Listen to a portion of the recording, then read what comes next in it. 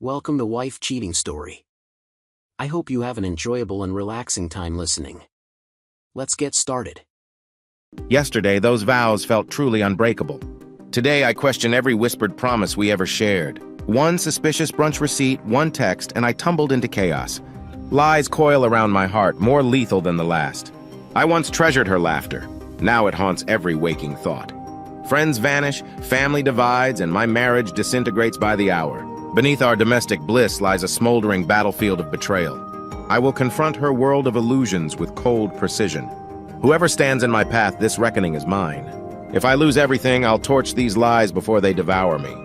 Before we begin, let me know where you're tuning in from down in the comments. And if you enjoy this story, don't forget to subscribe and turn on notifications so you never miss our next tale. I used to think you could plot out life like an engineering blueprint, every beam, every support, every step set in a clean line on a spreadsheet. That was how I worked. That was how I lived. Numbers spoke to me more than people did most days. They were consistent, reliable, a universal language without hidden agendas. If you stick to the rules of math, you don't get blindsided, at least. That's what I believed back then. I remember waking up one Monday morning to the hum of my alarm and the distant purr of traffic beyond our cul-de-sac. I made a quick mental checklist even before my eyes were fully open. Mortgage bills due next week? Check. Twin daughters' tuition funds for next year, in progress. My part-time financial consulting gig? Meetings lined up, slides ready? Check. And of course my full-time engineering job waiting for me by 9 a.m. The same routine, the same logic, every single day. Safe, secure, stable.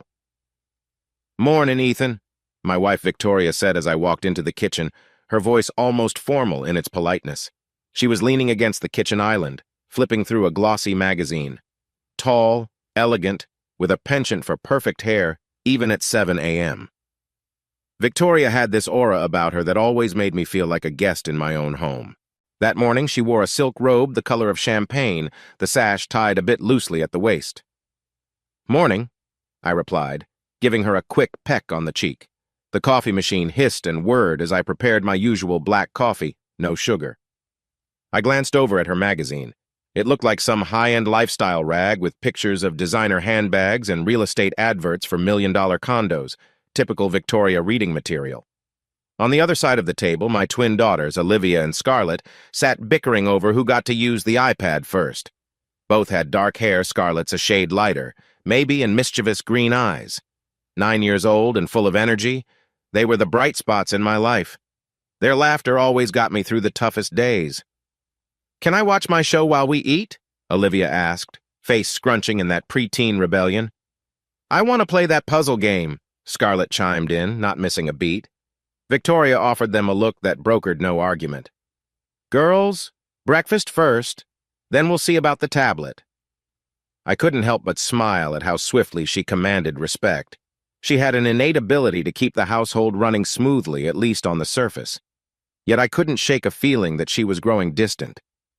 A subtle tension had woven itself into the small things, the way she avoided my eyes, or how her phone buzzed constantly with messages she never shared. My sister Evelyn also lived with us then. She'd lost her job and needed a place to land. She emerged from the hallway wearing a wrinkled shirt and sweatpants, her hair in a messy ponytail. "Morning," she muttered, grabbing a bowl from the cupboard. "Hey, Evie," I said, offering her a nod. We'd always been close, especially after our parents passed away a few years back. She'd been living here for about 2 months, and while I didn't mind her company, I could tell her arrival had unsettled Victoria. Maybe it was the way Evelyn's presence disturbed the household equilibrium, or maybe it was something else. Still, I was glad to help. That's what family does, right? I glanced at the clock on the microwave, 7:40 a.m. perfect. I had 20 minutes to spare, enough time to finalize a new budget spreadsheet. I sat down at the kitchen table, pulling up my laptop as I sipped my coffee. My life was in these documents. Monthly inflows and outflows, retirement calculations, plans for the twins' future. All the ways I tried to create stability for us. Victoria breezed past me, her robe trailing behind her in a soft whisper of fabric. She pressed her finger on her phone's screen, probably scanning through notifications. "Ethan, can we talk about something?" she asked, her voice calm but with a slight edge. I took another sip, feeling a small jolt of anxiety I couldn't quite place. Sure, what's up? We need to start thinking about private middle schools for the girls, she said. Public school is okay for now, but you know how competitive everything is around here. If we wait until high school, it might be too late. Private school? I repeated. I'd run the numbers before, but each time the tuition gave me palpitations. That's a big jump. Let's sit down this weekend and take a look at the costs. Sure, that'd be great, she said, though her smile didn't quite reach her eyes. Her phone buzzed again, and she turned slightly away from me to read the message. I have to get ready for a meeting with my book club friends. We're discussing that new novel everyone's raving about. See you tonight? I managed a nod. See you tonight, I echoed, though I couldn't help but notice how she avoided specifics. She usually dropped a title or an author, anything to show genuine interest. Lately, her book clubs sounded more like hush-hush gatherings she'd rather keep to herself. Evelyn slurped her cereal a little too loudly behind me, as if trying to drown out any tension. Sounds fancy. Are you guys doing a potluck or something? She asked, her voice feigning casual interest. Victoria threw her a glance swift, almost scolding, and then disappeared down the hall. The air felt colder once she was gone. I turned to Evelyn. You get any leads on a new job? I asked, trying to shift the mood. She shrugged, swirling her spoon in the bowl. Still searching. Sent out a bunch of resumes. One place might call me in for an interview next week. You need a reference, I'm here. Just let me know, I said, returning to my laptop. Evelyn gave a quick nod, a murmur of thanks. But I could sense something in her was off too, something weighed down by more than just unemployment. She seemed on edge whenever Victoria was around, or whenever the book club was mentioned, which was often. I didn't want to pry, but a voice in my head told me I might have to soon enough. I left the house around 8 a.m., the girls hugging me goodbye as they prepared for their school day. Driving to work, I mentally recalculated the entire year's budget. Mortgage, kids' future, family vacations, everything neatly sorted in my mind. For me, finances were like oxygen. They made life possible. Numbers never lied. But people sometimes did, or so I was slowly beginning to realize. At Laramie Engineering Solutions, my boss, Janet Holt, greeted me in her usual direct style. Ethan, you're here early. Good. We need to finalize the prototypes for the solar panel project by next week. Think you can manage that with your schedule? Sure, Janet, I said, placing my coffee mug on my desk. I've got the updated specs from the design team. If all goes well, we can start testing by Friday. She glanced at me over her reading glasses. Excellent. Also, there's a new client who might need financial consulting for a feasibility study. Heard you do that on the side? I nodded. Yeah, that's my part-time hustle. Helps keep me sharp. Send them your rates, Janet said, turning on her heel toward her office. Might be a win-win for everyone. Work that day was a blur of numbers and design proposals. Normally, I found it comforting, like diving into a pool of data where the outside world couldn't intrude. But my mind kept drifting back to Victoria. Something about the way she'd been acting. Distant, sure, but also secretive. It was an uncomfortable thought. I tried to brush it off. Stress? Maybe she was just anxious about the girls' schooling or restless from the monotony of suburban life. By late afternoon, I was packing up my files when my phone buzzed. It was a text from Victoria. Running late. Don't wait up for dinner. A simple enough message, but it left a sour taste in my mouth. Late for what? Another book club meeting? I was about to reply when a call came in from an unknown number. Usually I ignore those, but something made me pick up. Hello? No answer, just faint static. Then a click, as if someone had hung up. I stared at the phone, a prickly feeling creeping over my skin. Shaking off the paranoia, I drove home through the heavy traffic, my mind toggling between our finances and the puzzling sense that something was off in my tidy, well-planned world. When I arrived, the house was relatively quiet. Evelyn was in the living room, sifting through job listings on her laptop. The twins sat on the floor, their coloring books spread out, crayons scattered. "Hey, Dad!" they called in unison. I plopped down next to them, letting the tension of the day seep away for a moment. "How was school?" Olivia beamed. We learned about constellations today and made star charts. She held up a messy drawing of Orion. That's awesome, I said, ruffling her hair. Gotta show me that after dinner, okay? Scarlett piped up. Mom said she'd be home late again. Is she at another club meeting? I glanced at Evelyn, who kept her eyes glued to her screen. I could see her jaw tighten. Yeah, I answered softly. She'll be back soon. Dinner was simple frozen lasagna I popped into the oven. While it baked, I joined Evelyn at the table, sorting through her resume drafts. Let's tweak your LinkedIn profile, I suggested, pulling out my laptop and typing away. We worked in near silence, with the twins occasionally interrupting to show off a new drawing or ask for help with a puzzle. It felt domestic, routine, and yet there was this ever-present edge, like we were all pretending we didn't notice the strange gap Victoria left behind. By 8 p.m., the lasagna was done. By 9 p.m., the girls were in bed, Evelyn retreating to her room soon after. Alone in the living room, I switched on the TV, flicking through channels mindlessly. Thoughts circled in my head like a restless current. Could be my imagination, but the hush of the house felt too heavy, like we were all waiting for something to crack. Victoria finally came home around 9:30, her heels clicking against the hardwood floor. She had on a stylish coat over what looked like an expensive blouse. No sign of any book, no leftover snacks from a potluck, just the faint smell of fancy restaurant perfume. I stood up from the couch, trying to act casual. Hey, you okay? She slipped off her coat, hanging it neatly on the rack. I'm fine. The meeting went long. You know how people can get carried away discussing themes and characters. Right, yeah, sure, I said, searching her eyes. Girls were asking about you. She brushed past me, heading to the kitchen. I'll say goodnight to them. Thanks for taking care of dinner. I followed her, not entirely sure why I felt so suspicious. So, how was the discussion? Any new insights?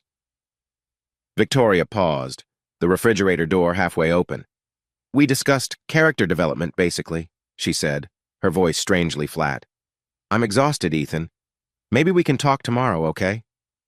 I nodded, feeling a wave of guilt. Was I crowding her?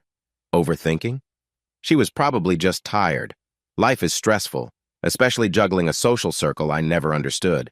For all my skill with numbers, I never had the same knack for reading people, least of all, my own wife. She grabbed a bottle of water, gave me a quick peck on the cheek, and disappeared upstairs. I listened to her footsteps fade, a mix of relief and unease pooling in my chest. For a moment I stood there, alone in the dimly lit kitchen, the hum of the fridge the only sound. Part of me wanted to run an analysis, to break down her words, her expressions, and see if they added up. But some part of me also wanted to preserve the bubble of normalcy I'd worked so hard to create. So I locked up, turned off the lights, and headed to bed, convincing myself it was just a phase. Maybe we all went through ruts. Maybe I needed to plan a vacation or a weekend getaway to spark up our relationship again. I told myself numbers never lie, but maybe my intuition was playing tricks on me. No reason to suspect anything. Before drifting off, I did one final check on my phone, scanning through old emails, texts, and bank transactions, just to ensure everything was in order. Everything seemed fine. Just a few routine charges on the credit card. A business dinner at a downtown restaurant I didn't recognize, probably something I forgot about, or maybe a dinner Victoria had with her group. My eyes grew heavy, lulled by the day's exhaustion. If there's one thing I regret, it's not trusting my gut that night. Something about those credit card entries was inconsistent, a tiny red flag fluttering in the wind. But I let it slide. After all, I believed that if something was truly wrong, the numbers would tell me clearly. As I'd soon learn, though, sometimes the numbers do tell us. We just have to pay attention. I fell asleep thinking about expansions and budgets, about my meeting with Janet in the morning, and how proud I was of the twins for their school projects.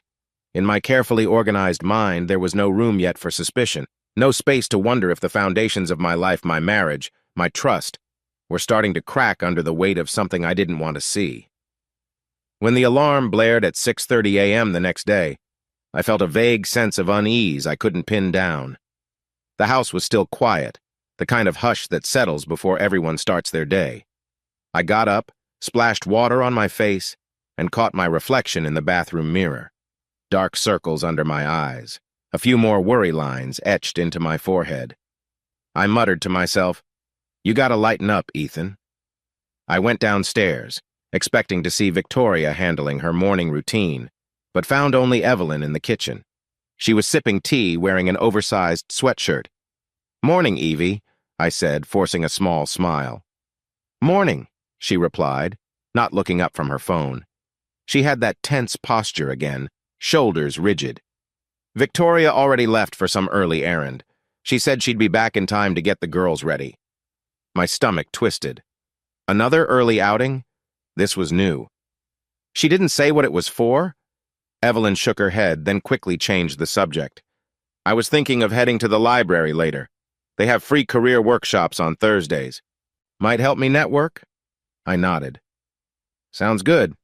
Let me know if you need a ride." We fell into an awkward silence. I busied myself by making coffee. The drip felt slower than usual, like each drop was counting down to something I couldn't define. Then my phone vibrated on the counter, an alert from the credit card app. I rarely got notifications that early unless there was some significant purchase or an anomaly. I opened the app and frowned at the screen. A charge from a swanky downtown restaurant, the Clover and Finch, for around $200. Timed at 7:15 a.m.?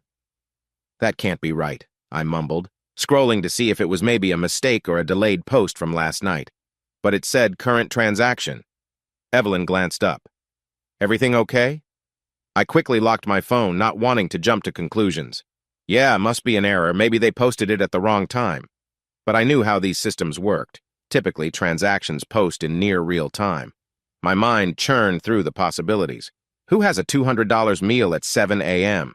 Unless Victoria had some elaborate breakfast meeting with her club. It sounded absurd, but I couldn't bring myself to ask Evelyn for her opinion, not yet. The twins trudged downstairs, still in their pajamas, hair wild from sleep. "Daddy, where's Mom?" asked Olivia, rubbing her eyes. I patted her head gently. "She had to step out. She'll be back soon. Let's get you girls fed, okay?" Scarlett peered at me. "Are you making pancakes?" I sighed, grateful for the distraction. Pancakes it is. As I flipped batter on the stove, I ran through rational reasons for that strange credit card charge. Maybe Victoria had a meeting with a friend who owed her money, and they decided to pay the tab as a courtesy. Maybe it really was just posted at the wrong time. Yet each explanation felt less convincing the more I thought about it. Around 7:50, Victoria finally walked in, wearing a tailored pantsuit, hair pinned back in a tight bun. She looked composed, not the typical rush of someone returning from an errand. "Hey," she greeted, smiling at the twins. "Morning, babies." She gave each a quick kiss on the cheek, then looked up at me. "Smells good. Pancakes?" I flipped the final batch. "Yeah, since you were out, I figured I'd handle breakfast." My voice sounded tighter than I intended. Victoria poured herself some coffee. "Thanks, I appreciate it." She didn't offer any explanation, and maybe it was me, but she seemed oddly relieved that I didn't press her about it. As we ate, the twins chattered away about an upcoming school talent show. Evelyn mostly stared at her phone, occasionally giving the girls a nod. Victoria asked them a few generic questions, but her mind seemed elsewhere. I was itching to ask her about that restaurant charge, but the kids were there, and it didn't feel right to start something at the breakfast table. After dropping the twins off at school, I decided to swing by the restaurant. The Clover and Finch was on my way to the office, sort of. The place was known for upscale brunches and power breakfasts, where executives cut deals over fancy omelets and imported coffee. I parked outside, gazing at the sleek glass facade. I had about 10 minutes before I needed to head back into traffic to make my job on time. I went in and spoke to the hostess, a woman with a clipped professional smile. "Morning. I'm sorry to bother you, but I'm looking for any record of a charge that might have gone through on my card this morning around 7:15. She glanced at her computer. "Name?" "Ethan Blackwood. But it might be under Victoria Blackwood," I said, feeling my heart pound. Her nails clicked against the keyboard. "I see a charge for a Blackwood, but it's not under Ethan. Hold on a second." She turned to another staff member. They whispered back and forth, and then she looked up apologetically. "I'm sorry, sir. Our system shows the transaction was processed, But the guests left in a hurry. Is there some issue? My palms felt sweaty. No, just a mix-up, I think. Thanks for your time. I forced a smile, then quickly turned to leave, my mind spinning. Guests left in a hurry? Who were the guests? A flood of possibilities hit me, none pleasant. I drove to work in a fog, barely registering the stoplights. Victoria had definitely been here, or someone using our card had. Why not mention it at breakfast? Why would she hide something so trivial? Unless it wasn't trivial, work was a struggle that day. My concentration kept slipping. Janet asked if I was feeling okay, and I lied, saying I had a headache. Later that afternoon, I tried to bury myself in financial reports. Numbers had always been my refuge. But now, even they reminded me of the suspicious charge. My phone buzzed again with an email from the credit card company, confirming the transaction. No further explanation. As the day ended, I realized I couldn't keep ignoring this. So that evening, after the twins were in bed and Evelyn disappeared into her room, I cornered Victoria in the living room. She was reading on her Kindle something about real estate trends from the quick glance I caught of the cover. "Hey," I began, trying to keep my tone calm. "Can we talk for a second?" She looked up. "Sure. What's on your mind?" I sat down on the couch next to her, my heart pounding. "There was a charge on our card this morning at the Clover and Finch. Over $200. You were out, so I was just curious." Victoria's eyes flickered, her composure wavering for a millisecond. "Oh, that. Right." She hesitated, closing the Kindle. "I met with my book club friend Marjorie. We were discussing some investment possibilities she's been exploring. It turned into a brunch, but she had to leave quickly because of a family emergency. I ended up footing the bill. I was going to tell you." That sounded almost rehearsed, but maybe that was just my paranoia. Investment possibilities? At a pricey restaurant before 8 a.m., She scoffed slightly. "Don't be dramatic, Ethan. People do business over breakfast all the time. I didn't think I needed to run every expense by you." I forced a laugh, trying not to sound accusatory.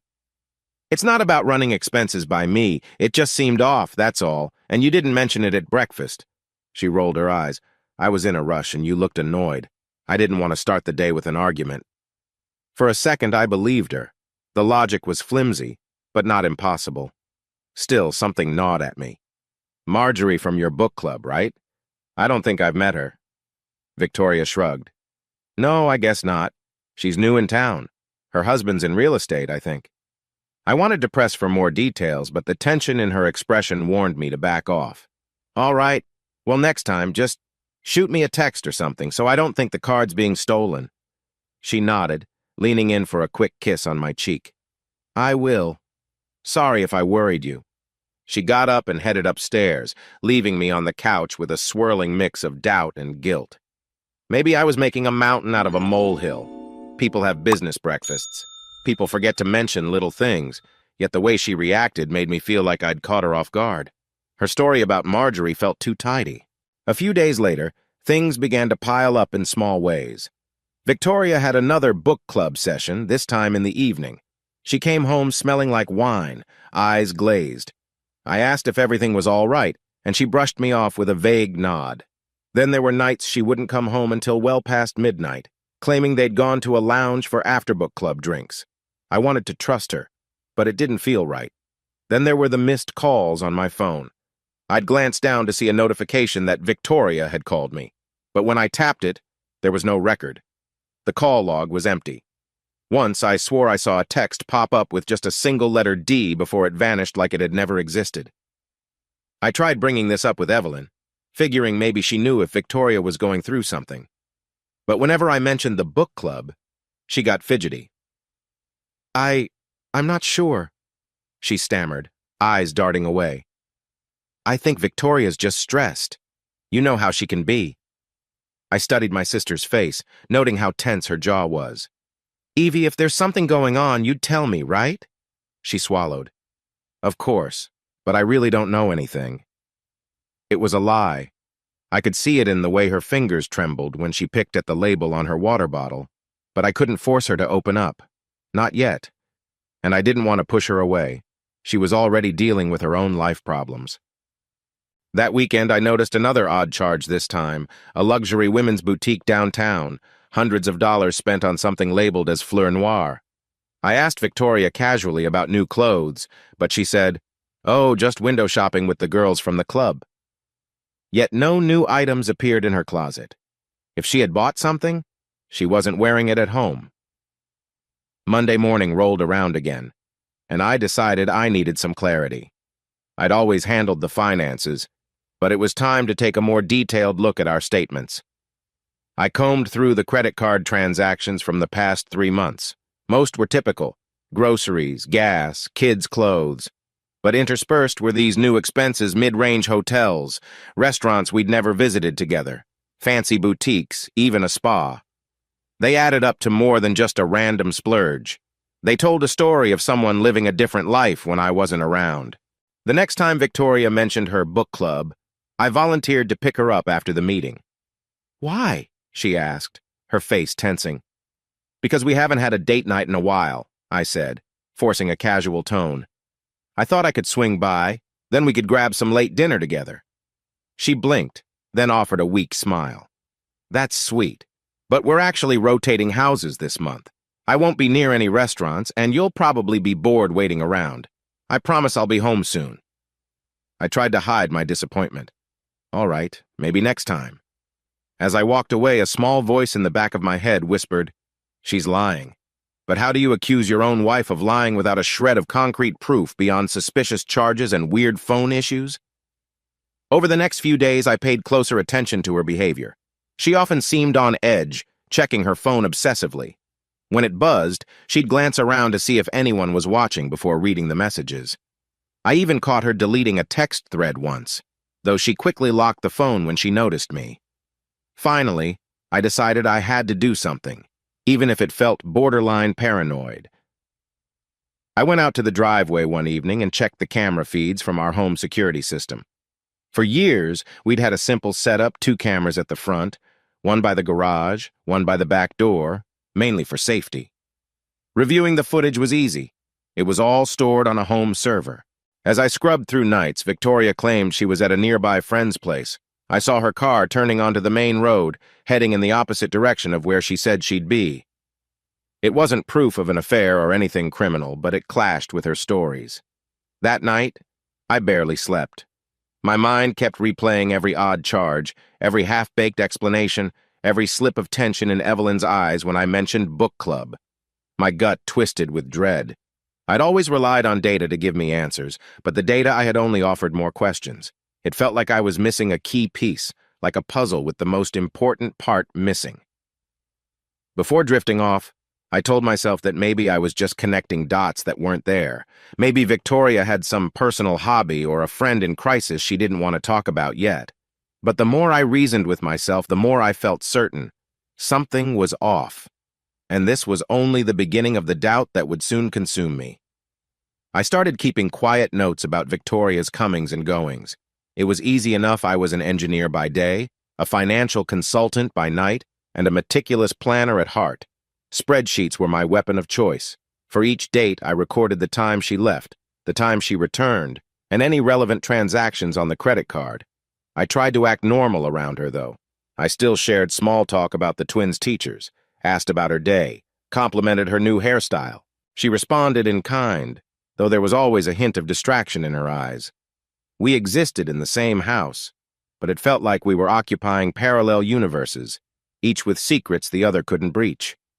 The twins were my lifeline through all this. Each evening, I'd help them with homework. Scarlett was deep into reading and writing, asking me to proofread her short stories about magical forests. Olivia, on the other hand, was obsessed with constructing things: Lego sets, cardboard forts. We'd joke that maybe she'd follow in my engineering footsteps. When I was with them, I could forget the gnawing suspicion about their mother, at least for a little while. But even the kids noticed something was amiss. "Dad," Scarlett asked one afternoon, "Mommy seems kind of busy all the time. Is she working on a big project?" I feigned a smile. "Yeah, sweetheart. She's got a lot on her plate. Don't worry, though. She still loves you both more than anything." Her wide eyes studied me. "I know. I just miss her sometimes." That broke my heart a little. I knew Victoria still cared about them, but her absence at bedtime some nights was becoming more frequent. I was determined to shield the girls from the tension. They deserved a happy childhood, free from adult drama. Things escalated one Friday afternoon when I got a call from our mortgage broker, Bill Carson. "Hey, Ethan," he said in his casual, no-nonsense tone. "Just giving you a heads up. We noticed a few unusual inquiries on your credit. Everything okay on your end?" My chest tightened. "What kind of inquiries?" "Potential loan applications. Nothing major, but it's from a luxury auto financing place. You think Victoria might be looking at a new car?" I paused, gripping the phone tighter. She hadn't mentioned wanting a new car. Our current vehicles were in good shape. Not that I know of, Bill. Must be a mistake. I'll look into it." After hanging up, I stared at the phone, a heavy dread washing over me. Another piece of the puzzle. She might be applying for loans or something behind my back. Why? For a car? Gifts? I had no idea, but it was more evidence that my marriage might be built on quicksand. That evening, Evelyn was helping the twins with a craft project in the living room, so I took a chance to talk to her privately in the kitchen. "Evie," I whispered, "I need you to be straight with me.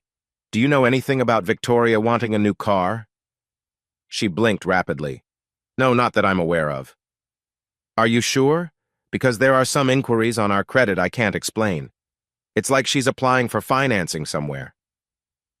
Evelyn's face paled, and I saw her glance at the living room doorway, making sure the kids couldn't hear. "Ethan, I really don't know. She might have mentioned wanting an upgrade months ago, but nothing recent." I studied her expression, searching for a lie. She just looked afraid. "I feel like there's something you're not telling me." She fiddled with the hem of her sweater. "Look, Victoria and we don't exactly have a friendly relationship these days. I stay out of her way. She stays out of mine. I'm sorry I can't help." Her voice trembled slightly. Part of me wanted to shake her and demand the truth, but I held back. Maybe she really was in the dark, or maybe she was terrified of betraying Victoria's trust. "Okay," I finally said, stepping away. "Just if you learn anything, let me know." She nodded, biting her lip. Of course. As the weeks passed, my suspicion grew into a low-grade obsession. Every night I'd compile my notes. Times, dates, new credit charges. I even checked the trash for receipts. Once I found a crumpled slip from a high-end boutique that sold designer handbags. The total was over $500. Victoria never showed up with a new bag, though. I began to wonder if she was gifting items to someone else or stashing them somewhere. The whole thing felt surreal, like I was living in a poorly scripted detective novel. I tried to confront her about the finances one Saturday morning. The twins were at a friend's sleepover, and Evelyn was out applying for jobs. I found Victoria in the study, flipping through a real estate magazine, something about waterfront condos. "Hey," I said softly, leaning against the doorframe. "Can we talk?" She looked up, startled. "Sure. Everything okay?" I stepped closer, heart hammering. "I've been going through our credit card statements," I began, taking a seat across from her. "There are some charges I don't recognize. Also, an inquiry for a potential auto loan. You want to tell me what's going on?" She furrowed her brow, setting the magazine down. "I told you, sometimes I buy gifts for my friends, or cover a tab if someone's short on cash. And about the car, yes, I was thinking about it. My sedan's been acting up." That was news to me. "We just got your sedan serviced. It's in good shape," I said, trying not to sound accusatory. "Why not mention any of this to me before applying for financing?" She sighed, exasperation creeping into her voice. "I wanted to surprise you, okay? Maybe I'm tired of driving a basic family car. Maybe I want something that makes me feel I don't know, more alive. Do I really have to consult you on every choice?" The way she said "makes me feel more alive" stung. It implied our life was dull, that our comfortable suburban setup wasn't enough. "I'm not asking for an explanation of every choice," I said, trying to stay calm. "But this is our shared credit, our mortgage. If something affects that, I need to know." She got up, crossing her arms defensively. "I don't like the way you're questioning me. You've been on edge lately, and I don't appreciate it." I felt my own temper rising. "Because things haven't been adding up. You're always out late. You're making big purchases. She cut me off. Big purchases? Oh, please. You spend money on your hobbies and gadgets all the time. Is it a crime if I want to splurge for once? And for the late nights, I've explained, the club meets whenever we can find time. Half the members work full-time jobs.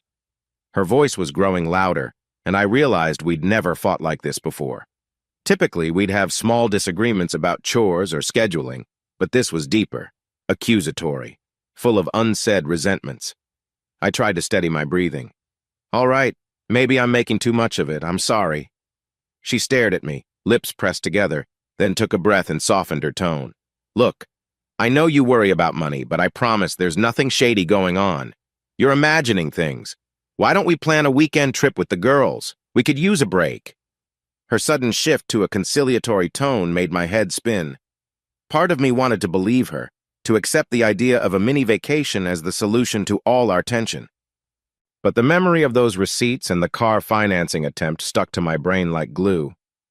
Okay, I managed, forcing a small nod. A trip sounds nice. She touched my arm gently. Let's just not overthink everything, all right? I gave a slow nod, though I knew I would keep thinking. Overthinking was my specialty. As she left the room, I remained there, staring at the real estate magazine she'd abandoned. The featured property was an oceanfront condo worth close to $1 million. Who was she reading this for? Us? Someone else? Days bled into nights, each one laced with tension. The twins tried to coax Victoria into family game nights, but she always seemed to have some pressing engagement. Evelyn tiptoed around the house, obviously uncomfortable with the friction. And me? I sank deeper into my logs of times and dates, building a small mountain of intangible proof that something was wrong. One week, Victoria's late nights increased. 4 out of 5 weeknights, she claimed she was with the club. My suspicion hit a boiling point on a Wednesday when I found a text on her phone's lock screen, just a preview before she snatched it away. It said, "See you at 9. D." A single letter. D could be a friend, sure, but it stung like a fresh cut. My mind went wild with theories. That same night I was tucking the girls in. Olivia asked, "Dad, is Mom home yet?" "Not yet," I said softly, brushing back her hair, "but she'll be here soon." Scarlett from her bed frowned. "She doesn't read to us anymore?" My throat tightened. "She's just busy, sweetie. I can read to you if you want." They nodded, and I picked up a fairy tale book, forcing cheer into my voice. But with each page, my heart felt heavier. The sense that my family was slipping through my fingers no matter how perfectly I planned or budgeted gnawed at my soul. Around 10 p.m., Victoria finally came home. Her hair was slightly disheveled, and she looked a bit flushed. "Long night," she said simply. I nodded, not trusting myself to speak. When she gave me a quick hug, I caught a whiff of expensive cologne that wasn't hers. My stomach lurched. Still, I said nothing. I was too drained for another argument, and maybe too scared of the truth. Instead, I went to bed, lying awake for hours, my mind conjuring up worst-case scenarios. In the quiet darkness, I resolved that I'd gather real proof, something undeniable. Because this uneasy half-state of doubt and suspicion was destroying me bit by bit. I didn't realize then just how far down that path I would go, or the chain of events my snooping would set off. If I did, maybe I would have stopped.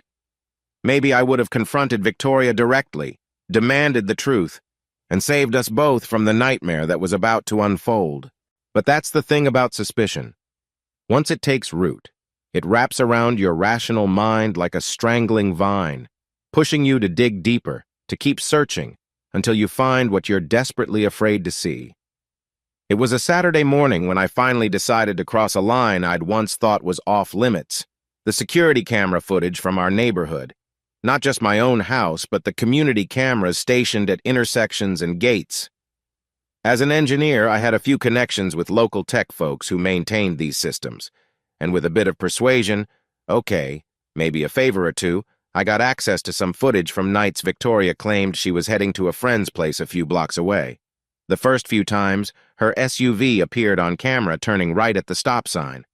Right was indeed the route to her friend's street, so maybe it was legit. But on other occasions, she turned left, heading toward the highway that led downtown. I watched the timestamps, 8 p.m., 9 p.m., sometimes even later. My stomach clenched each time I saw that left turn. There was no reason for her to go that way if her book club was local. I collated the data on a new spreadsheet: dates, times, direction of travel. I even included some suspicious bank charges that coincided with those outings. A pattern was emerging, though not enough to name names or places. Just enough to confirm that Victoria's version of events wasn't matching reality. Around noon, Evelyn wandered into my home office. "You've been in here all morning. Everything okay?" she asked, hugging her arms. I quickly minimized the video feed. "I'm just catching up on some work." Her eyes flicked to the monitor. "Work, huh?" I exhaled, running a hand through my hair. "I don't want to drag you into this, Evie, but I'm trying to figure out where Victoria's really been going. I know you've seen her come home late." She looked torn, taking a step closer. I don't know what to say, Ethan. I don't want to lie to you, but I also can't betray her trust. She's your wife, my sister-in-law, and the girl's mom." I leaned back in my chair. "Betray her trust? Evelyn, do you understand I suspect she's lying about all these book clubs? This isn't about me being paranoid. The evidence is right here." I motioned to the minimized window. Evelyn's eyes glistened, tears threatening to spill. "You think I don't know that? I'm stuck in the middle. I can't be the one to say anything."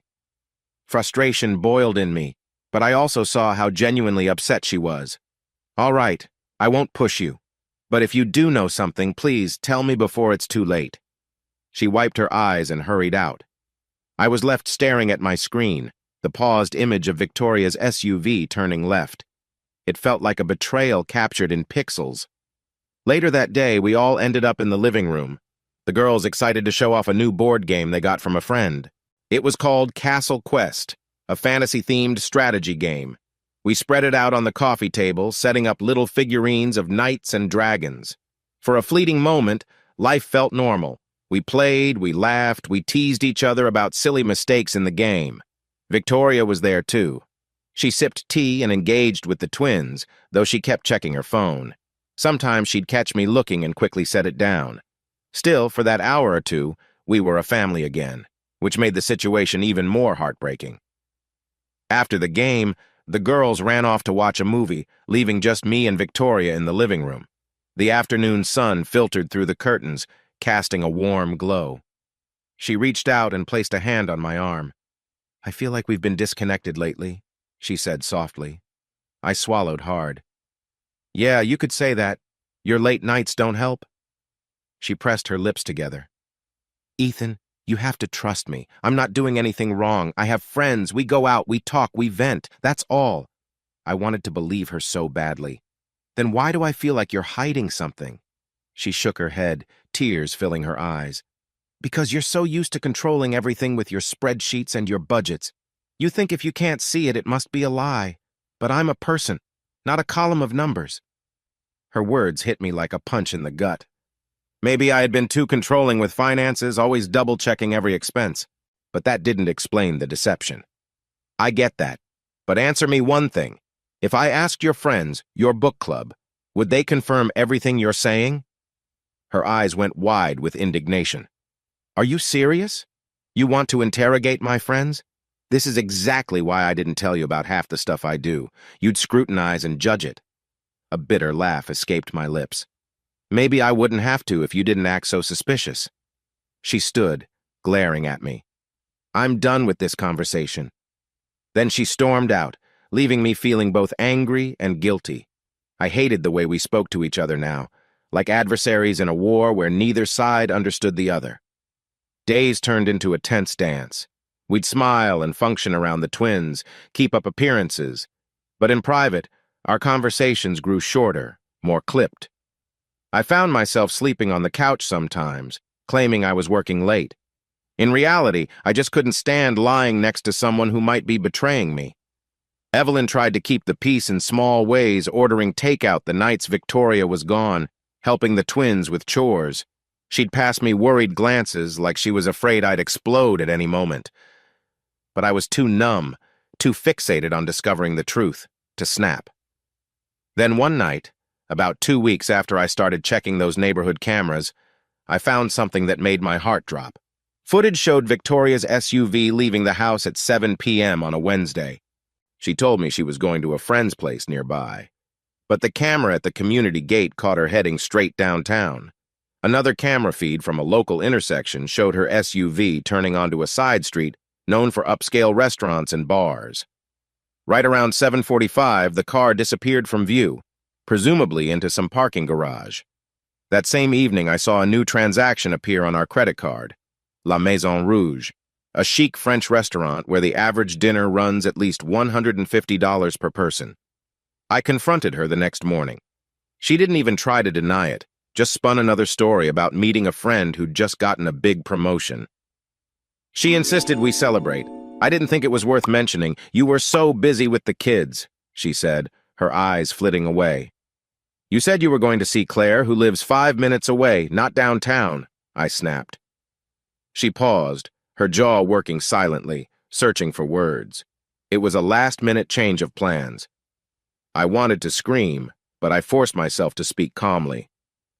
I'm done with these half-truths, Victoria. She shoved her coffee cup away, nearly spilling it. Then maybe I'll stop telling you anything at all. How about that? I watched her walk out the door, my entire body trembling with anger and hurt. We were a couple, a family, but it felt like war. And I hadn't even touched on Evelyn's strange behavior, her anxious looks and hesitant words. I was sure she knew more than she let on. That evening, I tried again to get answers from Evelyn. Evie, I have proof she's lying about where she goes. If you know anything, it could help me figure this out. She looked like she might crack for a second, her eyes brimming with tears. But then she shook her head. Ethan, please leave me out of this. I'm already on thin ice with Victoria for just being here. Her refusal stung, but I couldn't force her. In a fit of frustration, I started searching the house for more clues drawers, closets, even the garage. I rifled through boxes that had been tucked away for years. The only thing I found was an old photo album of us, from when we first moved in. Flipping through the pictures, I saw my younger self, beaming with pride alongside Victoria, who looked genuinely happy. The memory was painful now. Then in the far corner of the garage, behind some paint cans, I discovered a small box. Inside were receipts, mostly from high-end restaurants, dated in the last few months. Also in the box was a business card for a man named Darren Cole, real estate developer, it read, with a fancy logo. I felt something dark claw at my chest. Darren Cole, I'd heard that name in passing. Victoria had mentioned it briefly one night at dinner, said he was some big shot in town. Why was his card hidden out here? I stuffed the receipts back in the box, trembling. The puzzle pieces were falling into place, though I didn't want to see the picture they formed. My wife was out with someone named Darren Cole, or at least using these restaurants in connection to him somehow. Suddenly, the suspicious text with the letter D made horrible sense. My mind raced. Could this be her investor friend, or was it something more personal? Either way, she'd hidden it from me, and Evelyn was, at the very least, complicit, or so it seemed. I swallowed the lump in my throat, feeling a wave of dread at the thought that my marriage might be built on deceit.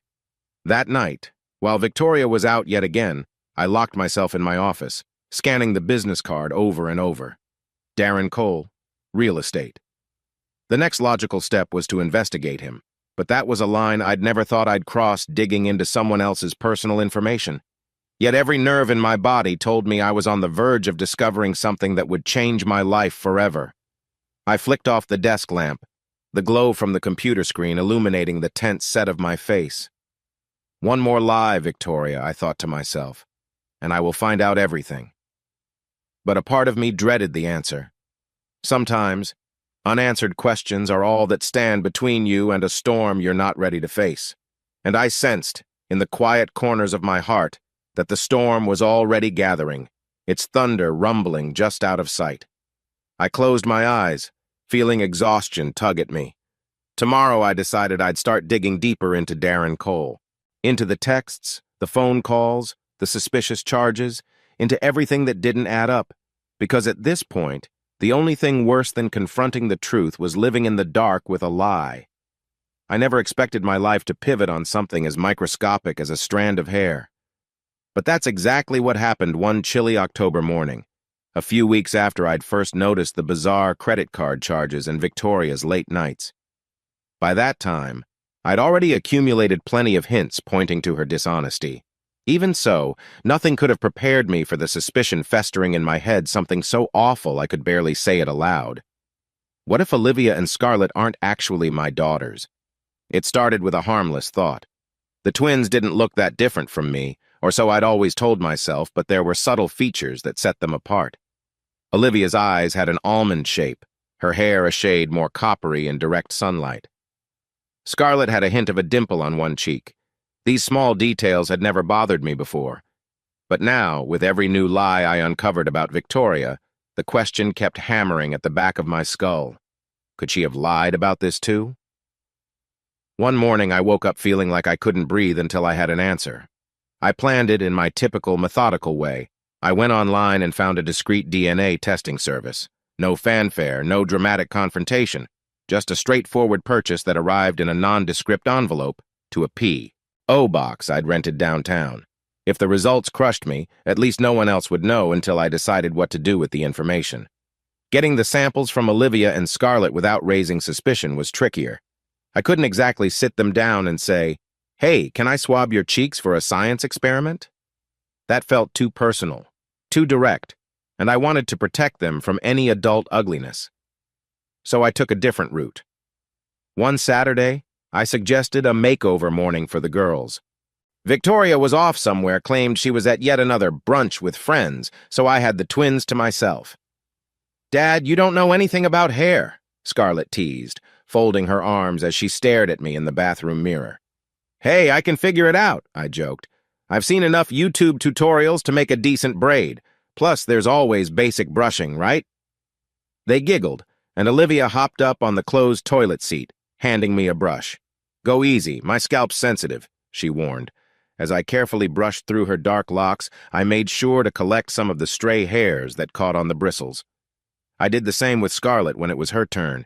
It was an odd feeling like I was betraying them in some small way. My heart pounded the entire time, but I forced myself to keep smiling, telling silly stories to keep the mood light. When we were done, Olivia glanced at the mirror, a proud grin spreading across her face. "Hey, not bad," she said. Scarlett nodded in agreement. "Yeah, I like these braids. Thanks, Dad." I played it off like it was nothing. But in my pocket, I clutched 2 tiny plastic bags, each holding a few strands of their hair. I felt a ripple of guilt, a voice in my head screaming that I was crossing into territory no parent should ever have to enter.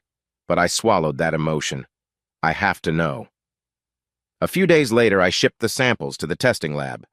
After that, it was a waiting game. In the meantime, life trudged forward.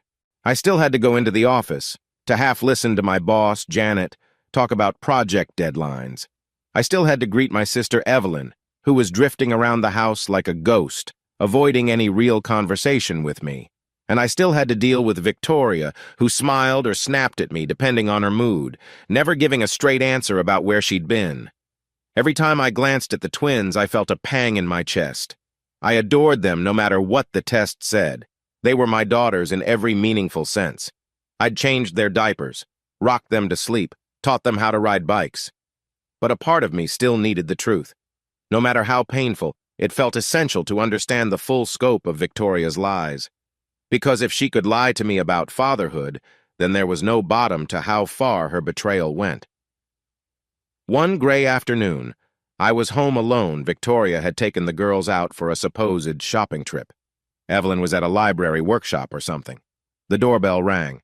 I found a small package with no branding. My hands shook as I realized it must be the test results. I took it to my office, locked the door, and sat at my desk, breath ragged. The envelope was lightweight, unassuming. My mind flooded with images picking out baby clothes with Victoria, the first time I held Olivia in the hospital, tears in my eyes at how perfect she was. Scarlett's quiet breathing on my chest as a newborn, how I'd whispered little stories to her. I pushed back those memories and tore open the package. Inside was a single sheet of paper. I scanned it, my eyes jumping to the bolded text at the bottom. Probability of paternity, 0.01%. Conclusion, Mr. Ethan Blackwood is not the biological father. I couldn't breathe. My ears rang like I'd just experienced an explosion.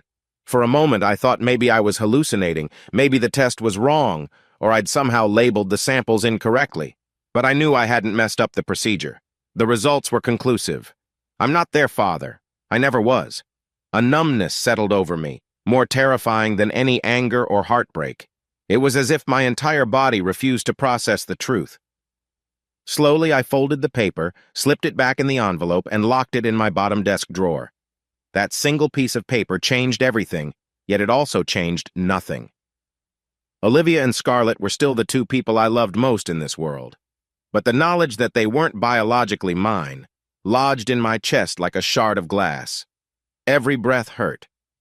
I felt an urge to confront Victoria that very second, to demand an explanation. But something in me, maybe it was my rational engineer's mind, told me to wait, to gather more information, to understand the extent of the lie. Throwing the DNA results in her face would cause a massive blow-up, and I wasn't ready for that moment, not yet, so I did what I do best. I compartmentalized. I let the heartbreak and betrayal sink deep inside, behind an emotional dam. I cleaned up any trace of the test envelope, ensuring no one would find it. Then I went downstairs, made some coffee, and waited for Victoria to return with the twins. On the outside, I looked the same as always. On the inside, I felt like I was unraveling cell by cell. When Victoria and the girls finally walked in shopping bags in hand, laughter spilling from their lips, I managed to smile. "Hey, how was the trip?" I asked, hearing a hollowness in my own voice. "Fun!" Olivia exclaimed. "Mom got us these matching sweaters and new sneakers." Victoria flashed me a quick, polite grin. "They had a good sale going on. Figured we'd stock up." I just nodded, swallowing the urge to say, "They're not mine, are they? Whose kids are they?" But I couldn't. Not yet. Later that evening, after the girls went to bed, Victoria was in the kitchen, scrolling through her phone. I leaned in the doorway watching her. "What else have you been lying about?" I wondered. If Olivia and Scarlett weren't mine, who was their father? Had this been going on for a decade, or was it a one-time thing? My mind circled in an endless loop. She glanced up, met my eyes, and for a split second, there was something like guilt in her expression. But then she turned away as though it never happened. I couldn't sleep that night. I lay staring at the ceiling, thoughts racing. Eventually, around 2 a.m., I got up and snuck into my office. I booted up my computer and started searching for everything I could find on Darren Cole, the wealthy real estate developer whose name Victoria had casually dropped once at a family dinner. At that time, it felt like a minor detail. Now it loomed like a neon sign, pointing me toward the only plausible suspect in the twins' paternity. If Victoria had carried on an affair, it had to be with someone significant enough to show up in her conversation or in her circle of friends.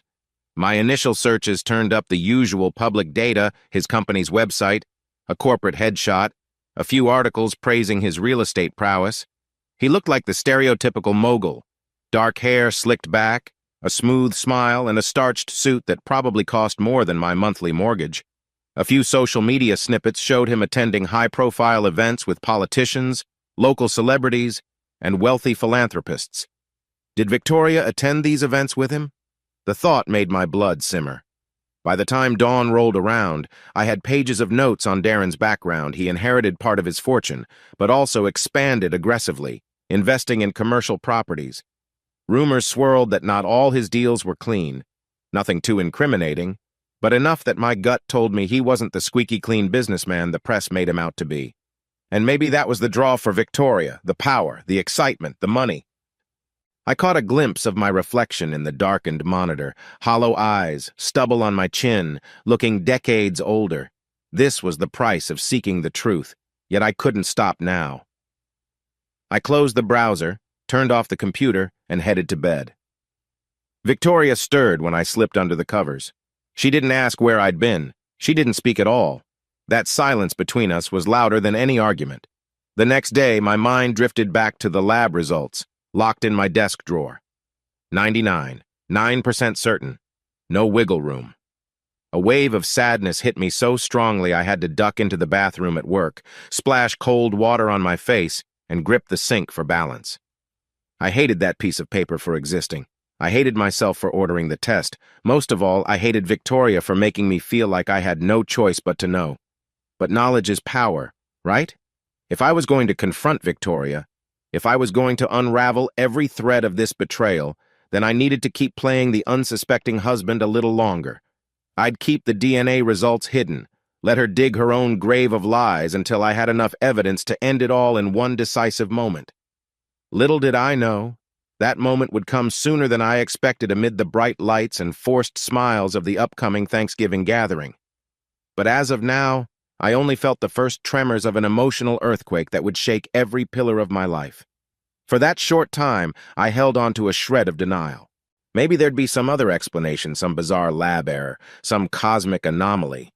Yet the rational side of me knew, when numbers speak, they don't lie.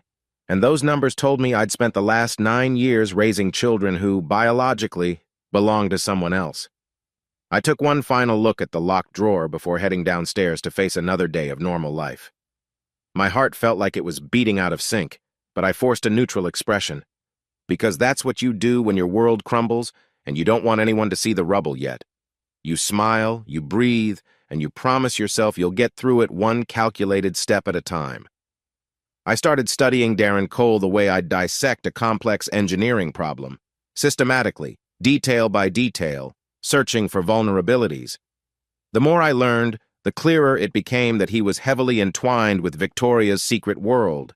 Backhanded articles, a few social media posts, and a rumor mill swirling among the city's realtors all hinted that Darren wasn't just some casual acquaintance. He was connected to exclusive galas, membership clubs, and philanthropic committees places Victoria might claim to be meeting friends or attending book clubs. My gut told me I'd found the invisible thread linking all her lies. But it wasn't just Darren. My sister Evelyn's involvement weighed heavily on my mind. She'd been living in our home, seeing the tension, hearing the late-night arguments, and offering nothing but vague shrugs and half-baked excuses. The more I poked around, the more I realized she wasn't just an innocent bystander. She had to know something. Maybe she'd stumbled on evidence of Victoria's affair months or years ago. Maybe Victoria had blackmailed her into silence. I had no proof yet, but I sensed Evelyn's guilt whenever I caught her alone in the kitchen or hallway.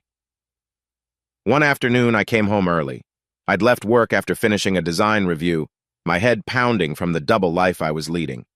As I parked my car, I noticed Evelyn's little sedan was in the driveway.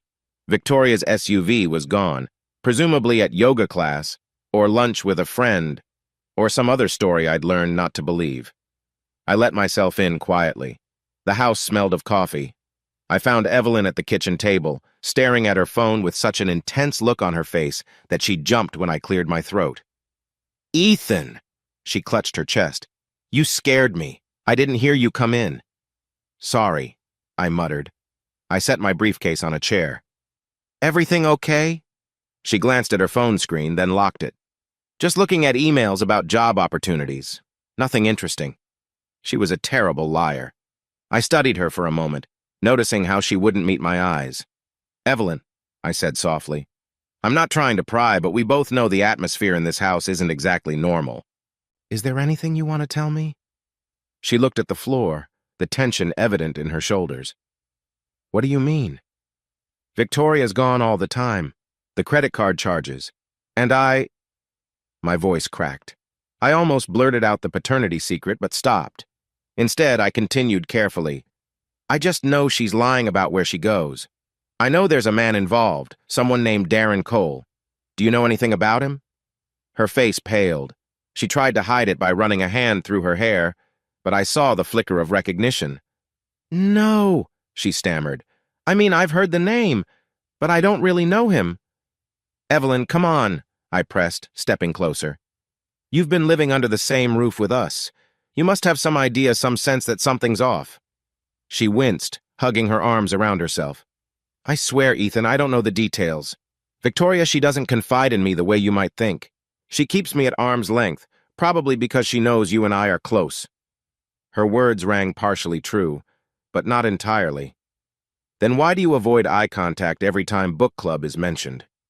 She inhaled sharply. "You've always been good at noticing details," she whispered. "But that doesn't mean I have answers. Maybe I'm just uncomfortable because the tension here is suffocating." A surge of frustration welled inside me, but I forced it down. Pushing her too hard might make her clam up completely. I stepped back, nodding slowly. All right, I won't push. But if you learn anything, or if Victoria says something, remember where your loyalties lie. She swallowed hard. I know. I left her there, standing by the table, looking like a wounded animal caught in a trap. Part of me felt sorry for Evelyn. If she was complicit in Victoria's deceit, it couldn't have been easy. But another part of me simmered with anger. My own sister had to see my pain. Didn't she realize I was drowning? Later that week, I finally caught a break. I was sifting through the mail when I found a phone bill. We usually had autopay set up, so physical bills were rare. But for whatever reason, this one showed up. Glancing through the call logs, I noticed repeated numbers that didn't belong to any saved contact in my phone. The calls often happened late at night, or during times Victoria claimed to be at yoga. My heart pounded. I typed the unknown number into an online reverse lookup service. Sure enough, it was registered to D. Cole Enterprises. That was enough for me to see red. I printed the record, slipped it into my desk drawer alongside the locked envelope containing the DNA results. A grim pattern was emerging. Victoria was in frequent contact with Darren. My mind spun with the implications, but even with this new evidence, I held off on confronting her. Something deeper was brewing inside me, a mix of heartbreak and cold fury. I found myself meticulously cataloging every clue. It wasn't just a matter of discovering the affair. I wanted proof so overwhelming that no one, especially Victoria, could deny it. That weekend, I took the girls to the park. A swirl of autumn leaves fluttered around us as they chased each other, giggling, while I sat on a bench, phone in hand, combing through more of Darren's public records. My friend Marcus, who worked as a paralegal, had discreetly emailed me some documents about lawsuits and property disputes involving Darren. Shady dealings, questionable building inspections. It was all a mosaic of a man whose ethical lines were blurred. "Dad!" Olivia called, snapping me from my thoughts. She ran up, cheeks flushed. "Come play tag with us!" I put away my phone, forcing a smile. "Sure thing, kiddo." As I chased them around, hearing their laughter echo, I felt a conflicted pang of love and sorrow. Whether they were biologically mine or not, I couldn't stop caring. But the knowledge of Victoria's betrayal had carved a raw wound inside me that refused to heal. The emotional dam burst later that night. Victoria came home around 11 p.m., her hair neatly styled, the faint scent of cologne on her coat that definitely wasn't hers. I was in the living room, a single lamp lit, laptop open on my lap. She froze when she saw me awake. "Working late?" she asked, shrugging off her coat. I just stared at her. "Yeah, something like that." She gave me a wary glance, like she sensed the shift in my mood. Usually I masked my suspicion, but tonight I let a bit of my anger show. "Where were you?" I asked. "Book club," she replied automatically. "We got carried away discussing this new thriller." I set my laptop aside, rose to my feet. "Huh. Interesting, because you smell like a men's fragrance store." Her eyes flashed, anger flaring. "What are you implying?" I stepped closer. "I'm implying that I'm not an idiot. That maybe it's time for you to stop insulting my intelligence with these half-baked lies." She opened her mouth to retort, but I cut her off. "I've noticed the receipts, Victoria. The credit card bills, the phone calls. I didn't mention the DNA results. That was still my hidden ace." "I know about Darren Cole." Her face went pale. For a split second, her mask slipped, and I saw raw panic. But then she rallied, crossing her arms defiantly. "Darren is a friend. I've been networking for a potential job. You're always complaining about finances. Maybe I wanted to help." I almost laughed at how flimsy that excuse was. "Networking over late-night dinners at fancy restaurants?" She scoffed. "Are you tailing me now?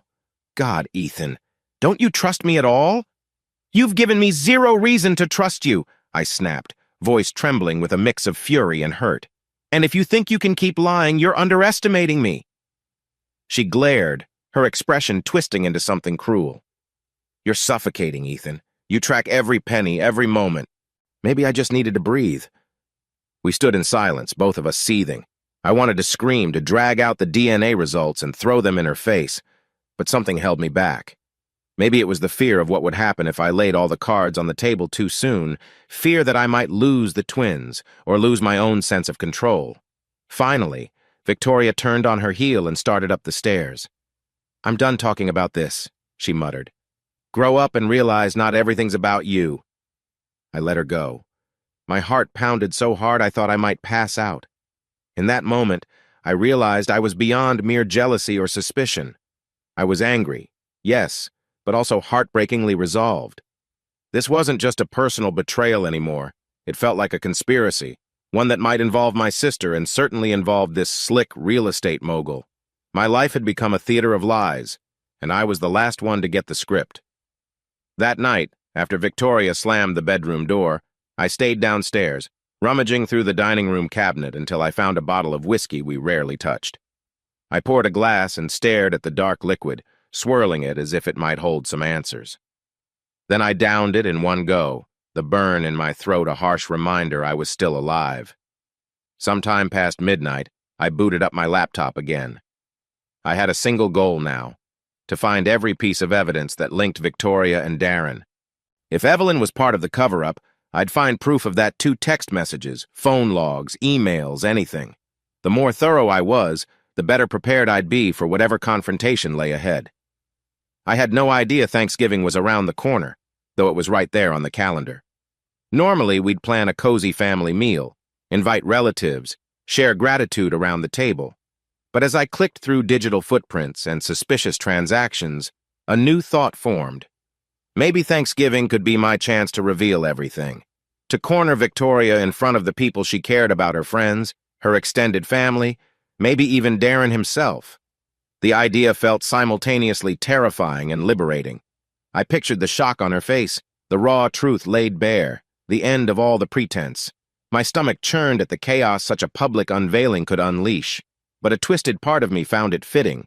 She'd waltzed around publicly deceiving me for years. Maybe she deserved a public reckoning. I exhaled, rubbing my temples. That was for another day. For now, I'd keep gathering intel. Let her think she still had the upper hand. Let Evelyn stare at me with those guilty eyes, refusing to talk. Let Darren believe I was some clueless suburban sap. They had no idea who they were dealing with or the silent storm I was preparing to unleash. The days leading up to Thanksgiving felt like sitting on top of a lit powder keg. I functioned on autopilot, waking up, driving the twins to school, showing up at the office, going home, repeating. But beneath that routine, my mind buzzed constantly with the plan I was piecing together. Victoria, apparently oblivious to my mounting fury, decided to host a massive Thanksgiving gathering. She posted about it in our extended family's chat group, inviting aunts, uncles, cousins, and a few close friends. To my surprise, she also insisted on inviting Darren Cole and his wife. She spun some story about how Darren had helped her with career advice, and she wanted to show gratitude by including them in our holiday celebration. The sheer audacity of it left me speechless. Evelyn cornered me one evening in the hallway, cheeks flushed with anxiety. "Are you really okay with Darren and his wife coming?" she whispered. I shrugged, feigning indifference. "Why wouldn't I be? Victoria seems to think we should all meet." Evelyn frowned, lowering her voice. "Ethan, this is going to be complicated. We have family coming from out of town, Aunt Rebecca, Uncle James. Everyone's expecting a normal holiday dinner." I flashed a cold smile. "Things haven't been normal in this house for a long time, Evie." She looked like she wanted to protest, but didn't. She just nodded and walked away. I took a grim satisfaction in her unease, knowing she must suspect I was planning something. Well, let her wonder. That same week, I began assembling physical evidence, printouts of text messages, courtesy of the phone logs I discovered, timeline spreadsheets showing Victoria's book club nights overlapping with credit card charges at expensive restaurants, and a few blurred photos from traffic cams capturing her SUV in neighborhoods she shouldn't have been in. And of course, the paternity test results. Those remained my ultimate trump card, locked in a small fireproof safe in my office. My heart raced every time I looked at them. One evening, I laid everything out on the desk: documents, screenshots, receipts like puzzle pieces forming a damning picture. Seeing them all together made my stomach churn. This is real, I told myself. She really betrayed me. Sometimes I still woke up thinking I was stuck in a nightmare. But the evidence didn't lie. I also made a point to check my finances. If Victoria was brazen enough to invite her lover to our holiday, there was no telling what else she might do. I reviewed our joint accounts, the mortgage statements, even the home equity line of credit. My eyes narrowed at a string of minor withdrawals I hadn't noticed before, little sums that added up. Where was that money going? Another question to pin on the board. By the time Thanksgiving week arrived, I'd decided I was going to reveal everything during the dinner. I tried to talk myself out of it, imagining the scene it would cause, the toll on the twins, the gaping stares from my relatives. But something in me refused to let it go. I felt like a man on a mission, even if that mission would blow my life to pieces. 2 days before Thanksgiving, Victoria and I were in the kitchen, prepping side dishes in advance. The girls were at a friend's house, so it was just the two of us. She was chopping vegetables, humming a tune that grated on my nerves, while I methodically prepared a marinade for the turkey. My mind spun with the knowledge of what I was about to do. At one point, she turned to me, wiping her hands on a dish towel. "Do you think we have enough chairs for everyone?" she asked, sounding annoyingly casual. I nodded stiffly. "We'll manage." She studied my face. "You seem tense lately. Is something bothering you about having guests over?" I forced a smile. "Just the usual holiday stress." She frowned, looking like she wanted to probe further, but then her phone buzzed. She glanced at the screen, her expression softening in a way that only fueled my anger. Probably Darren. She excused herself to the living room to take the call, leaving me standing there, hands clenched into fists.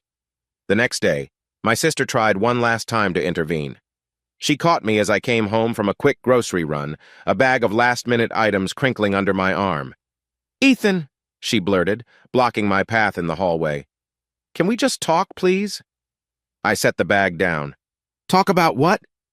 Her eyes darted around, making sure Victoria wasn't nearby. "I know you're upset. I know you suspect more than you're letting on. But tomorrow's Thanksgiving, maybe we can just get through dinner peacefully and figure everything out afterward?" I stared at her, something cold settling in my chest. Why? So Victoria can keep up her charade? So Darren can shake hands with our relatives and laugh at me behind my back? Evelyn inhaled sharply. "It's not he's not." She couldn't finish that sentence. I stepped closer, lowering my voice. "Evie, if you know something, now's the time to come clean.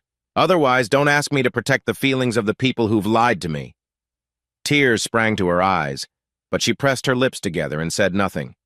I walked past her, aware that my words were harsh but feeling no remorse. I'd reached the breaking point. Tomorrow, everything would come out in the open. That evening I sat in my office, triple-checking my evidence bundle. I knew that once I dropped this bomb, especially the paternity results, there'd be no going back. Our marriage, our family, it would all combust. My one concern was for the twins, who had no idea how fragile their world was about to become. I looked at a photo on my desk. Me, Victoria, and the girls at the beach when they were about 4 years old. We were all grinning, sunburnt and sandy. I felt a lump in my throat. That day, I truly believed we were a happy family. It wasn't an act back then, or was it, even then? The next morning, Thanksgiving Day, I woke before dawn, a mixture of dread and grim determination in my veins. Victoria was already up, flitting around the kitchen, setting out plates and checking the turkey in the oven. Evelyn scurried about, tidying up. The twins came downstairs in matching sweaters, excitedly talking about how they couldn't wait to see Aunt Rebecca and Uncle James. "Are you okay, Dad?" Olivia asked at one point, noticing my stiff expression. I forced a gentle smile. "Yeah, sweetheart. Just have a lot on my mind. Go help your mom with the napkins, okay?" She nodded and ran off. Scarlett watched me for a second longer, curiosity glinting in her eyes, then followed her sister. I exhaled, stepping into my office one last time to retrieve the folder of evidence from the safe. My hands trembled as I tucked it beneath a stack of magazines on a side table in the living room. Everything was set. Guests started arriving around noon. Cousins I rarely saw gave me bear hugs and teased me about how tall the twins had grown. Aunts cooed over the decor. Uncles carried bowls of mashed potatoes to the table. I played the role of gracious host, smiling and nodding. though inside I felt like a coiled spring ready to snap. Finally, around 1 p.m., he walked in Darren Cole, trailing a petite woman with a polished smile. I recognized him immediately from the photos. Slicked back hair, a too-perfect grin, a custom-tailored suit that screamed money. Victoria greeted them warmly, and I noticed how her hand lingered on Darren's arm just a second too long. A wave of nausea hit me, but I kept my composure. "Ethan," she called, beckoning me over. "Meet Darren and his wife, Marissa." I plastered on a polite smile, extending my hand. Darren shook it, his eyes giving me a quick once-over. "Pleasure to finally meet you," he said in a smooth tone. Marissa smiled politely. "Thank you for inviting us. Victoria's told us so much about your wonderful family." I nodded, feeling the weight of irony. "I'm sure she has." Victoria cleared her throat. "Why don't you both make yourselves at home? We're just waiting on a couple more relatives, then we'll start." Darren led his wife toward the living room where a few cousins were chatting. Evelyn drifted past, casting me a horrified look like she could sense the tension crackling in the air. I merely gave her a slight nod. This was happening, no matter how messy it got. As the clock ticked closer to dinner, everyone gathered around the sprawling table. The turkey, golden brown, took center stage. Side dishes of cranberry sauce, sweet potatoes, and stuffing lined the edges. People clinked glasses of wine, making small talk. I watched from the head of the table, my pulse thudding in my ears. Victoria tapped a spoon against her glass, flashing a rehearsed smile. "I want to say how grateful I am that everyone could be here today. It's been a tough year for many of us, but having family and friends," she glanced pointedly at Darren, "to lean on is a blessing." A few people murmured agreement. Marissa reached for Darren's hand. Evelyn stared at the tablecloth. The twins beamed innocently, and I, in a hollow voice, added, "Yes, family is everything. Even when we discover things that might surprise us." A hush fell as people turned to look at me. Victoria's smile faltered. "Ethan," she said softly, "is something wrong?" I steeled myself, rising from my chair. My gaze swept the table, stopping on Darren, then Victoria, and finally Evelyn.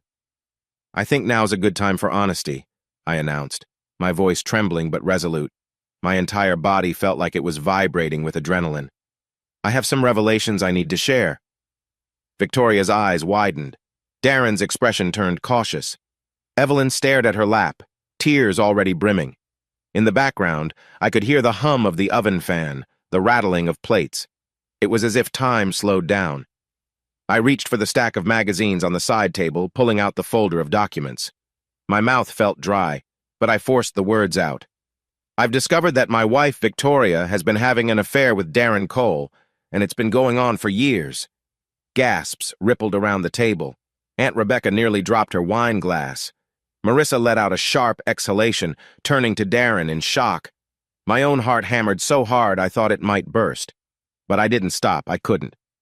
I laid out the credit card statements, the phone records, the suspicious text logs. "I have evidence," I said, my voice cracking. "Plenty of it." Darren stood abruptly. "This is nonsense," he snapped, eyes blazing. Marissa looked from him to me, confusion and betrayal contorting her features. Victoria stammered, "Ethan, wait, you can't just—" "Yes, I can," I cut in, voice louder now, "because it gets worse." I fumbled with the final envelope, the one containing the DNA results. My hands shook as I pulled out the paper. "I also have proof that Olivia and Scarlett are not biologically mine." Silence, so thick it felt suffocating. Evelyn bowed her head, tears running down her cheeks. Victoria let out a shuddering breath, her face twisted in horror. "Ethan, please," she whispered, reaching out a trembling hand. I recoiled. "Don't. Just don't." My vision blurred with tears I refused to let fall. "You've all been lying to me, Victoria. And you, Evelyn. You helped cover it up. And Darren, apparently you're the father." A strangled cry escaped from Marissa. She shoved Darren's arm away, looking at him like he was a stranger.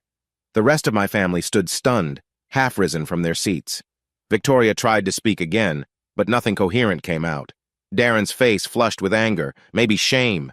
Evelyn mumbled, "I'm sorry," so softly it was barely audible. I realized I couldn't stand there another second. My hands felt cold, clammy. My legs trembled. In the distance, I heard Olivia and Scarlett crying, their voices panicked, confused. But I couldn't even look at them, I was too shattered. Clutching the damning documents, I turned and walked out of the room, out of the house, ignoring the echoes of chaos behind me. Everything inside me felt hollow, like my soul had been ripped out and left on that dining table. Behind me, Thanksgiving dinner descended into total pandemonium. Raised voices, sobs, accusations. But I was done. I needed air, space, anything but that suffocating room where the truth had finally ripped our facade apart. And just like that, my old life ended in a single brutal moment. I leaned against my car in the driveway, staring at the front door. Muffled shouts bled through the walls, Victoria's frantic sobs, Darren trying to talk over Marissa, relatives demanding explanations. My hands shook so badly I dropped the folder, scattering papers onto the concrete. I bent to collect them, tears blurring my vision. In my entire life, I'd never felt so betrayed, so gutted. Eventually, the door flung open. My Aunt Rebecca rushed out, her face tear-streaked, her purse clutched tightly. She looked at me, then at the documents in my hands, face full of sorrow. She didn't say anything, just slowly shook her head and walked to her car, slamming the door shut before driving off. Soon, other relatives trickled out, some in stunned silence, others outraged. Their holiday turned into a nightmare. I heard footsteps, then saw Evelyn standing on the porch. She looked broken. "Ethan," she began softly. I raised a hand, stopping her. "Don't. I can't deal with you right now. You lied to me, Evie." "You knew, and you said nothing." Tears slipped down her cheeks. "I never wanted it to end like this. I tried." "You tried to protect Victoria," I snapped. "And Darren, apparently. But not me. Not the twins. I hope you realize what you've done." She gulped, but didn't argue. After a moment, she turned and walked back inside, letting the door close behind her. I had half a mind to jump in my car and drive away forever. But a part of me felt compelled to see the damage through to the end, to deliver the final blow in person if needed. So I stood there, leaning against my car, letting the cold November air burn my lungs. A few minutes later, Darren appeared, disheveled and red-faced, followed by his wife, Marissa. She looked furious, eyes brimming with tears. You liar," she hissed at him. "All those nights you said you were at business dinners, real estate tours you've been with her?" He tried to soothe her with a hand on her shoulder, but she pulled away. "Marissa, let's just get in the car," he mumbled. She turned to me, voice trembling. "I'm so sorry about all this. I never knew." My jaw tightened.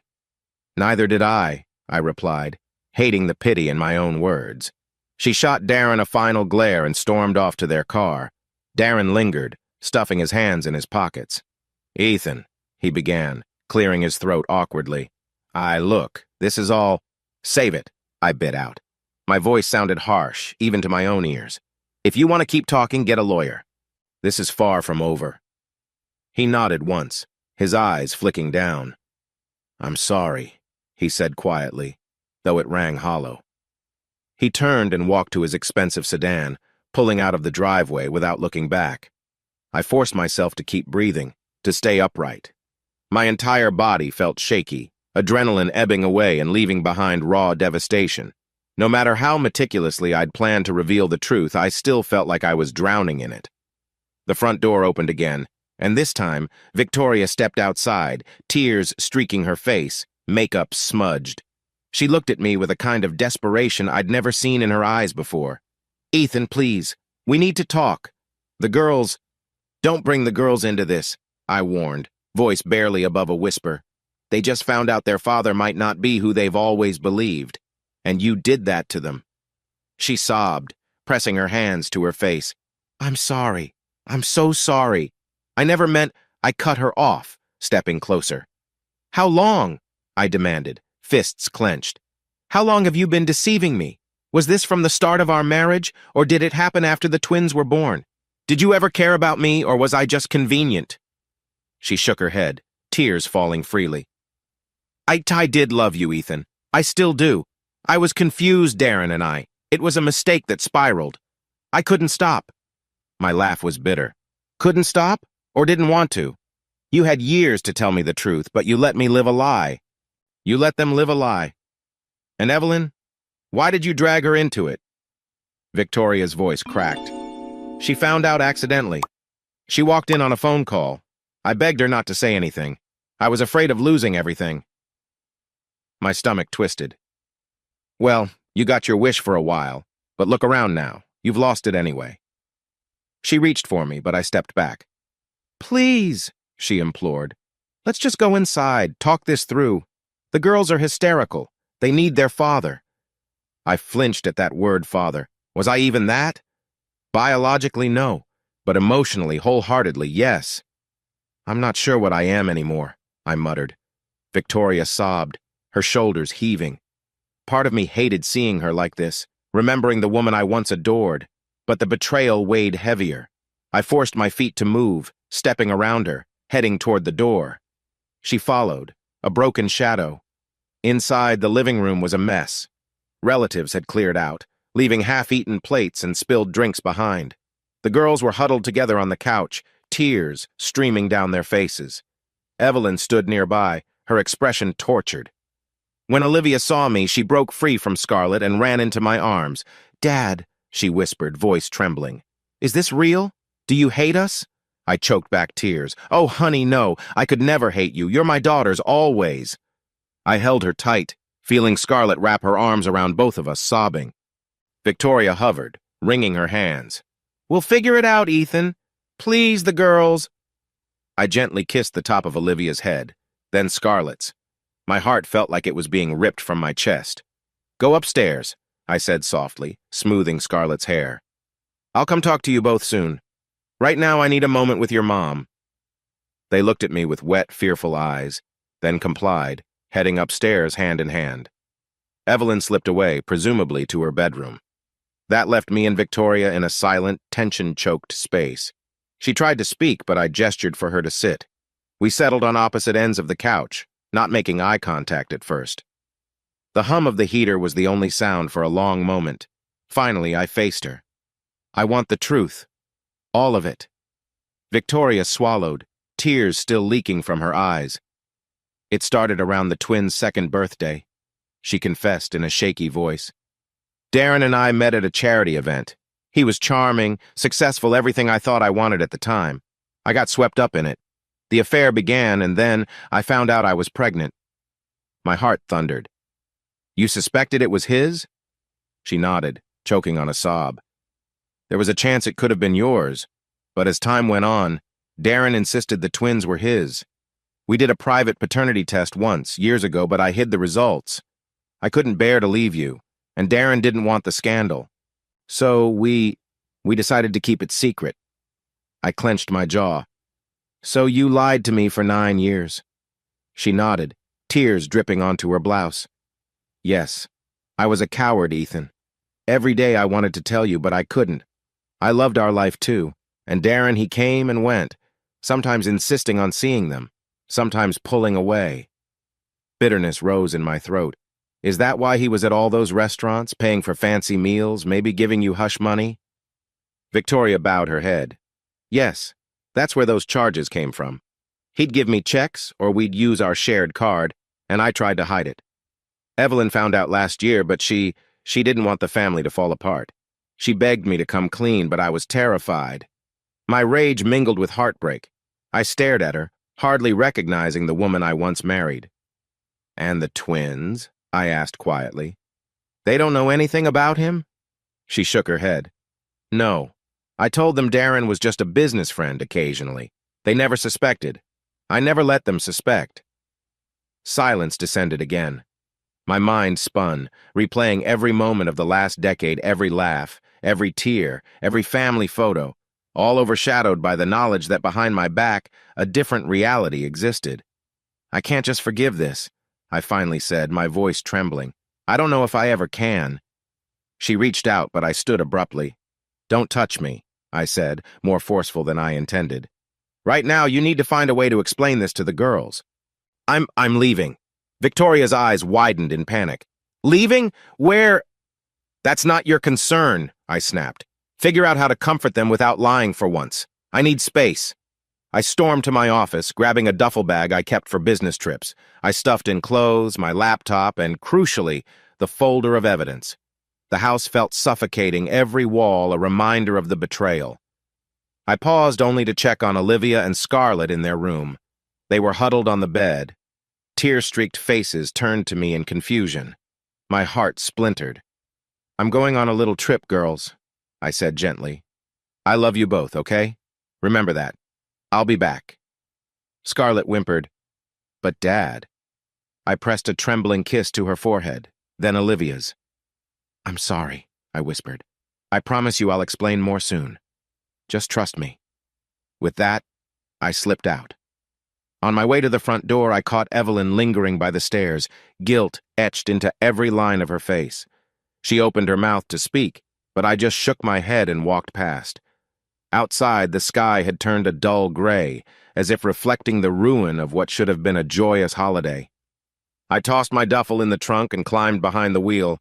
My hands shook so hard I had to clench the steering wheel to steady them.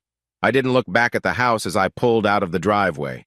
The place I once considered a safe haven was now tainted by secrets, betrayal, and heartbreak. My phone buzzed with messages likely from Victoria or Evelyn, or maybe even concerned relatives, but I ignored them, focusing only on the road ahead. I had no plan, no destination. All I knew was that I needed to get away from the shattered remains of my life. As I drove into the afternoon gloom, a grim sense of resolve settled in my chest. This isn't over. The truth was out, and the destruction had begun. But part of me, behind the shock and tears, already started plotting the next move. If they thought this was the end of my involvement, if they thought I'd fade away quietly, they were sorely mistaken. I had a brilliant mind, a knack for spreadsheets and strategies, and now a vendetta that burned hotter than anything I'd ever felt. Whatever came next, it would change everything. I've never been the type to vanish without explanation, but everything changed after that Thanksgiving Day bombshell. One minute I was standing in the ruins of my life, my wife's betrayal, my sister's complicity, my daughter's uncertain parentage, and the next, I was gone. No fanfare, no tearful farewells, just me, my duffel bag, and a heart full of anger and despair driving into the night. In the days that followed, Victoria and Evelyn apparently struggled to keep the household from crumbling. The neighbors later told me how they saw random relatives coming and going, how shouting erupted from behind closed windows at all hours. Some said they spotted Victoria leaving in her SUV at odd times, returning with red-rimmed eyes, only to slam the door and lock herself in the bedroom. A few gossipy neighbors even tried knocking, but Evelyn would wave them off with a forced smile, claiming everything was just fine. Of course, it wasn't fine. I'd made sure of that. Before I drove away on Thanksgiving, I had prepared meticulously for my disappearance. It might have looked impulsive from the outside, but I'd been planning this move for weeks, maybe even months, in a subconscious way ever since I first suspected Victoria's affair. While everyone else was busy making holiday plans, I was quietly tying up loose ends. Flashback, closing accounts, and preparing an exit. 2 days before Thanksgiving, I'd requested a private meeting with my bank's manager, a longtime acquaintance from my engineering firm's financial dealings. I told him I wanted to reorganize my assets, maybe roll some funds into new investments. He didn't question it. People do that all the time to avoid year-end tax headaches. What he didn't realize was that I was creating a lifeline for myself, a separate account in a different state, under a business entity I'd quietly registered months earlier. I was also draining every joint account Victoria and I had, leaving only the bare minimum so no red flags would be raised too soon. I canceled credit cards in the days leading up to Thanksgiving. Each time, I'd claim I was looking for a better rewards program or that I was fed up with annual fees. The card companies complied, sending final statements marked, "Account closed by user request." The truth was, I didn't want Victoria using those cards once I was gone. If she planned to keep living in the illusion she'd spun, she was going to have to do it without my financial support. I also visited a small, discreet lawyer's office on the other side of town. The man came recommended by an old college friend, someone known for keeping secrets. I told him I needed to set up a trust, something that would shield my assets from potential legal trouble. He raised an eyebrow, but when I hinted at a generous retainer, he didn't pry. He walked me through the paperwork, and I signed on dotted lines I barely read. All I knew was that I was creating a fortress of money that Victoria couldn't touch, no matter how many tears she shed or how many pleas she made. Then there was the matter of my job. I'd built a solid reputation at Laramie Engineering Solutions, enough that my boss, Janet Holt, valued my contributions and gave me freedom. The day before Thanksgiving break, I told her I had a family emergency and might need an extended leave. She looked concerned but supportive. Everyone loves a good worker, and I'd never asked for time off beyond standard vacations. I made it sound indefinite, a personal crisis I had to handle. She promised to keep my position open, but I could see the worry in her eyes. I lied with a polite smile, saying I'd be back as soon as possible. I took my laptop with me when I left the office that final day. Usually that would be suspicious, but I'd told Janet I might need to do remote work if things settled down. In reality, I wasn't sure I'd ever go back. My world was in shambles, and returning to the same desk felt impossible. Still, I wanted the laptop for a future that, at the time, I couldn't even imagine. So when Thanksgiving blew up and I stormed out of the house, the stage was set. My phone? I tossed out the SIM card and left the device in a gas station trash can. Couldn't risk being traced. My bank accounts? Already funneled into new ones that only I controlled. Our mortgage, the utilities, all still in my name, but I had automatic payments paused. I knew it wouldn't be long before Victoria realized she could no longer depend on me financially. For a few days, I simply wandered. I slept in cheap motels off the interstate, paying in cash and keeping the curtains drawn. The quiet anonymity felt like a relief. Nobody knew me there. I was just another tired traveler in a dingy room, walls stained with old cigarette smoke. I spent hours staring at the ceiling, replaying every betrayal. I missed the twins fiercely, their voices, their hugs, their laughter, but each time I thought of them, an ache pierced my chest. They aren't really mine, are they? Some nights, anger bubbled up and nearly sent me driving straight back to the house to unleash more wrath at Victoria. But each time, I fought the urge. I reminded myself that the real power lay in staying hidden. If I wanted revenge cold, calculated revenge, I needed time to plan. I needed to let my disappearance sink in, to let Victoria and Evelyn flail in uncertainty while I prepared my next moves. Later, I'd learned from a mutual friend that Victoria initially tried to call me nonstop after Thanksgiving. She left tearful voicemails, sent frantic texts, all unanswered. Then she discovered the canceled credit cards, the nearly empty joint savings, the abrupt freeze on our mortgage auto pay. The shock must have been bone deep. Evelyn, for her part, apparently begged Victoria to come clean to the rest of the family, to find me somehow. But Victoria was never good at damage control when it came to facing the truth. She spun half-lies to relatives, saying I was taking time off after a big argument. She kept the real details under wraps. How could she possibly explain that I'd exposed her affair, humiliated Darren Cole in front of everyone, then vanished? Still, they tried to manage the house's day-to-day chaos. The twins probably had 1,000 questions. School, groceries, bills. Evelyn and Victoria juggled it all, no longer supported by my steady presence. The longer I stayed gone, the more uneasy they became. Where is Ethan? Is he coming back? Did something happen to him? But there would be no easy answers. Not until I was good and ready. People often think revenge is a simple emotion, just anger in a fancy coat. But it's far more complex. Sitting in those motels, in my car during long drives, or in the corners of quiet diners, I felt waves of grief, flashes of guilt, and a gnawing sense of betrayal that kept me awake at night. I missed the normalcy of my old routine, analyzing spreadsheets, making the girls' school lunches, tinkering with home improvement projects. And I missed Evelyn, too. Despite her betrayal, we'd been siblings who relied on each other after our parents passed. The loneliness was suffocating. Yet each time I felt the pull to return, I reminded myself what I'd learned. Victoria had lied to me for years. Evelyn had hidden crucial truths. And Darren Cole, he'd waltzed into my family's life, fathered my children, then used me as a convenient dupe. I dedicated my life to caring for twins who, genetically, weren't mine. The wound was too deep, the pain too fresh. I couldn't just pick up the pieces and move on. No, I had to reimagine myself. Burn the old life down and rise from the ashes, something new, stronger, Unstoppable. That thought rattled around in my mind, taking shape night after night. My engineering background told me any complex project needed a solid blueprint, and so the plan for my grand revenge blueprint began. While still on the road, I used my laptop to research international banking options. Not typical Google searches, I knew better. I accessed a secure browser, visiting specialized forums and reading about offshore tax havens, shell corporations, and discreet lawyers who'd help a client vanish assets under the radar. I jotted down notes in a password-protected file, labeling it something mundane like Consulting Projections 2026 to avoid suspicion. If anyone glanced over my shoulder, they'd see spreadsheets, not the skeletons of a revenge plot. Next, I needed a strategy for Darren Cole. Publicly, he was a shining real estate mogul, but I'd already discovered rumors of illegal deals, questionable contractors, and bribes to city officials. My plan was simple in theory. Dig up the dirt, feed it to the right channels, and watch him squirm.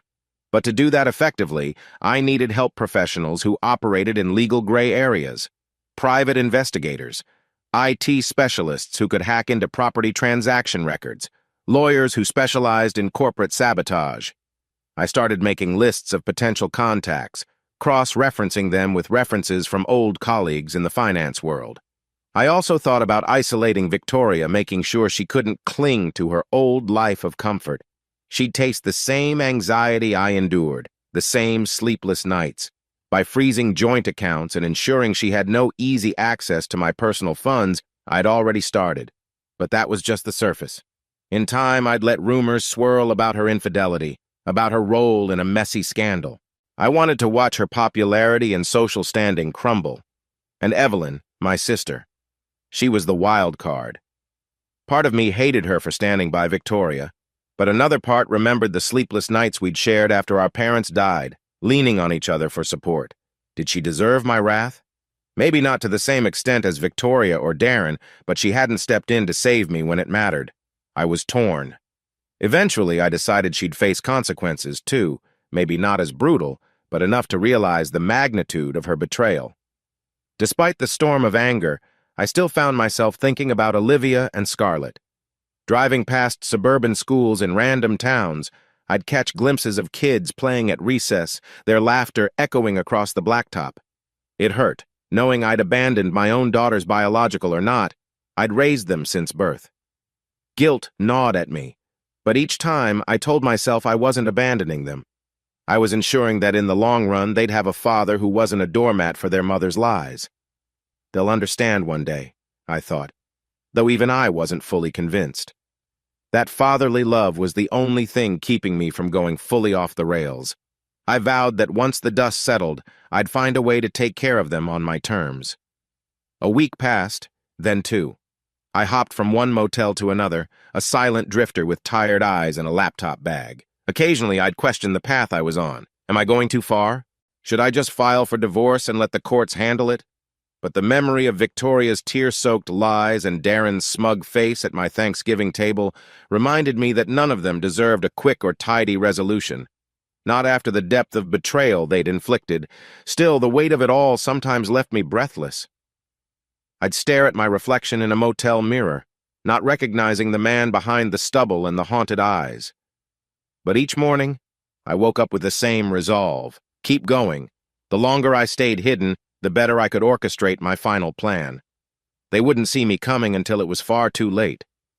Finally, after weeks on the road, I found a rental cabin near a quiet lake about 3 hours away from my old house. A friend of a friend owned it and rarely used it in the off-season. She agreed, no questions asked, to let me stay for a modest cash fee. The place was rustic, creaky wooden floors, a fireplace that needed a good cleaning, no close neighbors. Perfect for a man who wanted solitude. I moved in and set up my makeshift command center in the corner of the living room. My laptop, a portable printer, stacks of notes, and a cheap flip phone with a burner SIM card. Now it was time to build the blueprint. I'd let Victoria and Evelyn continue to flail, searching for me. I'd let Darren think I was licking my wounds, too ashamed to retaliate. Meanwhile, I'd be planning the steps that would systematically break them. I told myself it wasn't merely revenge, it was justice. If that was a lie, It was one I needed to believe to keep myself going. People might imagine me twirling a figurative mustache, cackling about vengeance. But it wasn't like that. Each day I wrestled with heartbreak, flickers of regret, and an aching longing for the girls. I wasn't sleeping much. Nightmares of the Thanksgiving confrontation played on a loop. When morning came, I dragged myself out of bed and poured my energy into research, phone calls, and strategy. It was the only way to numb the pain. Sometimes I'd step out onto the cabin's rickety porch and watch the wind ripples on the lake. I'd close my eyes, remembering happier times like when Olivia caught her first fish at a family camping trip, or when Scarlett insisted on sleeping under the stars, claiming she saw her lucky constellation. Those memories stabbed me in the chest, but they also fueled me, because no matter how the DNA test read, they were my kids in every sense that mattered, and I'd be damned if I let Darren Cole or Victoria ruin that bond. By the end of my second week at the lake, I'd completed the first draft of my plan. It was a digital document with bullet points, timelines, and contingencies. It addressed 3 targets: Darren, Victoria, and Evelyn. Darren would face financial and legal hits. Victoria would lose her reputation and her financial safety net. Evelyn, I still wavered, not sure how far to go. But I inserted a line about limiting her involvement, at least until I understood how remorseful she truly was. Looking at that document, I felt a grim satisfaction. This is just the beginning, I told myself. A new, hardened version of me had emerged from heartbreak, a version that understood the power of methodical planning and the lethal potential of secrets. I closed the laptop, letting out a shaky breath. Outside, the sun dipped low over the water, painting the sky in deep oranges and reds. The air smelled like pine and damp wood. For a brief moment, I felt a strange calm, like I was on the brink of a massive shift in my life, one that would define everything going forward. My phone buzzed. The burner line I'd given only to a handful of old contacts. I glanced at it. A text from an unfamiliar number. "This is Lewis, the private investigator you asked about. Let's talk." A tiny spark of adrenaline lit up my veins. It's time, I thought. Time to move from disappearance to action. The next phase of my life of my carefully orchestrated revenge had begun. I'd always enjoyed solving puzzles, figuring out how pieces fit together, optimizing systems until they ran flawlessly. But this puzzle was personal, and the stakes were life-altering. Hiding away in that lakeside cabin, I spent my days and nights refining what I called my blueprint. If I was going to dismantle Darren Cole, isolate Victoria, and confront Evelyn's guilt, I needed a solid plan backed by real expertise. The first piece of my blueprint was financial security mine. I knew that if Victoria or Darren realized I was amassing resources, they might try to block me or drag me into court. So I created layers of protection. I formed a limited liability company, LLC, in Delaware, primarily because of the state's friendly corporate laws. Then I used that LLC to open an account in the Cayman Islands under a subsidiary name. A second shell company in Panama purchased intangible consulting assets from the Delaware LLC. It sounded convoluted, but it formed a legal labyrinth that no casual investigator could unravel quickly. I'd never navigated such complex financial territory before, but my math and finance background gave me a head start. Whenever I hit a snag, I consulted with a specialized firm recommended by an old finance contact. They never asked why I needed such confidentiality. They just sent me instructions and forms to sign via secure emails that self-deleted after an hour. I followed them to the letter, funneling my own money plus the small nest egg I'd siphoned from our joint accounts through these entities. By the time I was done, I had what amounted to a fortress of cash. And Victoria? She couldn't access a penny. It wasn't just about hiding money for revenge's sake. I was also planning for the day I'd rebuild a new life, potentially with Olivia and Scarlett if they still wanted me around. While Darren might assume I was nothing more than an angry, cuckolded husband, I was transforming into something else entirely, someone with the power to strike back. One of the best lessons from my engineering career was that the right experts can make or break a project. So I scoured my memory and contact lists for professionals who owed me favors or thrived in less conventional lines of work. Lewis, the PI. We met at a diner in a nearby town, a greasy spoon with flickering neon lights. He was an unassuming middle-aged guy in a rumpled jacket, sipping black coffee like it was the only thing keeping him alive. Once I confirmed he was the real deal courtesy of a background check from a friend in law enforcement, I hired him to dig into Darren's real estate transactions, personal habits, and any rumored indiscretions. He specialized in corporate espionage and boasted a small team who knew how to uncover details city inspectors and local newspapers conveniently overlooked. Marisol, the cybersecurity specialist. We connected via an anonymous online forum where she offered consultations for data leaks. She insisted on a voice call first, her voice crisp and professional. "I don't do blackmail jobs," she warned me up front. "I'm not asking for blackmail," I replied, keeping my tone firm. "I want legally gray data gathering. If some of that info gets handed to the right agencies, that's their choice." She paused. "You realize I charge premium rates for anything close to hacking?" "I can pay," I said simply, thinking of the offshore accounts. She gave me a time window, asked for an encrypted deposit, and promised to start digging into Darren's corporate systems as soon as it cleared. Legal counsel. The same discreet lawyer who helped me form the trust was on speed dial. I explained I needed guidance on investment disputes that might arise. He was savvy enough to read between the lines.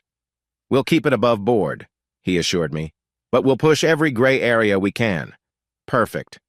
Within a couple of weeks, I had a small but dedicated network working behind the scenes. None of them fully understood the scope of my plan. They just knew bits and pieces, enough to do their jobs. I compartmentalized tasks like any good project manager, ensuring no single person could piece it all together if they turned on me. Even as I dived deeper into this revenge operation, heartbreak still clung to me like a second skin. Late at night, I'd stare at the ceiling of that cabin, hearing the rustle of pine trees outside. My thoughts drifted to Olivia and Scarlett. Were they okay? Did they miss me? Did they understand why I left, or did they resent me for abandoning them?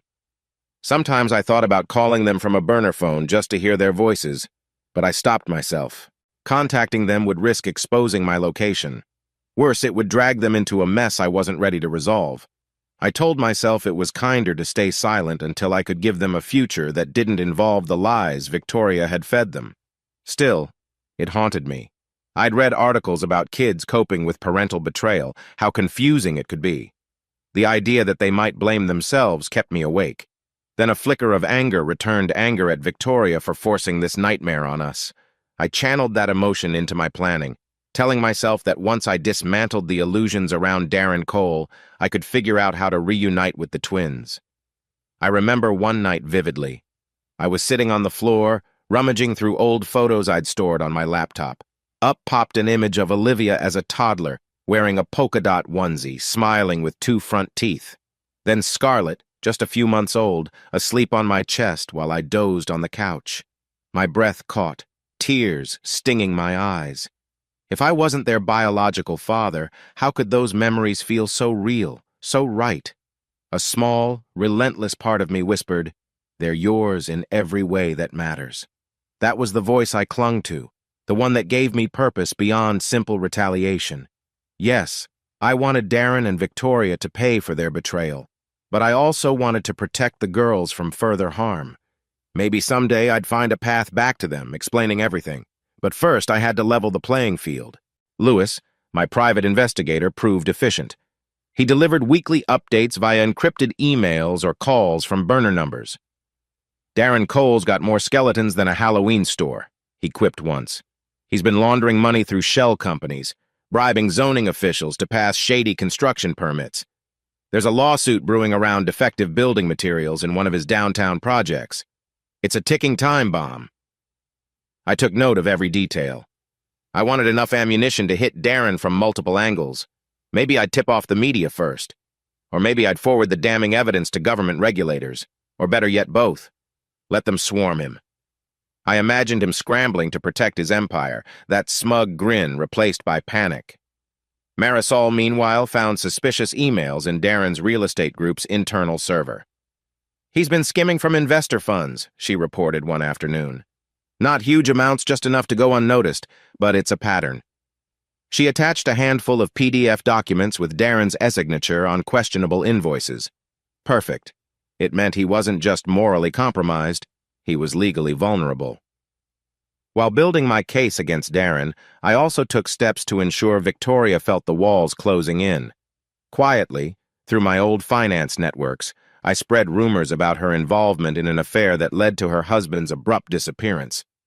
I had a buddy who worked at a local social club known for its gossipy members. With a few carefully placed hints, the story grew legs. Soon, her so-called friends might start to shy away. No one wants to be associated with a messy scandal, especially in the kind of upper-middle-class circles Victoria cherished. At the same time, I made sure the house bill's mortgage, utilities went unpaid. I knew from experience that delinquency notices would pile up. If she tried to refinance or access any new lines of credit, she'd find my name was on everything, and I wasn't co-signing a dime. I pictured her frustration as she realized how fragile her financial security was without me. A small, cold satisfaction flickered in my gut every time I thought about it. Evelyn was the wild card in my plan. I hadn't decided how to handle her, but I kept tabs on her through a distant cousin who occasionally texted me. "Evelyn's a wreck," the cousin wrote. "She told me she's been trying to find you, even hired someone to search. She's crying all the time. She looks like she hasn't slept in weeks." A part of me felt a pang of sympathy. Evelyn had been my closest family since we were kids. She'd messed up badly by covering for Victoria, but did she deserve total destruction? I wasn't sure. For now, I let her stew in guilt, ignoring the possibility of reconciliation. My revenge blueprint had no immediate line items for her. I'd deal with Evelyn once I'd taken care of Darren and Victoria. One evening, about a month into my disappearance, I couldn't sleep. I sat at the edge of the lake behind the cabin, listening to the water lap gently at the shore. The sky above was clear, filled with stars. My mind wandered back to nights when I'd stargaze with the twins, explaining constellations.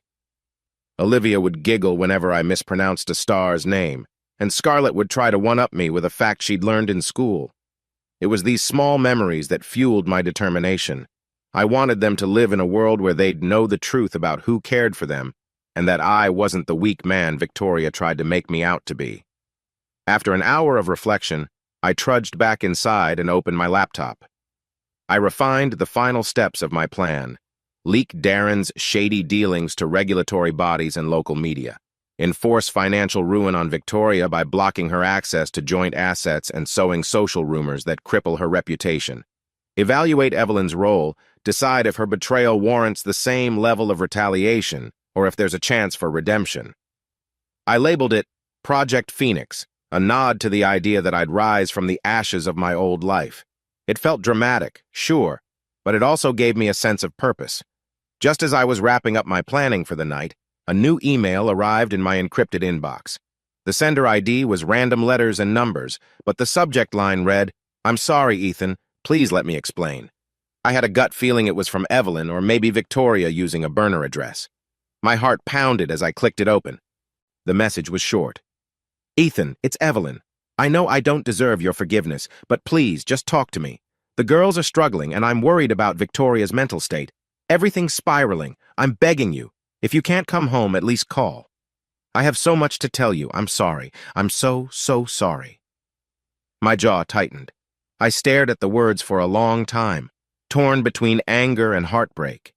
She was playing the emotional card, mentioning the twins' struggles. Of course they're struggling, I thought bitterly. They'd been caught in a storm they never asked for. But did I trust Evelyn enough to respond? I closed the email without replying, shoulders tense.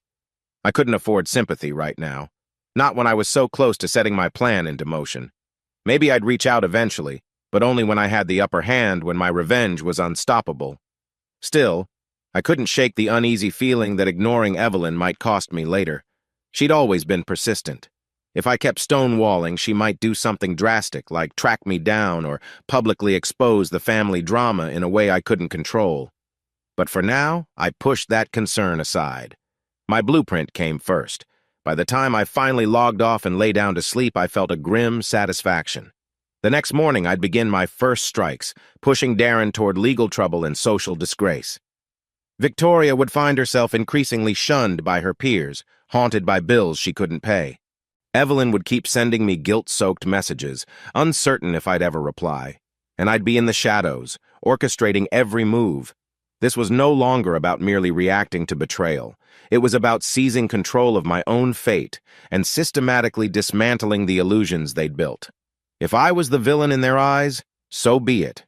Better a villain with a plan than a fool who let them all walk over me again. I glanced at my phone, setting an alarm for dawn. I had a conference call with Marisol first thing to finalize the data dump for Darren's unsuspecting investors. Then a follow-up with Lewis about the most effective angle to tip off local regulators. My stomach fluttered with a mix of nerves and anticipation. This was it, the point of no return. Before I drifted off, I closed my eyes and pictured Olivia and Scarlett, imagining a future where I could stand before them as someone strong, someone who refused to be broken by lies.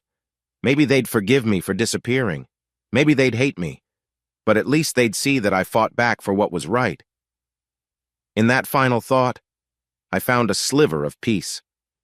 I woke up the next morning feeling like I was about to start a high-stakes mission. The chilly air bit at my skin as I threw on a jacket, brewed a quick cup of black coffee, and set up my laptop near the cabin's single window. The lake outside was still, the reflection of early sunlight dancing on the surface. It felt oddly peaceful, a stark contrast to the chaos I was about to unleash. At exactly 7 a.m., I got on a secure call with Marisol, the cybersecurity specialist. Her voice came through my headphones, calm and efficient. "Morning, Ethan. Everything's set on my end. I've compiled the files on Darren's internal emails, plus the financial anomalies we discovered in his company's ledgers." "Good," I said, sipping my coffee. "And you're sure this data is authentic?" She snorted. "I'm not in the business of fabricating evidence, if that's what you're asking. It's real and highly incriminating. If you send it to regulators, Darren Cole won't be sleeping well for a while." Perfect. That was exactly what I wanted. We went over the final details, planning how to forward the information anonymously to the Securities and Exchange Commission, SEC, local building inspectors, and a couple of key journalists known for investigating corporate corruption. I had meticulously drafted cover letters that hinted at a whistleblower inside Darren's firm. The better it looked like an inside job, the more credibility it would have. By the time I hung up with Marisol, my adrenaline was pumping. This was it, the first real blow to Darren's public facade. He might deny it, spin it, or bribe officials to downplay it, but the seed of suspicion would be planted. And if he tried to plug one leak, I'd open another. Death by 1,000 cuts. I typed a quick message to an investigative journalist named Rosie Matthews, using a burner email. Subject: real estate fraud and embezzlement. Darren Cole, Miss Matthews. I'm a concerned citizen who stumbled upon documents related to Darren Cole's real estate empire. He's siphoning investor funds, bribing city officials, and using subpar materials in his latest developments. Attached is a sample of the evidence. More will follow if you're interested. A friend, I attached a few select documents Marisol had dug up. Rosie Matthews had a reputation for exposing corporate greed, especially in real estate. This story was tailor-made for her. With any luck, she'd run with it. Even if Darren tried to muzzle her, it would force him to play defense. Then I fired off similar packages to the SEC and the city's building department. I intentionally staggered them by a few minutes so it wouldn't look like a single mass release. Each was slightly different, containing enough bombshell information to make them dig deeper. I leaned back in my chair, heart racing. The deed was done. Now, it was a waiting game to see how Darren would respond. My next step involved Victoria.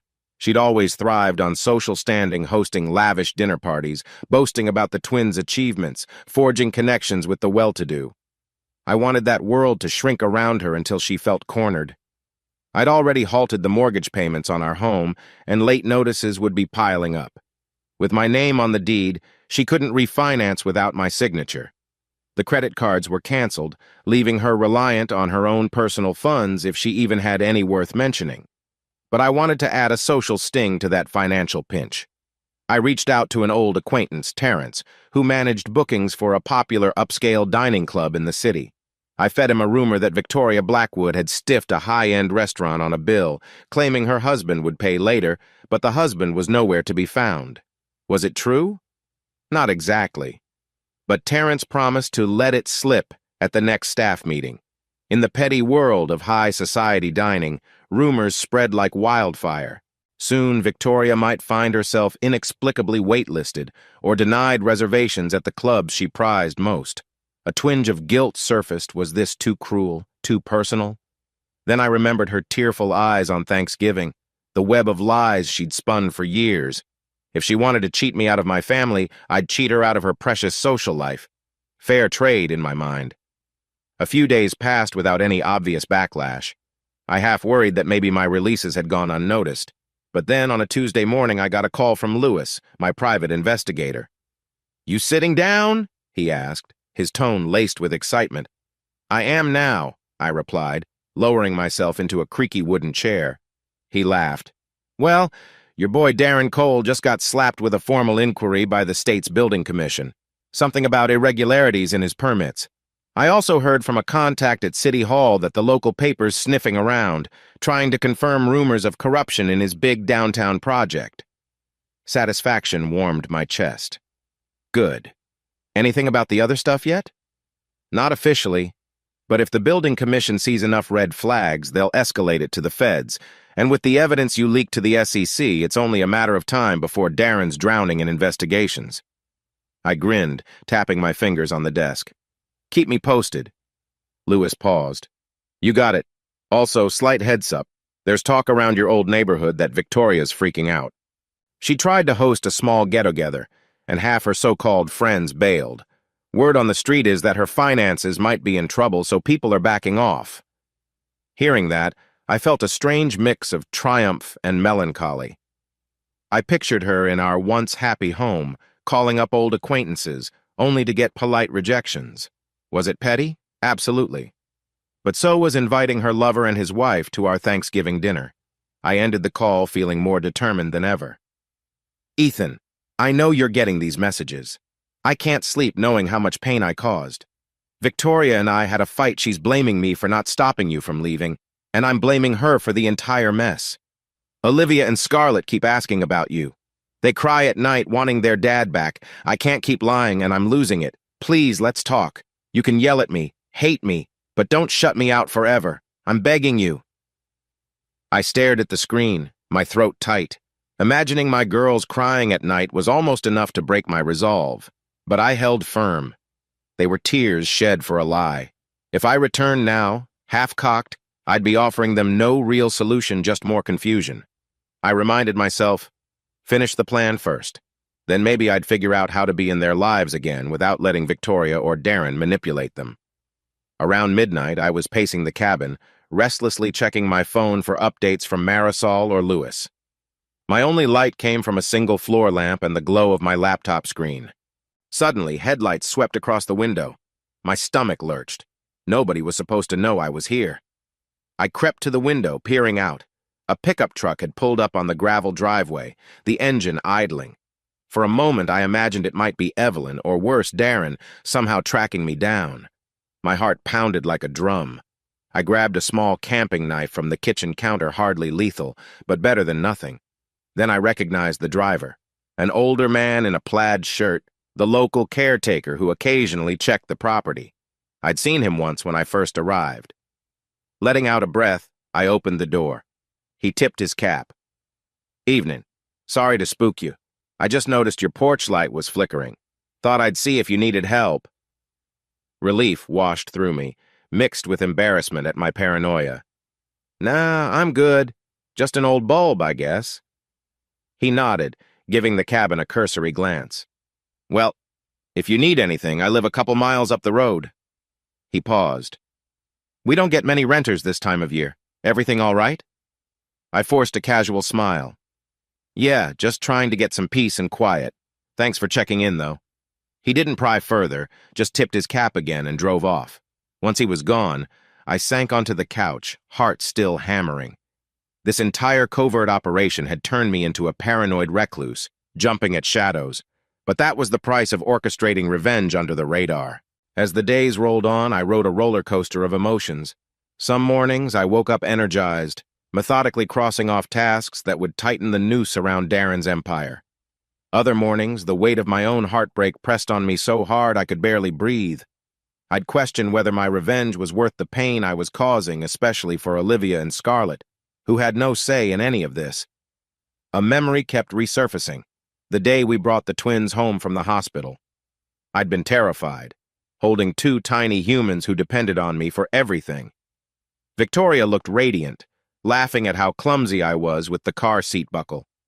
I truly believed we were a team, building a life together. And maybe we were, for a brief moment until her affair with Darren overshadowed everything. Nights at the lake were the hardest. The stillness pressed in, and I'd lie in bed hearing only the soft rustle of tree branches.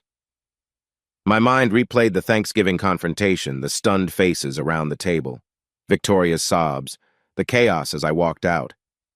I'd wonder if I should have handled it differently, maybe confronted her privately, or tried counseling. But the paternity test results haunted me.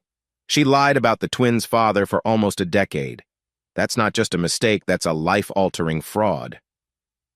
By the end of the second week of my first strikes, I'd begun to see small victories.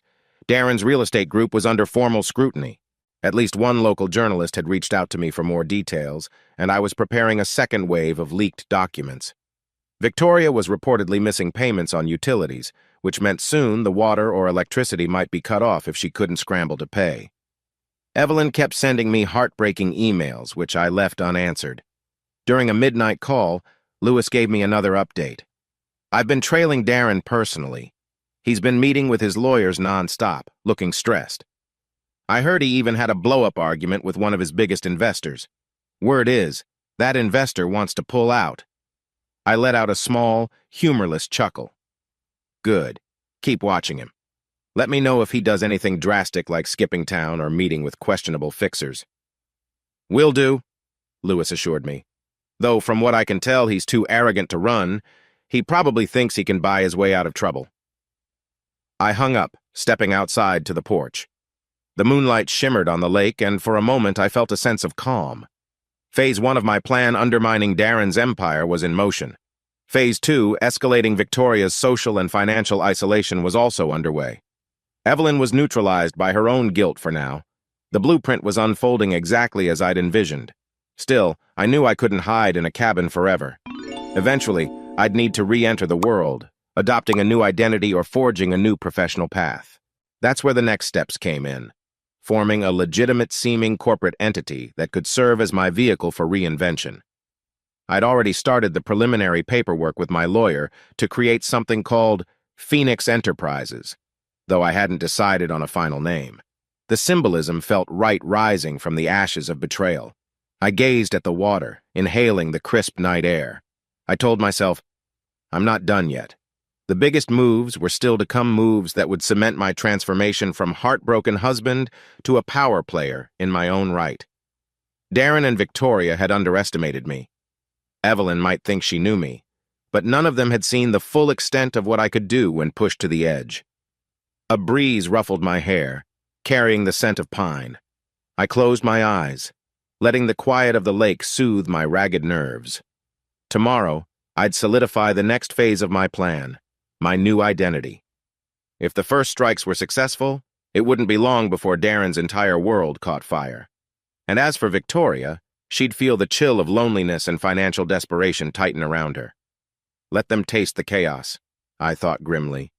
After all, they'd left me no choice. I spent a final restless night in the cabin before deciding it was time to move on to the next step, reinventing myself. Though my first strikes against Darren and Victoria were still unfolding, I needed to set the stage for my eventual public comeback. That meant establishing a powerful corporate presence, one that could slip into the city's business scene like a phantom at first, then expand with unstoppable force. Instead of returning to my old life, I quietly let winter fade into spring, then early summer. Those months flew by as I buried myself in planning. I told the cabin's owner I'd stay as long as necessary, paying in neat bundles of cash. She never asked questions. I suspected she just needed the money. Meanwhile, I frequently drove into the nearest town to meet with my lawyer, handle corporate filings, and communicate with Marisol and Lewis. During that time, a story broke in a local newspaper about Darren Cole's potential financial misconduct. It wasn't a full-blown scandal yet, but it was enough to rattle his investors. Rumor had it he was scrambling to reassure them. I watched from afar, satisfied that my sabotage was working. Victoria, on the other hand, sank further into social exile. A different rumor circulated that she'd tried to borrow money from her old friend group, only to be turned down. Each update I received felt like a small vindication. And Evelyn? She kept sending me emails, none of which I answered. The subject lines evolved from "please talk to me" to "I'm worried about the girls" to "I'm so sorry, Ethan." Part of me felt a stab of conscience each time I saw her name in my inbox. But I stayed focused. Finish what you started, then decide if she deserves a chance to explain. By midsummer, my shell companies were fully operational. With my lawyer's help, I merged them under a single umbrella entity, Phoenix Enterprises. The name was half cliché, half personal statement. I was, in fact, rising from the ashes of betrayal. Through a series of carefully orchestrated transactions, I infused Phoenix Enterprises with capital drawn from my offshore accounts. On paper, it looked like a promising investment firm with diverse holdings, from tech startups to small real estate ventures. To complete the illusion, I hired a front CEO, a retired executive named Randall Reed. I found him through a discreet headhunter who specialized in placing figureheads for private clients. Randall had a sterling reputation in the corporate world, clean record. No skeletons. His only condition was that I pay him well and keep his involvement secret. That was fine by me. While the public might see Randall as the face of Phoenix Enterprises, I'd be calling the shots from the shadows. I wanted Phoenix Enterprises to have a legitimate side, not just exist as a revenge machine. So I poured funding into a few real innovations. A local startup building affordable housing solutions with sustainable materials, a biotech firm researching advanced medical devices, and a small educational software company that promised to modernize classroom teaching methods. It wasn't purely altruistic. I wanted the city's movers and shakers to see Phoenix Enterprises as a beneficial force. My philanthropic angle would grant me goodwill and, in time, influence. Randall handled press releases, giving interviews where he spoke vaguely about substantial backing from private investors and a commitment to ethical growth. Nobody suspected that the main investor was a scorned husband, biding his time in a lakeside cabin. But I kept an eye on everything, meticulously tracking finances, expansions, and new hires. Each success gave me a taste of what real power felt like, untainted by the illusions of my old life. Word began to spread in local business circles. Phoenix Enterprises had deep pockets and a secretive backer. Speculation ran wild. Some guessed it was a foreign billionaire. Others thought it was a consortium of wealthy families. Journalists who probed too deeply hit brick walls shell companies, carefully crafted non-disclosure agreements, and a labyrinth of legal structures. Behind it all, I watched from a safe distance, smiling at the chatter. Darren Cole, ironically, tried to approach Phoenix Enterprises for a potential partnership in one of his real estate projects. He had no idea I was the puppeteer. I nearly laughed when Randall forwarded me an email from Cole Real Estate Group, praising Phoenix Enterprises' philanthropic initiatives and suggesting a joint venture. My revenge plan was working better than I imagined. Darren was seeking help from his unknown rival. The poetic irony almost made me giddy, but it wasn't time to reveal myself yet. I told Randall to politely decline, citing a strategic mismatch. We'd let Darren stew, growing more desperate as his finances continued to waver under the weight of investigations. Amid my growing corporate power, I still wrestled with inner demons. Sometimes I'd watch a video clip I'd saved on my laptop, Olivia and Scarlett performing a silly dance in our living room, giggling as they twirled in mismatched outfits. My heart clenched at the sound of their laughter. I wondered how tall they'd gotten in the months I'd been gone, whether they resented me for disappearing. I also learned, through a mutual acquaintance, that the twins were aware of the scandal that Darren might be their biological father. The gossip had leaked at their school, and kids can be cruel. It tore me up inside, thinking of them enduring whispers and snide comments. But I wasn't ready to step out of the shadows yet. If I did, I'd risk the entire blueprint. Still, the paternal instinct in me roared with anger that they had to suffer any pain at all. Some nights, I questioned whether revenge was worth potentially damaging the girl's sense of stability. But then, I'd recall Victoria's manipulative ways, Darren's arrogance, and Evelyn's silence when it mattered most. My anger would flare anew, and I'd reaffirm my plan. Crush the lies now, so the future can be built on truth. I told myself, even if it sounded a bit self-serving. As contradictory as it felt, I made sure the twins had anonymous support. I arranged for a quiet donation to their school, designating it for technology upgrades, computers, science kits, and art supplies. I also sent an anonymous gift card to the extracurricular group they were part of, so the whole class could have new uniforms or equipment. I heard from a third party that the teacher was stunned by the sudden generosity. The girls likely had no idea who was behind it, but it soothed me in some small way. At least I'm doing something, I thought. I also hired a discreet private security firm to keep an eye on Olivia and Scarlett.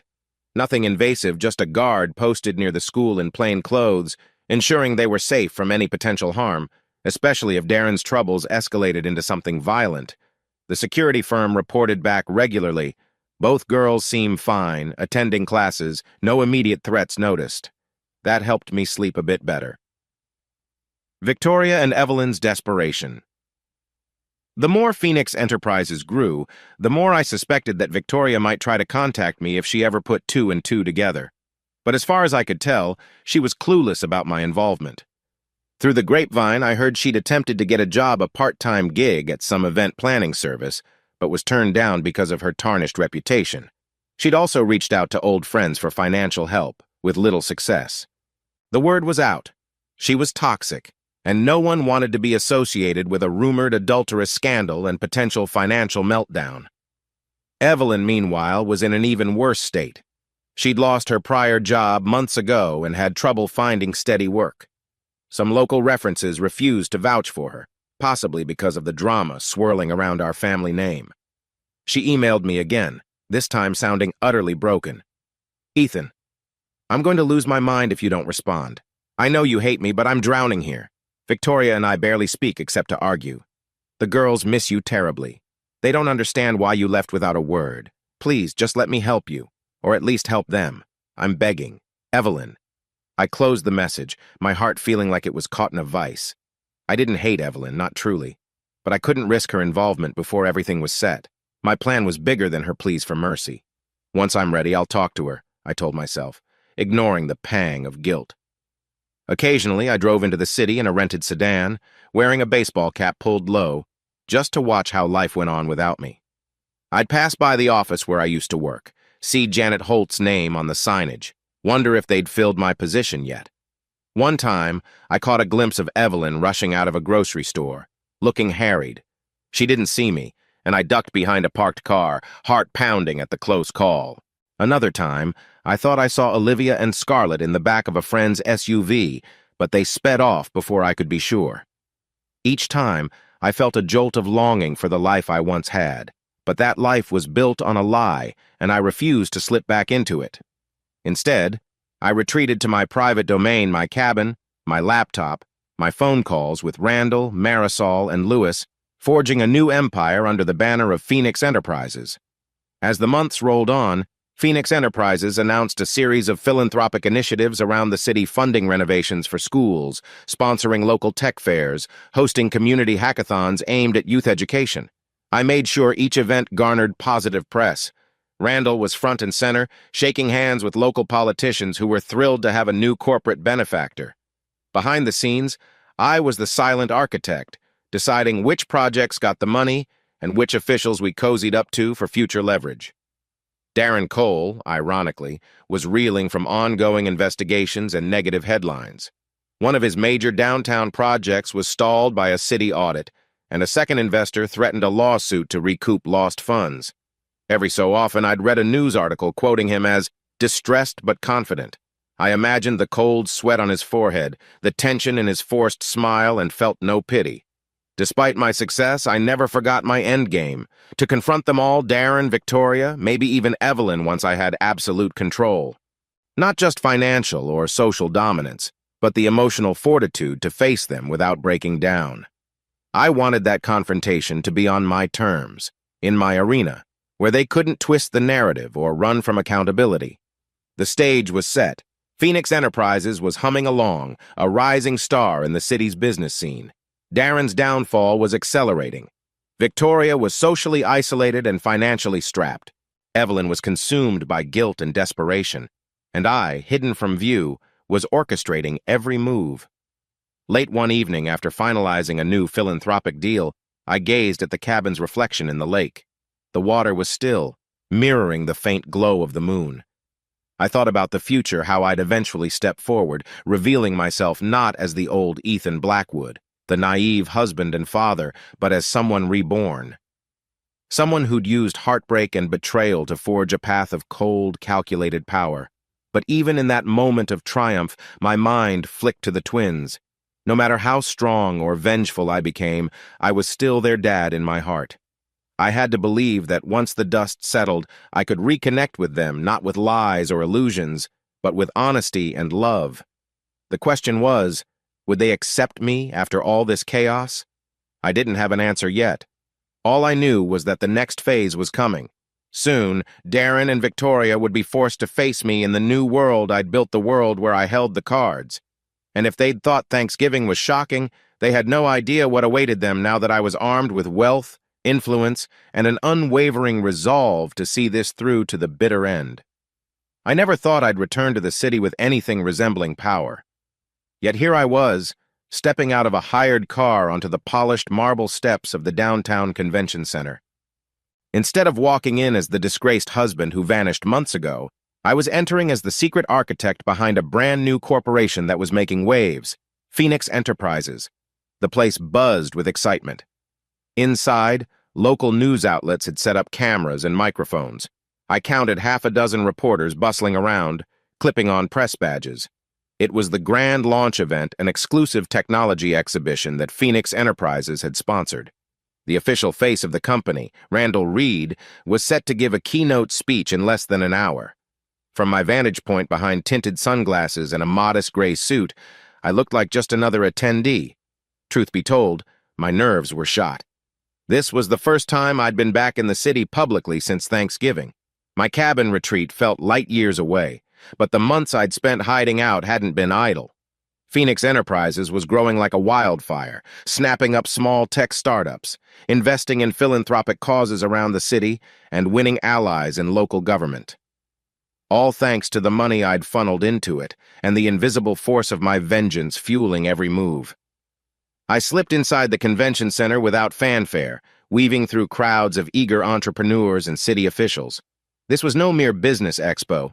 It was a carefully orchestrated stage to showcase Phoenix's cutting-edge projects. Towering digital displays highlighted our sponsored educational programs, hospital technology improvements, and green engineering solutions. It all looked so polished, so hopeful, a testament to how far I'd come from the shattered man who left town in the dead of night. Of course, I kept my identity under wraps. Nobody here recognized me as Ethan Blackwood. I used a new name for official documents if I appeared on any at all. Randall Reed was the charismatic CEO, the public face.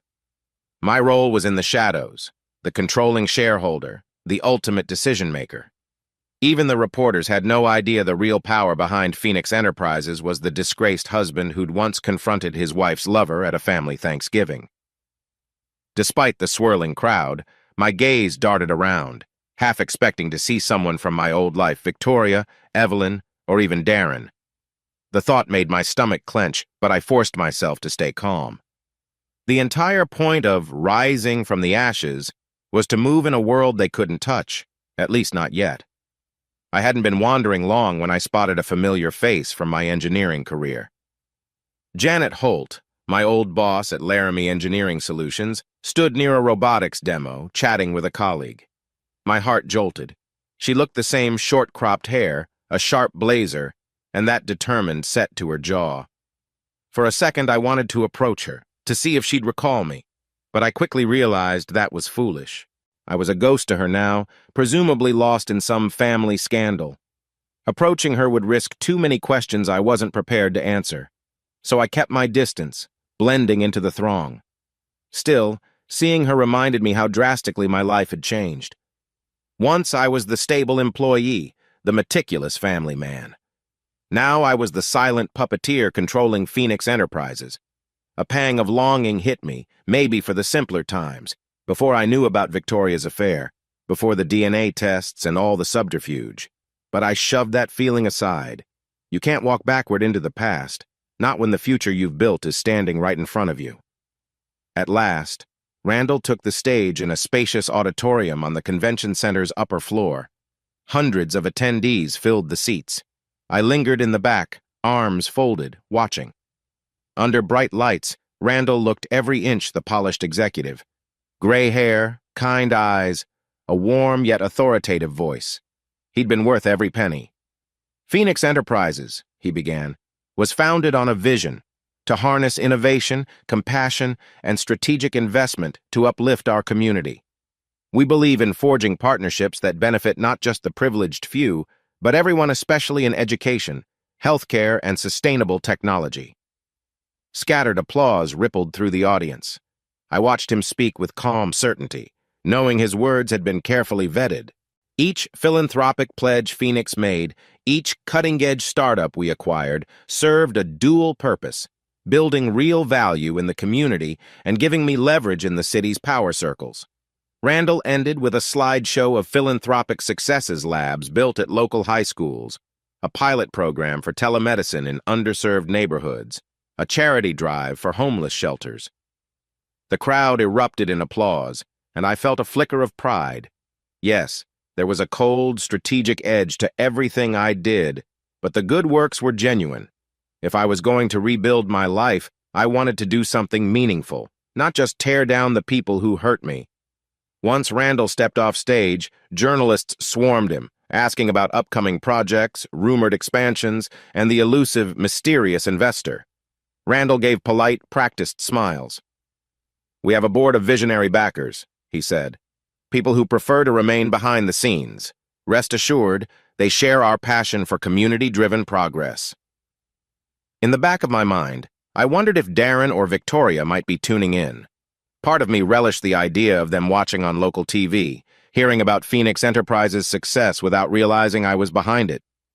Darren's empire was still under strain from the investigations I triggered, and Victoria, well, the last I heard, she was scrambling for money. The contrast was almost poetic. As the keynote wrapped up, attendees spilled into the networking area. Caterers served wine and hors d'oeuvres on silver trays. I drifted through the crowd, occasionally eavesdropping on deals being made, compliments on Phoenix's philanthropic angle, whispers about who might be backing all this. Then, near a corner display about green building materials, I heard a voice that made my blood run cold. "So I'm thinking if we approach them for a synergy project, we can salvage something from our downtown fiasco." I turned just enough to see the speaker, a man in a tailored navy suit, neatly combed hair. He wore an expression of barely masked stress. Darren Cole. My heart hammered. The last time I'd seen him was at my Thanksgiving table, where he'd been humiliated as the father of my twin daughters and the man who destroyed my marriage. He stood with two associates, flipping through a Phoenix Enterprises brochure. One associate, a tall woman with a name tag that read Madeline, nodded. "Darren, I'm not sure they'll partner with you. Phoenix is rumored to be quite selective." Darren forced a chuckle. "We'll see. I've survived worse." His arrogance was still there, though overshadowed by tension in his jaw. My inside sources told me he'd lost major investors, was dealing with stalled projects, and was under investigation for financial misconduct. Yet here he was, prowling the expo like a wounded predator looking for a lifeline. Careful to keep my profile low, I moved away. Being in the same room with him felt surreal. Anger flashed through me, memories of him kissing my wife, fathering my daughters, all while I remained clueless. But I reminded myself, he doesn't know I'm here, and he can't see your face. You're in control now. My grand plan was working. Let him grovel at the feet of Phoenix Enterprises, never realizing it was me pulling the strings. That evening, I slipped out of the convention center undetected. The event was a resounding success, with local media already buzzing about how Phoenix Enterprises might revitalize the city's innovation scene. I caught a glimpse of Darren's furious expression in the parking lot as he berated an assistant over the phone. I wondered if he'd tried to corner Randall for a meeting and been politely rebuffed. Back at a modest hotel suite I'd rented under an alias, I reviewed the day's coverage on my laptop. Articles praised the charismatic CEO of Phoenix, quoting Randall extensively. Some featured photos of him shaking hands with local politicians. I was never in a single frame. Perfect. My anonymity was intact. An email pinged in my secure inbox from Randall. He wrote, "Great turnout today. Darren Cole approached me about a partnership. I brushed him off politely. Should we maintain that stance, or might we play along in the future? Let me know your thoughts." I stared at the screen. Darren was desperate enough to come crawling to Phoenix for help. The irony was too delicious. For now, I typed back, "Keep him at arm's length. No partnership. Let him sweat." I hit send, heart thudding with satisfaction. Darren was in the palm of my hand, though he didn't realize it yet. A week after the launch event, I found myself pacing in a private office on the top floor of a newly leased building Phoenix Enterprises had secured downtown. Floor-to-ceiling windows overlooked the bustling streets below. From this vantage point, I could see the city I once called home. It felt like a lifetime ago that I was a typical suburban dad, worried about mortgage rates and car payments. Reports trickled in from my private investigator, Lewis. Darren's real estate group was nearing financial collapse. Investigations had ramped up, and multiple city permits were revoked. Investors bailed left and right. Word on the street was that Darren was hemorrhaging money to pay legal fees. He'd even put some personal properties on the market, possibly to cover shortfalls. Every day, his arrogant facade cracked a bit more. By all accounts, he should have been too busy dealing with crises to bother courting new investors. Yet he kept trying to secure a meeting with Randall Reed. I instructed Randall to dodge him at every turn, letting him stew in unanswered emails and politely declined phone calls. I wanted Darren to feel the sting of rejection from the very entity that could have saved him if he hadn't betrayed me. Meanwhile, updates about Victoria came in through the city's social grapevine. My contact, a hostess at a prestigious lounge, texted me, "Your ex is here again, looking for people who might lend her money. She got turned away at 2 tables already. It's sad, honestly." I read the message with a cold sense of detachment. Victoria once thrived on social status, planning elaborate gatherings and bragging about her connections. Now she was a pariah, stuck with mounting bills and a tarnished reputation. Rumors about her affair, combined with the disappearance of her husband, me, had made her persona non grata in influential circles. She even tried to approach old friends, who politely backed away once they heard the gossip. This was precisely the isolation I'd engineered. My sister's name popped up, too. Another email from her landed in my inbox, practically begging for a meeting. "Ethan, if you're somewhere in the city, please, can we talk face-to-face? I know I don't deserve your time, but this can't go on. The girls are miserable. Victoria's hitting rock bottom. I'm so ashamed of what I did. Let me fix this somehow. Let me help." I'd ignored her messages for months, but something about her desperation struck me this time. If she was truly remorseful, maybe there was a way to test her sincerity. Still, I wasn't ready to let her fully off the hook. I composed a terse reply. "I'll consider meeting you under certain conditions. Don't tell Victoria or anyone else. I'll be in touch."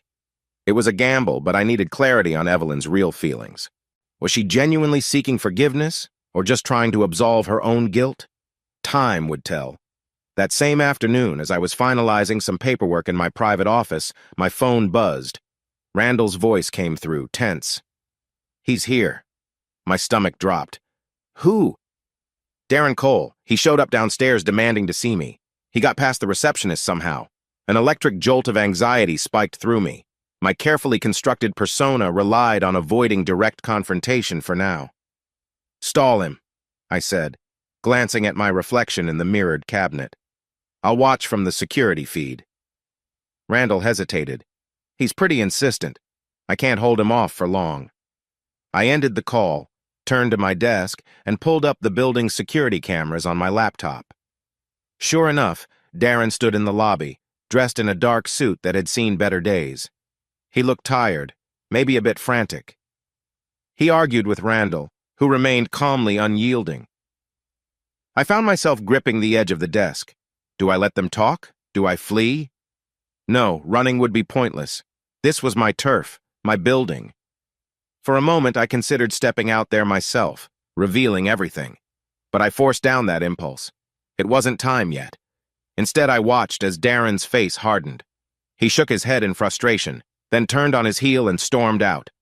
Randall exhaled visibly, pressing the elevator button. My phone buzzed again. He's gone. Sorry for the scare. I closed the laptop, my heart hammering. Darren was growing desperate enough to show up in person. Sooner or later, we might face each other again. Part of me feared that moment, while another part burned for it, imagining the look on his face when he finally realized I was the driving force behind Phoenix. 2 days later, Randall received a bizarre phone call from none other than Victoria Blackwood. She claimed to be seeking philanthropic funding for a local children's arts program, an obvious cover story, no doubt. She probably hoped to secure a personal loan or donation. Randall, by my instruction, politely took her details but promised nothing. When he told me about it, I felt a spark of grim amusement. Victoria was now grasping at straws, apparently willing to pitch philanthropic angles to salvage her finances. The next morning, I left my office early and took a drive through the old neighborhood. It was a risky move, but curiosity gnawed at me. The sidewalks looked the same as always trimmed lawns, a quiet calm. A for sale sign stood on a corner lot, ironically reminiscent of the life Darren had once sold to hopeful families. I pulled up a block away from my old house.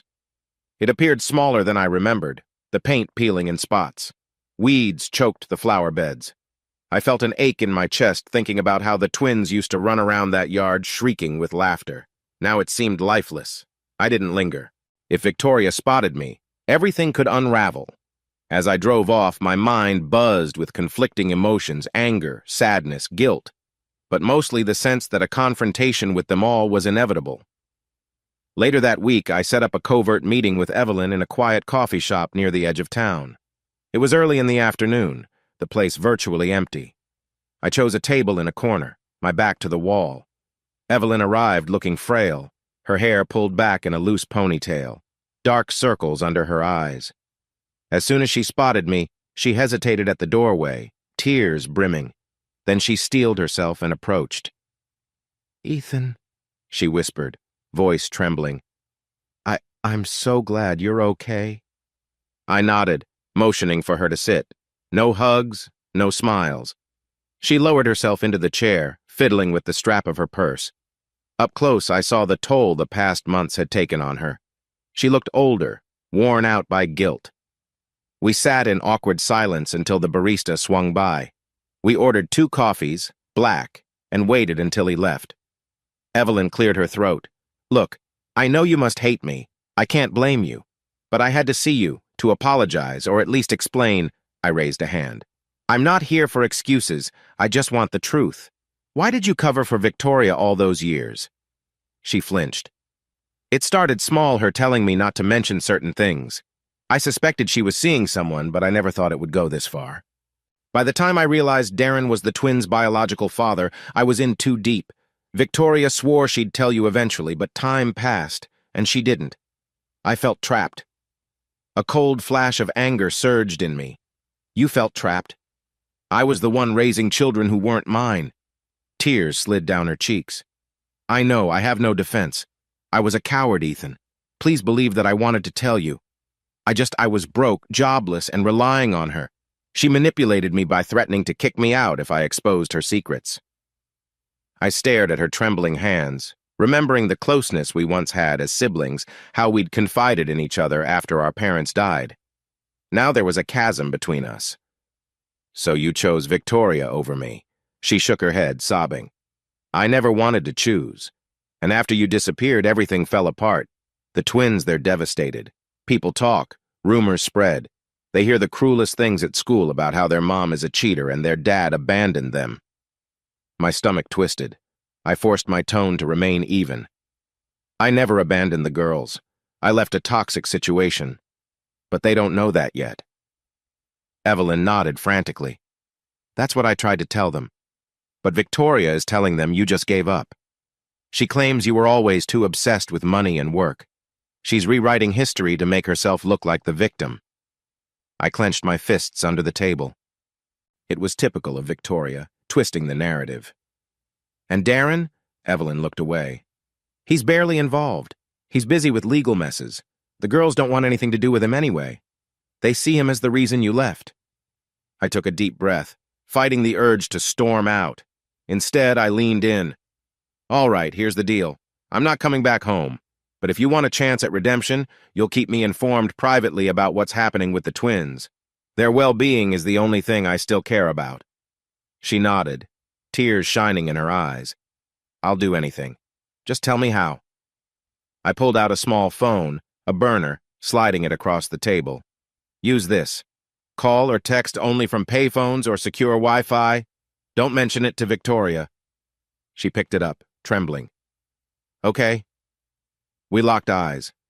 There were no warm goodbyes, no fond memories shared, just a quiet understanding that she'd feed me updates, and I'd remain an unseen presence in the twins' lives. I stood to leave, tossing a few bills on the table for our untouched coffees. Evelyn, I added, just before walking away, hurt me again, and this time, there's no coming back. She nodded, eyes full of regret. Then I walked out, heart pounding. It felt like a step toward something, whether it was closure or another disaster, I couldn't say. Back in my office, I stared at the city skyline. Meeting Evelyn had stirred up old wounds, but it also clarified my next moves. Victoria was lying to the twins about my departure, poisoning them against me. Darren remained desperate, lurking around Phoenix Enterprises, hoping for a lifeline. My revenge plan was halfway done. He was on the brink of financial ruin, and Victoria was socially ostracized. But the real confrontation was still looming, like a thundercloud. I felt it in the air. Eventually, they'd all collide with the truth of who I'd become. For now, I poured my energy into Phoenix Enterprises. We continued to expand our philanthropic reach, forging partnerships with local schools and hospitals. Each press release praised our generosity and innovation, none of it hinting at the darker motive behind my empire. The city's elite seemed eager to embrace us except for Darren, who was locked out at every turn. In quiet moments, I found myself missing Olivia and Scarlett more than I could bear. I'd gotten used to ghosting everyone else, but the ache for my daughters never waned. Evelyn's revelations haunted me, how the girls believed I'd abandoned them. I clenched my jaw, reminding myself this is temporary. Once Darren and Victoria faced their full reckoning, I'd find a way to show the twins the truth. That day would come, but not yet. One late night, after I wrapped up a call with Randall about another philanthropic initiative, I shut off the overhead lights and gazed out the window. The city shimmered with neon signs and headlights, a tapestry of lives continuing even as mine twisted with hidden agendas. My reflection in the glass looked stern, older. The naive family man was long gone. I whispered to the empty room, "Darren, Victoria, you haven't seen anything yet." The next morning, I had an early flight scheduled to meet with potential business allies and another state people who could help Phoenix Enterprises reach national influence. I'd keep building my fortress, using philanthropy as a shield, engineering solutions that would overshadow anything Darren Cole ever dreamed of. And when he least expected it, I'd deliver the final blow that would leave him and Victoria irreparably broken. Outside, dawn glowed at the horizon, promising a fresh start for the day. For me, it was just another chapter in the slow-motion film of retribution I'd set in motion, a film whose climax was still on the horizon, waiting for the perfect moment to unveil the truth. I often found it ironic that my greatest source of pain was also my greatest source of motivation. Olivia and Scarlett, my twin daughters, were the reason I'd fallen into this labyrinth of revenge. Each time I pictured their faces, a mix of longing and anger welled up inside me. They should have been my daughters, free of lies, and yet biology declared otherwise. Still, I couldn't shake the belief that fatherhood is more than blood. It's the sum of love, care, and memories. It had been close to 2 years since I'd walked out on Thanksgiving. My disappearance turned into an extended absence. By now, the twins were in their early teens, navigating a new phase of life: puberty, social cliques, academic stress. The city's rumor mill hadn't been kind to them. Some classmates whispered that their dad left because he wasn't really their dad. Others claimed I ran off to escape a cheating wife. The truth was somewhere in that mess, but the girls had no real guide. Victoria was too busy protecting her own image, and Evelyn did what she could, but she was no replacement for a stable parental figure. Once a month, I met Evelyn secretly, usually in an out-of-the-way diner or a public park outside the city limits. She'd update me on the twins' progress. their grades, their interests, their emotional states. She even brought snapshots, though I tried not to appear too eager snatching them from her hand. "They're struggling, Ethan," Evelyn said during one rendezvous. She sipped a paper cup of coffee, glancing around to ensure no one recognized us. Scarlett's become quieter, more withdrawn. Olivia's channeling her frustration into sports. She joined the track team. They both miss you. I traced the edge of a photograph showing Scarlett bent over a sketch pad, deep in concentration. She'd taken to drawing, apparently a talent I never knew she had. Next to that was a snapshot of Olivia grinning in a track uniform, a gold medal around her neck. My chest tightened. I should be there, cheering them on. "How's Victoria treating them?" I asked, voice low. Evelyn sighed. "She tries in her own way, but she's preoccupied with her financial mess. She occasionally disappears for days, presumably chasing leads for money. Sometimes Darren shows up at the house, but the girls avoid him." My fist clenched under the table. Darren skulking around like he had any right to them. "Do they know he's their biological father?" Evelyn nodded grimly. "Victoria told them half-truths, basically that he's involved, but they see him as the reason you left. He's got no bond with them. If anything, they resent him for breaking up the family they thought they had." A flicker of satisfaction mingled with sadness in my gut. As twisted as it was, I found relief in knowing they didn't blindly accept Darren, but it pained me that they believed I abandoned them without explanation. "One day," I said, half to myself, "they'll understand." Evelyn gazed at me, eyes filled with guilt. "Can't you talk to them now? A letter? A phone call? Something to show you still care?" I exhaled shakily. "That would compromise everything I've built with Phoenix Enterprises. I'm not ready for that confrontation yet. But," I paused, considering, "maybe I can support them in small ways, without them knowing it's me." That's when the idea of being their secret guardian solidified. It wasn't enough to rely on Evelyn's updates.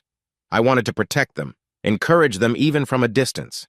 I arranged for a discreet private security firm to watch over the twins at their school and on weekends.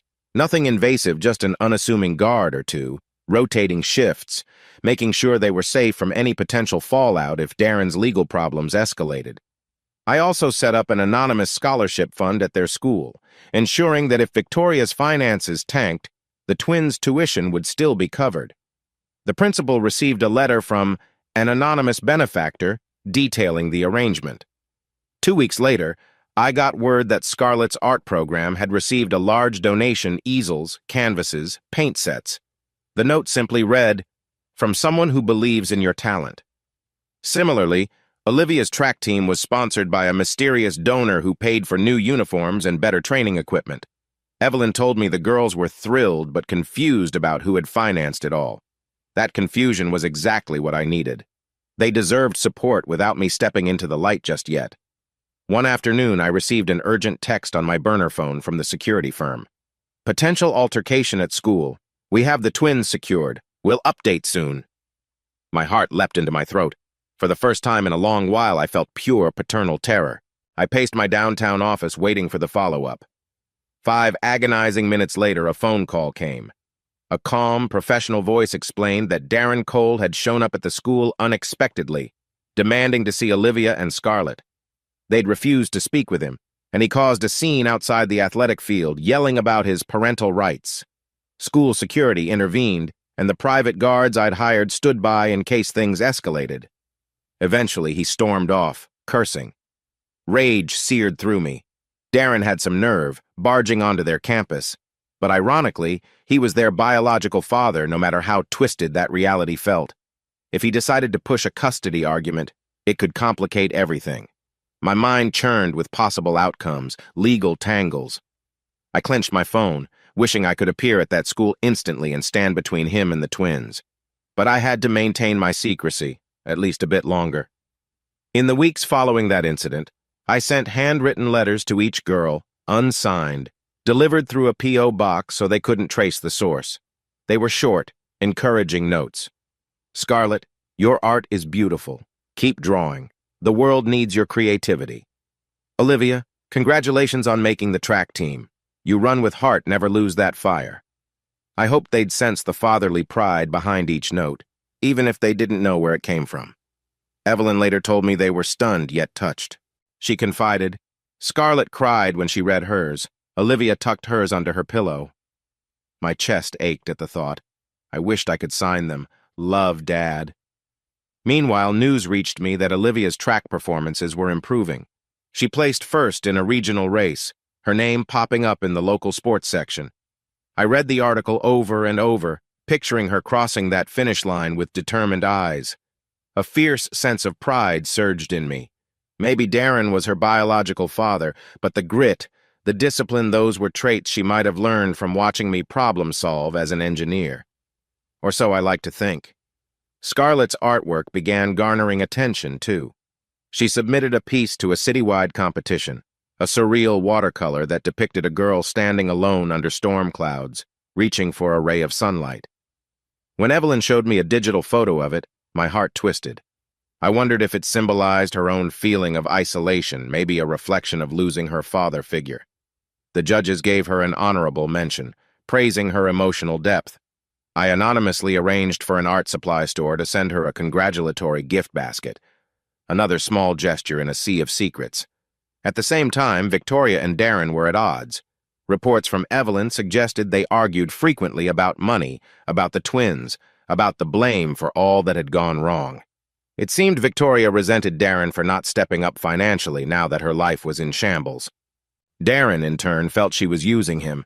If I didn't loathe them both so much, I might have found it tragically comedic. They deserved each other, in a way two people bound by deceit, now turning on each other when the tide had shifted. For the twins, however, it was a nightmare.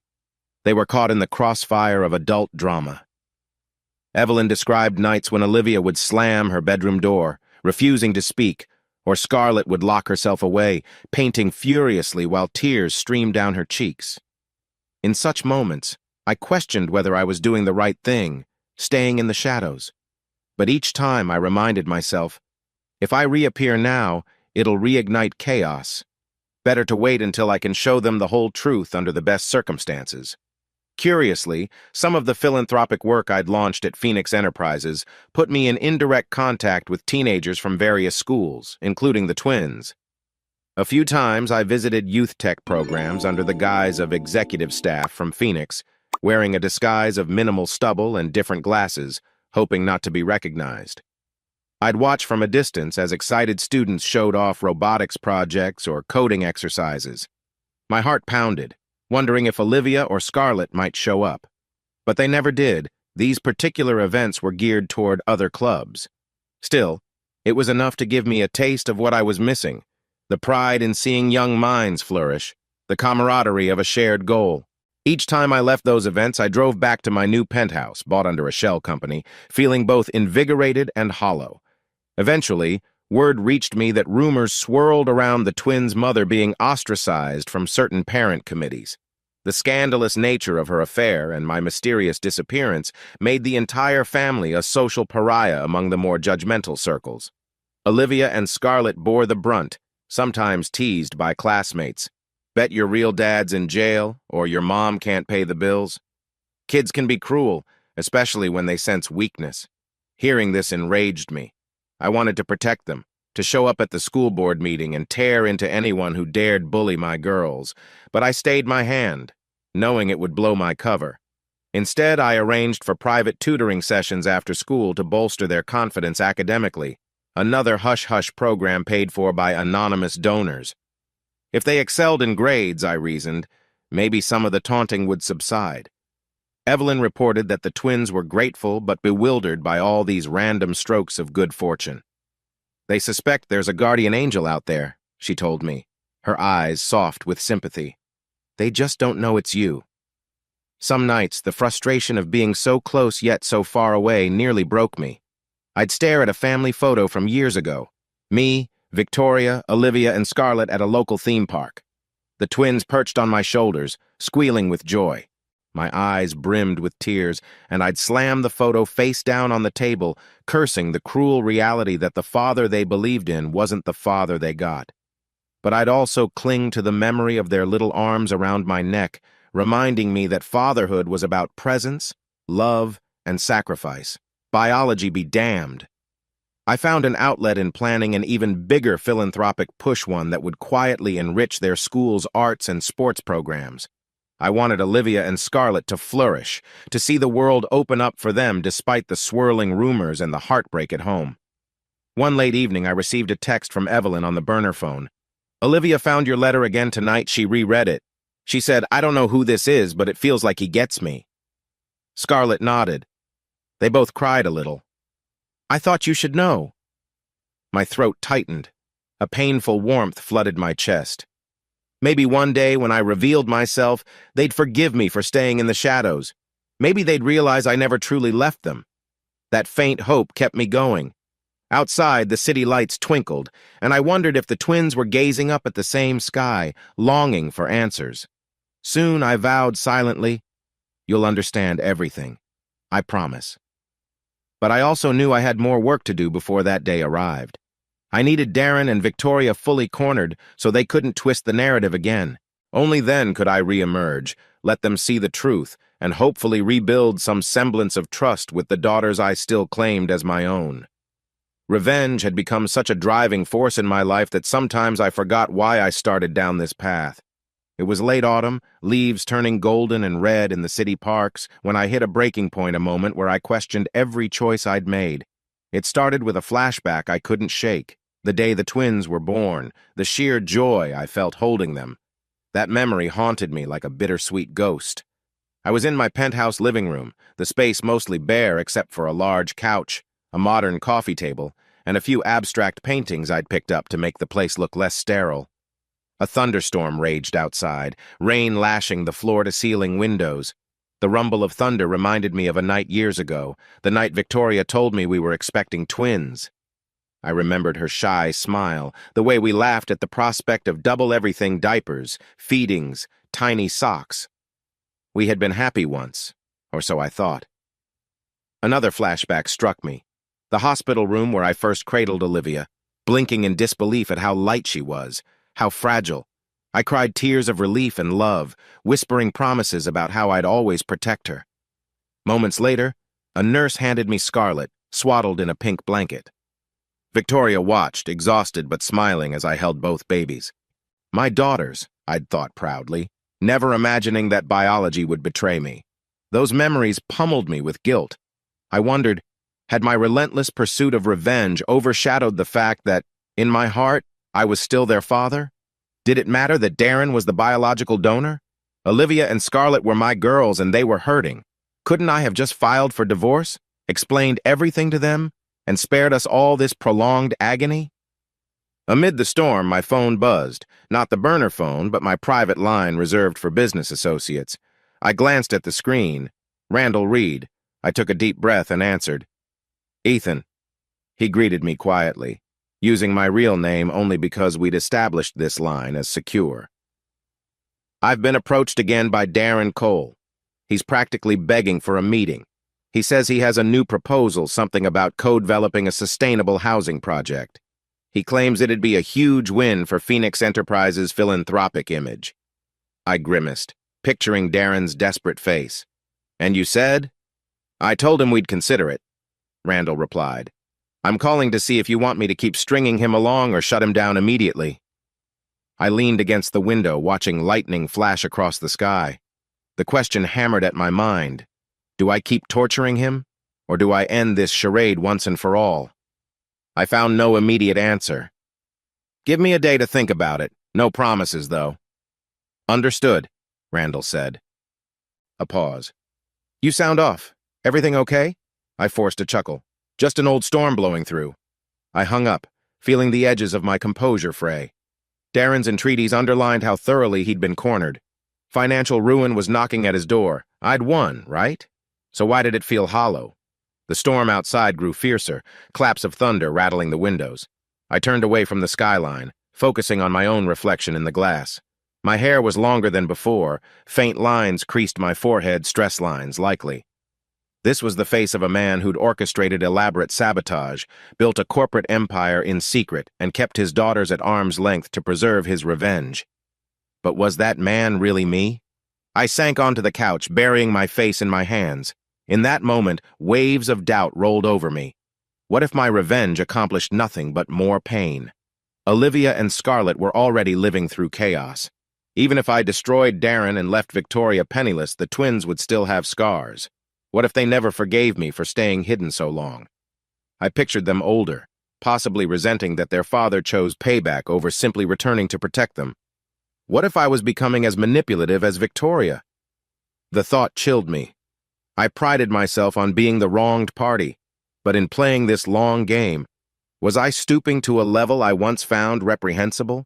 Lightning illuminated the penthouse again, revealing the stark emptiness of the space. Everything I owned felt staged, lacking personal warmth. The intangible wealth I'd gathered through Phoenix Enterprises seemed less like security and more like a fortress built to keep everyone out. Closing my eyes, I let myself drift back to the early days with Victoria, when love felt simple. We met at a mutual friend's barbecue, bantering over charred burgers and cheap beer. She was witty, confident, with a streak of compassion I found irresistible. I remember how she'd volunteer at local shelters, how she'd read bedtime stories to the twins in silly voices that made them giggle uncontrollably. Those were real moments, not lies. Or were they? Did she ever love me, or was Darren always in the shadows? I tried to pinpoint the day our marriage derailed, but no single moment stood out. It was more like a slow drift, the closeness eroding while I buried myself in spreadsheets and she drifted into her own social life. Perhaps we both contributed to the distance. Then again, betrayal on her level concealing the twins' true paternity wasn't something I could ever rationalize. Suddenly, the buzzer for my penthouse elevator chimed. No one ever visited me here without calling first. Tensing, I glanced at the security panel. A uniformed doorman's face appeared on the screen. "Sir, there's a woman here asking for you. She doesn't have an appointment, but she insists it's urgent." My stomach flipped. "Name?" He paused. "She says her name is Claire, but sir, she looks rather distressed." Claire? I didn't know a Claire. But a nagging voice in my head said it could be someone using a fake name, maybe Evelyn, or even Victoria. Against my better judgment, I told the doorman to let her up. My pulse pounded. Had my sister disobeyed my instructions? Or worse, was it a trick from Darren? When the elevator doors opened, I was shocked to see a young woman no older than 25 looking drenched from the rain, hair plastered to her face. She wore a cheap hoodie and clutched a folder against her chest. Fear flickered in her eyes. "Sorry to barge in," she stammered, "but you're the person behind Phoenix Enterprises, right? I've been trying to get a meeting with Randall, but they keep pushing me off." I masked my surprise. "Who are you?" She took a trembling breath. "My name's Claire Levine. I run a small community group in the outskirts of youth center. We applied for a grant from Phoenix. We got denied with no explanation." Her eyes welled with tears. "I was hoping to speak to someone because we really need help. We can't pay rent on the facility and the kids have nowhere else to go." A swirl of pity collided with my own turmoil. I'd built Phoenix Enterprises to help communities, but I also used it to further my revenge. "Look, you shouldn't be here," I managed. "How did you even find out about me?" She glanced at the folder in her arms. "I did some digging, asked around. A few people hinted there's someone above Mr. Reed, a private backer. I guessed it might be you. If I'm wrong, I'll leave." My gut twisted. This was exactly the kind of situation that tested whether Phoenix was genuinely philanthropic or just a tool for vengeance. Claire's desperation reminded me of what I once valued: actual human connection, helping people in need. Without thinking too deeply, I sighed. "All right, show me what you've got." She opened the folder on my coffee table, revealing photos of a rundown building peeling paint, broken windows, a small sign reading Glendale Youth Center. Beside them were letters from the local community praising the center's after-school programs, free tutoring, and sports activities. "We serve about 40 kids daily," Claire explained softly. "Many come from troubled homes. If we shut down, they'll be back on the streets." I scanned the documents. My anger at Victoria and Darren briefly faded, replaced by the realization that I had the power to make a difference, beyond revenge. "Phoenix turned you down?" She nodded, shoulders drooping. "I guess we didn't fit your strategic profile or something. But I figured if I could talk directly to someone with influence. A lump formed in my throat. This is the kind of place I wanted to help when I started Phoenix. Instead, I got sidetracked by sabotage and personal vendettas. "All right," I said, closing the folder. "I'll see what I can do." Her eyes widened. "Seriously?" I nodded. "We'll review your proposal, but keep this meeting to yourself. You never came here, understood?" She hesitated, then gave a tearful smile. "Of course. Thank you. You have no idea what this means." I saw genuine gratitude in her eyes, something I hadn't seen directed at me in a long time. I escorted her to the elevator, feeling a surge of conflicting emotions. In the space of an hour, I'd gone from brooding over my revenge to listening to a plea for real help. Perhaps this was a reminder that I had strayed from my original moral code. Once she was gone, I stood alone in the silent penthouse, the folder still on the coffee table. I flipped through the photos again, imagining those kids losing their safe haven. My chest tightened. I realized that in my quest to destroy Darren and punish Victoria, I'd allowed Phoenix to grow into a behemoth whose philanthropic side was often overshadowed by cunning, strategic moves. But Claire's visit made me think, what if I truly embraced the philanthropic goals I'd initially set? Not just as a shield, but as a genuine mission. Helping those kids would do more than stroke my ego. It could be a way to restore a piece of my humanity. I sank onto the couch, the storm outside subsiding into a gentle rain. Lightning flashed, illuminating the documents. A rare moment of clarity washed over me. Maybe it's possible to fulfill my revenge plan and also create something positive in the world. Maybe I don't have to choose one or the other. That night, I made a decision that would subtly shift my trajectory. I opened my laptop, drafted an internal memo to Randall. Subject, Glendale Youth Center proposal. Let's revisit this application. I want a thorough review ASAP. Find the funds for them. Make it happen. Then schedule a discreet press release about Phoenix's support for small community centers. I hovered over the send button, recalling the tears in Claire's eyes. My finger tapped the mouse, sending the message into the digital ether. For the first time in months, I felt a glimmer of genuine fulfillment, like maybe I wasn't entirely lost in bitterness. Before turning in, I glanced at an old family video stored on my laptop, one of the twins' earliest birthdays. They squealed over a half-deflated balloon, Victoria laughing off camera as I tried to wrangle them into taking a family photo. The love in that moment was undeniable. I paused the video, studying my own smiling face. I'd been so happy, so certain of our future. And now? I closed the laptop, tears burning at the corners of my eyes. I could never reclaim that naive happiness, but maybe I could build something new. Yes, I will finish what I started. Darren and Victoria still have a reckoning to face. But after that, I'd focus on the bigger legacy of Phoenix Enterprises not just as a weapon, but as a genuine force for good. The storm outside had nearly passed, leaving a soft hush over the city. I stood at the window, gazing at the wet streets glistening under lamplights. A sense of calm crept into me, mingled with sorrow. Life was messy, and my path was far from righteous. But I wasn't simply a hollow avenger. I still had paternal love, a sense of decency buried beneath layers of hurt. In that moment of doubt, I found a new kind of determination. I can't undo the betrayal, but I can shape the future. For Olivia, for Scarlett, maybe even for myself. Darren and Victoria would face their consequences, but I wouldn't lose my soul in the process. I'll become something stronger, something that stands for more than just revenge. I whispered to the quiet room, I won't forget who I am, who I was, or who I can still be. And with that, I stepped away from the window, letting the last remnants of the storm wash over my conscience. There was more work to be done, the final moves of my plan, the eventual showdown. But for now, I would cling to this fragile sense of purpose, hoping it would guide me through the dark corridors of my own vengeance. Months slipped by in a tense undercurrent, like the slow buildup before a storm hits land. For all the methodical planning I'd done destroying Darren's empire, isolating Victoria, quietly supporting Olivia and Scarlett, there was an inevitable clash still looming.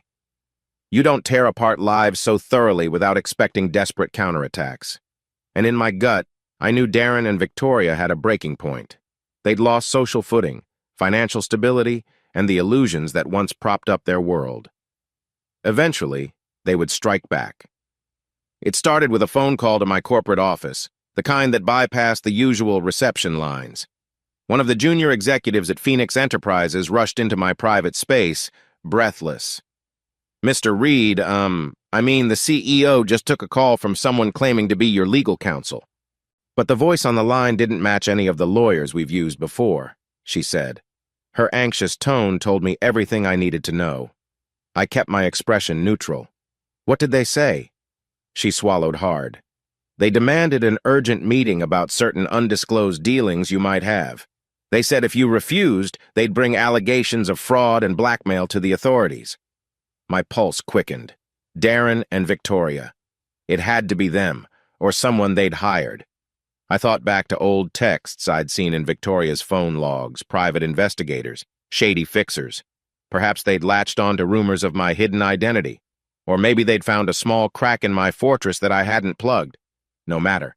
I'd always known they might come at me with blackmail or threats if cornered. I nodded to the junior exec. "Tell Mr. Reed to ignore the call. No comment. If they phone again, forward it directly to me." She left the room, wide-eyed but relieved to have direction. As the door clicked shut, I allowed myself a grim smile. They're making their move. The next morning, Randall Reed approached me with furrowed brows. "Security flagged suspicious inquiries about our building's layout," he said, voice low. "Someone posing as a construction inspector called, asked detailed questions about the top floors, wanted to know if we had private labs or locked-off areas." I leaned back in my chair, tapping a pen against my notes. "So they're gathering intel on Phoenix Tower. Interesting." My mind raced with possibilities. Maybe Darren thought he could find incriminating files or hack into our servers. Or perhaps Victoria believed she could corner me in my own domain, gleaning personal details to use as blackmail. Randall folded his arms, concern etched in his features. "You want me to tighten building security?" I considered it. "Yes, but discreetly. Don't lock the place down like a fortress. Let's see what they do when they think we're vulnerable." A risky move, but I wanted to catch them in the act, whatever that act might be. That same evening, I received a text on the burner phone from Evelyn. "Something's up. Victoria's meeting with someone shady. Darren's been calling her too. They keep mentioning getting even." "Please be careful." I stared at the message, my heart pounding. After all her mistakes, Evelyn was at least trying to warn me. I typed back a brief reply. "I know. Stay out of it. Don't put yourself in danger." I tossed the phone aside, chest tight. This was it, the final endgame. I'd spent years orchestrating their downfall, and now, in their desperation, they were coming after me. A part of me felt a twisted sense of satisfaction. Another part was oddly afraid, not for myself, but for the chaos this might unleash on Olivia and Scarlett. The girls had been through enough. Just a few days later, my head of security, a retired detective named Brendan, alerted me that an unscheduled visitor had forced their way through the lobby. "He's demanding to meet with the real owner, keeps yelling about hidden deals," Brendan told me over the phone, tension lacing his voice. I hurried to the building's security room, where a wall of monitors displayed live feeds from every corridor. I spotted Darren in the main lobby, flanked by two men who looked like hired muscle. The receptionist cowered behind her desk, and building security stood at a distance, clearly outnumbered. My heart hammered. So Darren had come in broad daylight, no more subtlety. He knew enough to guess that the mysterious backer of Phoenix might be me, or at least he suspected. I watched as he barked orders at the guards. "I want to speak to the man in charge now." Seconds later, Victoria emerged from behind him. She was dressed in a wrinkled blouse, hair disheveled, eyes wild. Even across the grainy footage, I saw the strain etched into her face. They're desperate indeed, I thought. Randall slipped into the security room behind me, eyes wide. "What do we do?" he whispered. I took a deep breath. "We handle it. I'll go down there, but not as Ethan Blackwood. If Darren's half sure it's me, let's confirm it on my terms." Randall grabbed my arm. "Be careful. These guys look dangerous." I nodded, stepping toward the elevator. "I have backup, right?" Brendan patted the holster beneath his jacket. "You do. We'll converge if things go south." The ride down felt interminable. My reflection in the elevator doors showed a tense, older version of the man I used to be, haunted eyes, jaw set firm. When the doors slid open, I walked into the lobby with measured steps. Darren spotted me first. He swung toward me, fists clenched. Victoria's eyes widened, flickering with recognition. A few passing employees froze, their expressions confused as they watched the standoff. "You!" Darren growled, voice echoing in the grand lobby. "I knew it! You're behind Phoenix Enterprises! You think you can ruin my life and hide behind shell companies?" I held his gaze. "Darren Cole, causing a scene in my building? Not a good look." He snorted. "Your building. So it's true." A bitter laugh escaped him. "You always were an arrogant bastard, huh? Disappearing like a coward after exposing us at Thanksgiving, then manipulating everything from the shadows." Victoria stepped forward, her face contorted with rage and desperation. "Ethan, why are you doing this? You've taken everything from me, from us. The girls are miserable. The house is in foreclosure and I can't even find stable work. All because of your petty revenge." My pulse hammered. "You call it petty. I call it consequences." I heard my own voice tremble with a mix of anger and sorrow. "You stole my life, Victoria. The family I thought was mine. You lied for years. Darren fathered my daughters. Did you expect me to just roll over?" Her lip quivered. She glared at me, but behind that anger lay something like regret. I never meant it to go this far. I was scared and then everything spiraled. But does that justify destroying us?" I took a step closer, ignoring the tension rippling through Darren's goons. "You destroyed yourselves. I just made sure you felt the consequences you tried to hide from." Darren's men shifted, arms tensing. One scowled at me. "Why don't we cut this talk? We have a proposition for you, Mr. Blackwood, or whoever you are." He tossed a thick envelope onto a nearby table, the corners battered. Evidence photos, financial statements, shady records. Some of them link Phoenix Enterprises to questionable practices. I snorted, feigning disinterest. "I run a clean operation. Anything you have is fabricated or circumstantial." Darren's smug grin told me he believed otherwise. "We know you used offshore accounts to fund your takeover. We have scraps of it, enough to start an investigation. Imagine the headlines. Phoenix Enterprises founder tied to illegal asset transfer. How quickly do you think your philanthropic image would crumble?" I fought a flicker of worry. They might have found bits and pieces, perhaps they bribed or threatened someone in my chain of shell companies. If they leaked it to the press, it could cause a massive scandal. The question was whether they truly had enough for the authorities to act. But as I weighed my response, Victoria stepped in. Her voice shook. "If you don't help us financially, publicly, then we'll destroy Phoenix just like you destroyed us. We want money, Ethan, and we want you to clear Darren's name with your government contacts. We know you have them now." My jaw tightened. The cold, logic part of me wanted to laugh at their attempt to blackmail me, but the father in me feared how far they'd go, especially if they tried using Olivia and Scarlett as bargaining chips. "That's quite the demand," I said quietly. Darren sneered. "Either we get what we need, or we burn this place to the ground. We know all about your hush-hush philanthropic connections, your deals with local officials, a little nudge, and it all collapses." Behind me, a second set of elevator doors dinged open. I caught the reflection in the lobby's polished marble, my head of security, Brendan, stepping out with 2 other guards. They spread out casually, forming a perimeter around us. Darren's hired muscle noticed and tensed, but no one drew weapons yet. I slowly reached into my pocket, pulling out my phone. "You're threatening me on camera in my own building. We record all visitor interactions, you know. That alone could put you behind bars." Victoria's eyes flicked to the ceiling cameras, panic crossing her face. Darren's men exchanged uneasy glances. "We can take care of that footage," Darren growled, though he sounded less confident now. "Just like we can take care of you if you push us." A moment of taut silence stretched. My mind raced. This was the flashpoint. If I called for the guards to forcibly remove them, things could get violent. If I caved to their blackmail, I'd undermine everything I'd built. Enough.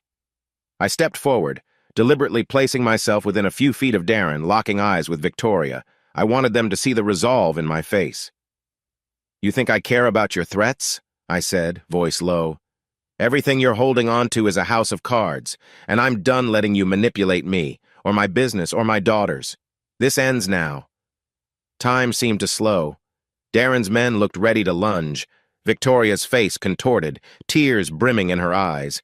She didn't move, though perhaps remembering the love we once shared, or maybe just paralyzed by fear. Darren, fists clenched, seemed uncertain whether to attack or flee. Brendan stepped closer, voice carrying a calm authority. "We have your threats recorded, Mr. Cole. You and your associates are trespassing. Any act of violence will be met with immediate response. The police are on standby. You want that?" Darren's bravado faltered. He shot me a hateful glare. "You can't do this, Ethan. You owe me. You owe us." I shook my head. "I owe you nothing." A wave of tension rolled through the lobby. Darren and his thugs seemed to weigh their odds. Eventually, the two hired muscle retreated a step. Darren exhaled, frustration and anger twisting his features. Victoria slumped, arms wrapped around herself. "This is all your fault," she spat, voice trembling. "You could have just stayed. We could have figured something out.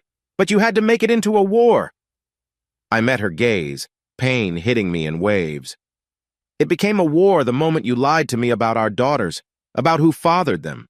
You set it in motion. I just finished it." A single tear slipped down her cheek. For a heartbeat, she looked like the Victoria I first fell in love with, vulnerable, uncertain. Then Darren grabbed her arm, pulling her away from me, muttering, "We're leaving." And just like that, they backed off, the tension draining from the room. Security escorted them to the exit, where they disappeared into the busy street. The blackmail envelope lay abandoned on a table, half crumpled. I picked it up, glancing at the contents. Incriminating or not, it didn't matter now. Our security cameras had recorded the entire confrontation, capturing Darren and Victoria's threats in high definition. If they try anything else, I have them. Randall approached, letting out a shaky breath. That was intense. I tucked the envelope under my arm, scanning the stunned employees who'd witnessed the altercation. They all stared, probably confused about why the reclusive investor had engaged in a standoff with a notorious real estate mogul. "Tell everyone it's under control," I said to Randall. "We'll issue a brief statement if needed, citing a hostile trespass." He nodded. "And what about the blackmail threat?" I looked at the security cameras overhead. "We have them on tape. Let's make sure that footage is backed up in multiple secure locations. I suspect we won't see them around here for a while, at least not like this." Randall placed a reassuring hand on my shoulder. "You okay, boss?" I sighed. My chest felt heavy, like I'd just run a marathon. "Not sure yet," I admitted. "But we survived. That's enough for now." I walked away from the aftermath, heart pounding. The final confrontation is here, I realized. Darren and Victoria wouldn't stop at one failed blackmail attempt. They might try legal channels or a smear campaign next. But now, I was ready. I had every angle covered, every possible move mapped out. They'd demanded a showdown, and I'd given it to them on my turf. Still, a hollow ache gnawed at me. The old Ethan Blackwood would never have imagined facing Victoria, his wife, once cherished, and Darren Cole, his daughter's biological father, like mortal enemies in a corporate lobby. But that was the reality now. My stomach twisted, uncertain if victory felt as sweet as I'd once hoped. Later that evening, just as I was about to leave the tower, my phone buzzed. "Evelyn again," I answered wearily. "What is it?" She sounded frantic. "Ethan, something's happened. Darren and Victoria left the house together in a hurry. Then I saw them talking to someone in a black SUV. I think they're planning something else. They looked furious." A chill skittered up my spine. "I had a run-in with them here. They threatened me. I don't doubt they're desperate." "I'm scared," Evelyn confessed. "What if they do something reckless? Olivia and Scarlett, they're worried. Victoria left them alone." My grip tightened on the phone. "Keep the twins safe, Evelyn. Don't let them leave the house. I'll handle Darren and Victoria if they try anything else." She sniffled. "All right. Just promise me you'll be careful too." I hung up, heart pounding. So the confrontation isn't over. They'd retreated, but only to plan the next strike. My thoughts flashed to Olivia and Scarlett. caught in the crossfire of parents who despised each other. The paternal instinct in me roared to protect them, even if they currently believed the worst about me. Locking up my office, I gazed out over the city lights from an upper balcony. It felt like standing on the precipice of a final battle one that would either cement my triumph or unravel everything. My phone buzzed again, this time with a text from the head of security. "We have the lobby footage secure. The building is on alert. We'll keep you posted if Darren returns." I slipped the phone into my pocket, inhaling the crisp night air. Tomorrow, I'd move to secure my assets further, in case Darren tried a legal stunt or a PR smear. I'd also push forward with the official complaints we'd filed against him another step, to ensure he had no chance to rebound. But in the back of my mind, I wondered if I had the emotional reserves to keep fighting, or if the cost to my soul was already too high. Above me, stars flickered, half obscured by city haze. It's almost over, I told myself. The final confrontation had begun in earnest, and soon, one way or another, we'd reach the end game. I only hoped that, when the dust settled, I'd still have enough humanity left to be the father Olivia and Scarlett deserved, and not just the orchestrator of a grand revenge. They came at me at dawn, a legal flurry meant to wound. By the time I arrived at Phoenix Tower the next morning, my staff was in an uproar. Cease and desist letters plastered across our email system, an emergency press release from Darren's camp accusing Phoenix Enterprises of unethical financial practices, and subtle hints that our founder, that is me, had stolen millions to fund a private vendetta. None of it was neatly packaged evidence, more like a scattershot attempt to raise public suspicion. I locked myself in a conference room with Randall and our legal team. They paraded in with stacks of documents, eyes grim. "It's not enough to shut us down, but it's enough to cause a media storm," my lead counsel, Martin, explained, flipping through pages. "Darren's basically insinuating you used your position to launder money and sabotage competitors." I rubbed my temples. "How credible is it?" Martin shrugged. "On the surface, not very. But if he's persistent, it could trigger formal inquiries. We'll be under scrutiny." Randall tapped the table. "Our philanthropic partners might get spooked. We can't afford that. Darren's hoping to scare them away, or at least force you to settle with him." I let out a slow breath. The walls I'd built to protect Phoenix were solid, but not invulnerable. If Darren whipped up enough public doubt, it could hamper our progress, cause sponsors to withdraw, and tarnish everything we'd achieved. It was a scorched earth tactic. If he couldn't resurrect his own empire, he'd try to burn mine down too. A new wave of anger surged through me. "Then we push back," I said. "No settlement. Let's finalize every piece of evidence we have against him, his shady real estate deals, forged permits, bribes to city officials. Make it all public. I want him legally cornered." The lawyers exchanged glances. "We can expedite that." "And what about Victoria's part in this?" Martin asked carefully. "Her finances are already a mess," I replied, voice tight. "But if she's actively conspiring with him, we add her name to the complaint if needed. I'm done playing nice." They nodded grimly, gathering their documents to spearhead a rapid counter-offensive. As they left, I stared out the conference room's window, the city skyline tinted pink by the sunrise. He wants a war? He'll get one. By midday, Evelyn texted me updates about Victoria. "She's gone from the house, left the twins again. She took a suitcase this time. I overheard her on the phone. She wants to meet Darren out of state. Something about fleeing if everything goes south." I clenched my jaw. The idea of Victoria running off, abandoning Olivia and Scarlett, made my blood boil. But it also signaled that she knew the noose was tightening. If Darren's smear campaign failed, they'd have nowhere to hide. Late afternoon brought a phone call from Aunt Rebecca, a distant relative who rarely reached out. "Ethan," she said, voice quavering, "I just got a distraught message from Victoria. She's well. She's basically begging for money to get out of town. She says you're trying to ruin her life." Aunt Rebecca sighed. "I know it's complicated, but is it true? Are you punishing her that badly?" I swallowed. She punished herself. I'm just ensuring justice is served. Aunt Rebecca paused, clearly uncomfortable. "She's desperate, Ethan. I haven't heard her this scared before. Whatever's happening, it's ugly." I closed my eyes. "I'm sorry she dragged you into this, Aunt Rebecca, but I can't help her anymore. She dug her own grave. We ended the call with tense politeness. A pang of guilt twisted my gut, but I forced it down. Victoria had no one else to turn to except distant relatives, old friends, and apparently none of them wanted to associate with her after the scandal. Her final straw is probably Darren, and he's drowning too. That evening, we released the full trove of evidence against Darren to multiple media outlets simultaneously.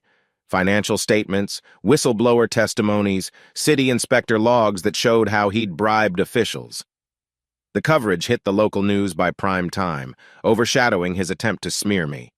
Reporters pounced on Darren's hypocrisy, accusing Phoenix Enterprises of wrongdoing while he had skeletons aplenty. Within 24 hours, a city district attorney opened a formal investigation. Soon after, state authorities stepped in. Darren tried to refute everything, calling it a smear campaign, but the evidence was too extensive. A week later, as I sat in my office scanning updates, a news alert flashed. Real estate mogul Darren Cole arrested on charges of fraud, bribery, and obstruction of justice. Randall burst into the room, beaming. We did it. They have him in custody. Bail is set ridiculously high millions. I clicked on the live stream of the courthouse steps. Darren emerged in handcuffs, looking haggard and pale, flanked by law enforcement. Shouts from reporters peppered the air. He ignored them, glaring at the cameras. I wondered if he was thinking about me, cursing my name for orchestrating his downfall. Probably. But a numb satisfaction filled me. He was finished, at least legally. That left Victoria alone on the outside.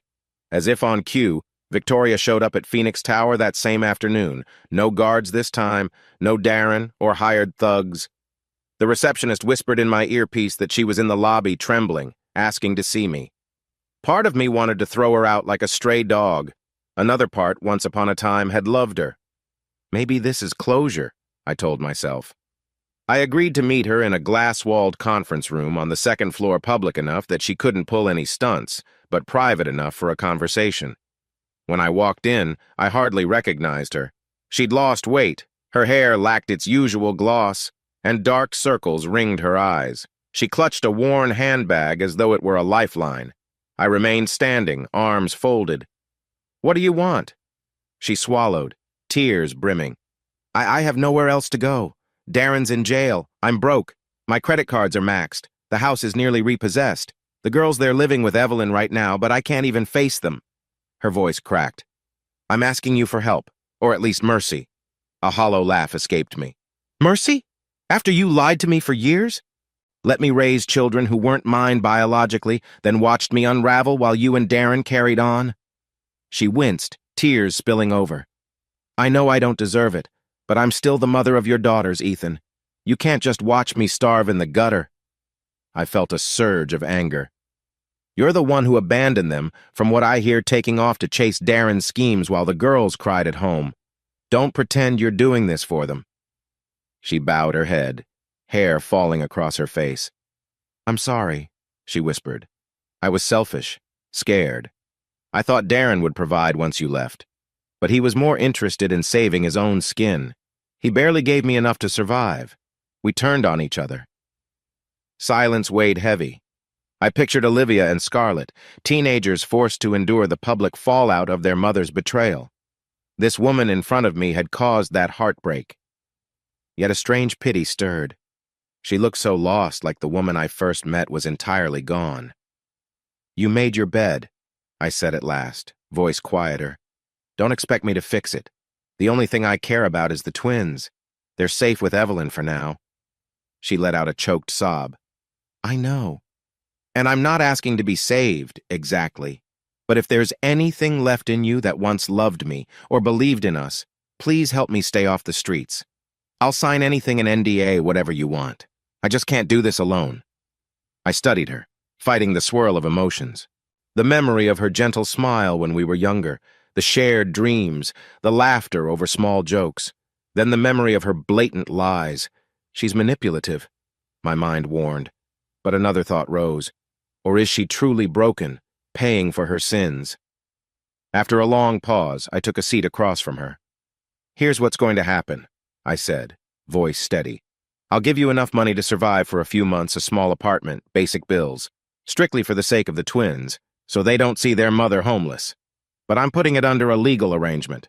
You violate any condition like trying to approach me for more or using the money for anything illegal and it's gone.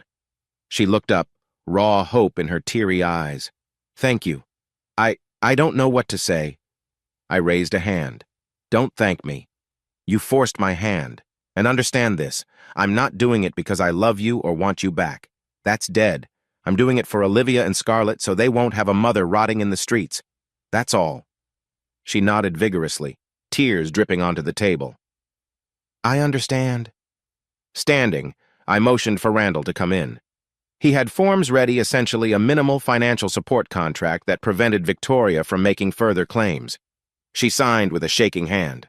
Once that was done, she looked up, voice trembling. Could I see you again? To talk about the twins? Maybe find a way to co-parent somehow?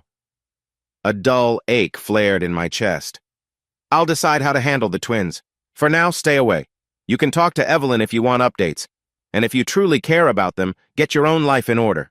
Start by being honest. Victoria gathered her bag, tears still falling. She paused at the doorway. Ethan, I truly am sorry. I said nothing, staring at the blank conference table until she slipped out, footsteps echoing down the hall. The final shred of her social life had disintegrated the moment she came begging. If that wasn't ruin, I didn't know what was. A week later, Darren's case escalated. News broke that federal authorities were pressing more charges. Money laundering, conspiracy, and potential tax evasion. He was done. Even if he managed bail, the legal fees alone would crush him. Investors distanced themselves from the fiasco, and every property he owned went on the auction block. He had no real estate empire left, only an avalanche of debt and the looming threat of prison time.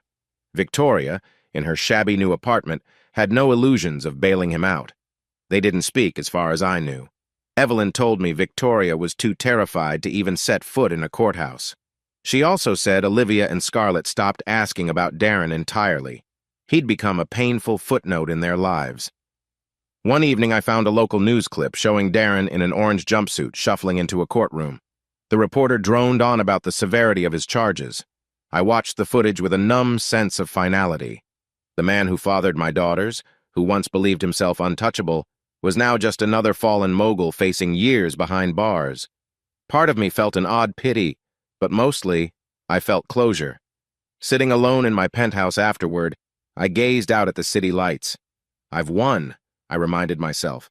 Darren's downfall was complete, Victoria's social life shattered, and the twins shielded from further manipulation. The revenge that once fueled me had reached its climax. Yet a hollow sensation lingered, as if victory came at a higher price than expected. Were there regrets? Absolutely. I regretted the pain inflicted on Olivia and Scarlett, the lost time, the nights they spent crying over their father's absence. I regretted not confronting Victoria sooner, maybe saving us all from deeper scars, but regrets couldn't reverse what had happened. At least now, with Darren out of the picture and Victoria forced into humility, I could focus on healing the wounds that mattered, like my relationship with the twins, and maybe even with Evelyn. The phone rang, an unknown number. I picked it up warily. A woman's voice greeted me, one of the local prosecutors. Mr. Blackwood? She asked. I understand you're the principal figure behind Phoenix Enterprises. We just wanted to confirm some details on Mr. Darren Cole's business dealings with your company. For the record, we see no direct wrongdoing on your part, but we appreciate your cooperation. My gaze flicked to the stack of documents on my desk, the ones that started this avalanche. Of course, I murmured. I'll provide whatever information you need. She thanked me, ended the call. I exhaled, sinking into my chair. The irony was thick. I'd orchestrated Darren's entire downfall, but on paper, I was just a cooperative citizen who stumbled upon evidence of corruption. So be it. Outside, the moon hung low, casting silver streaks across the city. I felt each breath like a heavy load, uncertain if the new quiet in my life was relief or emptiness. I have what I wanted. Darren's gone. Victoria's humiliated. My empire stands stronger than ever. Still, I couldn't ignore the hollow ring of it all. The next step, I realized, was deciding how to move forward, not just as the man who took revenge, but as a father, a brother, maybe even a man capable of more than vengeance. I glanced at a framed photo on the windowsill, showing Olivia and Scarlett at age 5, giggling in matching pajamas. A pang of longing flared, time to shift from ruin to rebuilding. For the moment, though, I let the satisfaction settle in. Darren's ruin was complete, Victoria's collapse nearly absolute. My role in orchestrating it all was no longer a secret among those who mattered. The war was effectively over, though emotional battles remained. As I turned off the penthouse lights and headed to bed, I thought about the final confrontation in the Phoenix lobby. Darren and Victoria had believed they could blackmail me into submission, but they'd underestimated just how thoroughly I'd prepared. Now they were both undone, one in a jail cell, the other in the shadows of disgrace. And me? For better or worse, I stood victorious, alone with my regrets, my triumph, and the faint hope that I could mend what was left of my family in the aftermath. The public storm raged for days, headlines recounting Darren's downfall and rumors about Victoria's disappearance from social circles. But once the media found new scandals to chase, the frenzy quieted. That left room for the quiet, necessary work of addressing the hurt that remained, particularly with Evelyn, Olivia, and Scarlett. One crisp morning, I asked Evelyn to meet me at a small lakeside cafe. It was the same spot where, years ago, we'd scattered our parents' ashes, a place heavy with family memories. She arrived looking anxious, her coat pulled tight around her. I'd told her only that we needed to talk about the future. We chose a table by the water, the breeze rustling fallen leaves. Evelyn fiddled with her coffee cup, eyes flickering to me nervously. "I wasn't sure you'd ever want to see me again," she confessed. "Not after everything." I studied her face, recalling the betrayal I'd felt when I realized she'd covered for Victoria, but also recalling how she'd tried to warn me, how she'd updated me about the twins. She was my only remaining sibling, and I still remembered the nights we spent after our parents died shoulder to shoulder, forging an unbreakable bond. "We can't go back to how it was," I said quietly, "but maybe we can move forward." She blinked, tears forming. "I don't deserve it, but I want that so badly." I took a deep breath. Phoenix Enterprises is expanding its philanthropic wing. We're launching a new foundation aimed at helping displaced families and supporting youth programs. I want you to be a part of it if you're sincere about making amends. Evelyn's eyes widened in surprise, then flooded with emotion. "You want me to work for Phoenix? After everything I did?" I nodded. "Consider it a second chance, but understand, it won't be easy. You'll have responsibilities, accountability, and you'll have to prove yourself every step of the way." A tear slipped down her cheek as she nodded fervently. "I will, I promise. I'll do whatever it takes." We let the silence hang, the lake's gentle waves lapping the shore. It wasn't a magical fix. The damage she'd done to my trust was deep. But giving her a role in something meaningful felt right, like turning our shared heartbreak into something constructive. She wiped her tears, offering a trembling smile. For the first time in ages, I felt a faint warmth in my chest, a sense of hope that maybe our sibling bond could heal over time. That evening, I received a text from Evelyn. "Olivia and Scarlett are with me. They miss you. Are you ready to see them?" My heart pounded. I'd imagined this moment 1,000 times facing the daughters I once raised, who now believed I'd abandoned them. Fear mingled with longing. "Yes, I'm ready," I told myself, even though my hands shook. We chose a neutral location, a suburban park where the girls used to play as kids. Late afternoon sunlight streamed through the trees, casting long shadows on the grass. I arrived early, pacing near the swing set, memories flooding back. The day Olivia first pedaled her bike without training wheels, the time Scarlett insisted on picking wildflowers for me. When I finally saw them, my breath caught. They were taller, more grown-up Scarlett's hair in a messy bun, Olivia in athletic shorts, still radiating that determined aura. They paused a few yards away, looking at me with a mix of emotions I couldn't decipher. "Dad?" Olivia ventured, her voice cracking. "Is it really you?"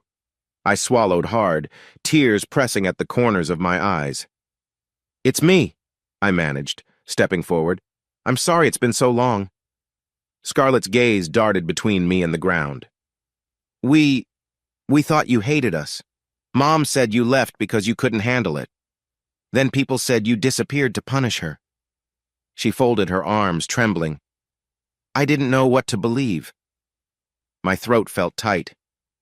I never hated you.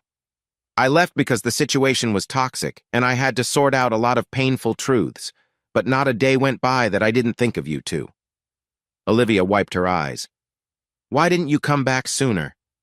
I let out a shaky breath. I thought if I stayed away, I could protect you from more drama. Your mother and Darren, there was so much betrayal. I needed time to deal with that, and I am sorry I hurt you both in the process. Silence stretched, the autumn air chilly. Then Scarlett stepped closer, tears glistening. We used to get these letters, anonymous notes, gifts for school. We suspected, was that you? Nodding, I felt my eyes burn. I wanted to encourage you from a distance, to keep you safe. I know it's not the same as being there in person. She broke into quiet sobs, and Olivia followed suit, hugging her sister. My heart felt like it might burst. Tentatively, I opened my arms. They hesitated, then rushed forward, and we fell into a trembling embrace me, the father who wasn't biologically theirs, but who had shaped their childhood nonetheless. We cried together under the golden light. For those moments, the world fell away, no revenge, no betrayals, just the raw bond between us. I murmured apologies, kissed the top of their heads, told them how proud I was of their accomplishments. They clung to me, sobbing out years of confusion and pain. Eventually, we sat on a nearby bench, wiping our tears. We talked softly about school, about Scarlett's art, Olivia's track meets. I listened intently, heart soaring with love and regret. At some point, Scarlett asked, "What about our real father?" I exhaled. "Biologically, yes, Darren is your father, but he's made bad choices. I'm sorry you had to learn that the hard way. You deserve better. And I want you to know, I still consider you my daughters in every way that matters." They nodded, eyes shining with relief. We stayed there until dusk, forging a fragile new bond that acknowledged the past, but looked toward a calmer future. I wouldn't pretend all wounds were healed, but we'd taken a vital step together. In the following weeks, I made sure to spend time with Olivia and Scarlett, taking them out to casual dinners, visiting an art exhibit for Scarlett, watching Olivia practice sprints at the track. They were wary at first, but gradually the guardedness fell away. I felt a swell of gratitude for every small moment, like hearing them laugh at a silly joke or confiding in me about homework stress. During one quiet evening, Scarlett showed me a new painting, this one depicting two silhouettes holding hands beneath a rising sun. "It's about hope," she explained shyly. "I didn't think I had any, but maybe I do now." I barely managed to keep my composure. "It's beautiful," I whispered. "Just like you." Despite the progress, it wasn't all smooth. Sometimes they'd ask pointed questions. "Why did you do all those secret finance things? Why not just tell us what Mom did?" I tried to explain the complexity without throwing Victoria under the bus too harshly. But the reality was messy. They needed to process their mother's betrayal and my revenge. We navigated it slowly, sometimes with tears, sometimes with lingering anger. Yet each conversation felt like chipping away at a thick wall, letting more light in. Evelyn also played a role, inviting us all to her new philanthropic workspace. She organized small volunteer events, letting the twins see that healing could come from helping others. It was subtle, but I recognized it as her own path to redemption, showing them she wasn't just the aunt who'd once kept secrets. As the holidays approached, I suggested a new tradition, a simple dinner at my penthouse, no big gatherings, just us four. The twins were hesitant. Memories of the last big family holiday were disastrous. But eventually they agreed, and one evening, Evelyn drove them over. I kept it casual: pizza, board games, a silly holiday movie. We laughed at old jokes, teased each other about silly childhood memories. At one point, Olivia tossed a pillow at Scarlett, and I saw a spark of genuine joy in their eyes. The tension that had once gripped our family eased, replaced by a timid warmth. I caught Evelyn wiping a tear, and for once I didn't resent her presence. This was our new normal, fragile but real. Later that night, as I walked the twins to the elevator, Scarlett unexpectedly hugged me, whispering, "I love you, Dad." Olivia joined in, echoing the same words. My throat closed up, tears threatening to spill. I held them close, murmuring how much they meant to me. The ache of lost years stayed, but a sense of redemption overshadowed it. We're finding our way back. With Darren out of the picture and Victoria in a forced exile of sorts, my thirst for revenge had mellowed. I refocused Phoenix Enterprises on genuine community uplift. No longer just a tool for payback, it became a platform for building scholarships, youth centers, and sustainable tech solutions. Evelyn led the new charitable wing, proving herself surprisingly adept at connecting with underprivileged communities, perhaps a testament to her own longing for redemption. I began to realize that the sabotage I'd inflicted had also spurred me to create something meaningful. Maybe in the cosmic sense, no wrongdoing can be undone entirely, but from that darkness, a light can emerge. A nurse once told me that scars are a reminder of both pain and survival.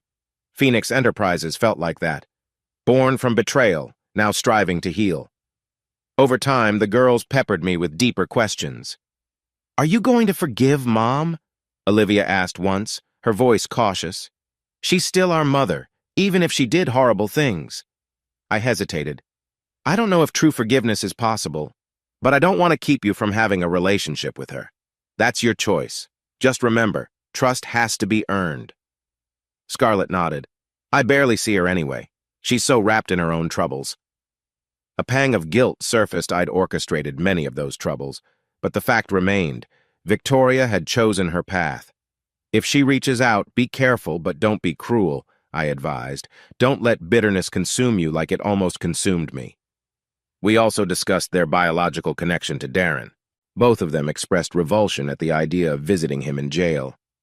"He never tried to know us before," Olivia said, eyes flashing. "He only wanted to ruin you." I patted her shoulder gently. "Your feelings are valid. If you ever change your mind, do it on your terms. Not his." They nodded, relief etched on their faces. I sensed they appreciated having control over that decision.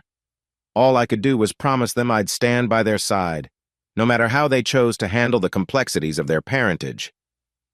One late afternoon, after walking the girls back to Evelyn's car, I lingered on the sidewalk, watching them drive away. The sun cast long shadows on the pavement, a soft glow that made everything look hopeful.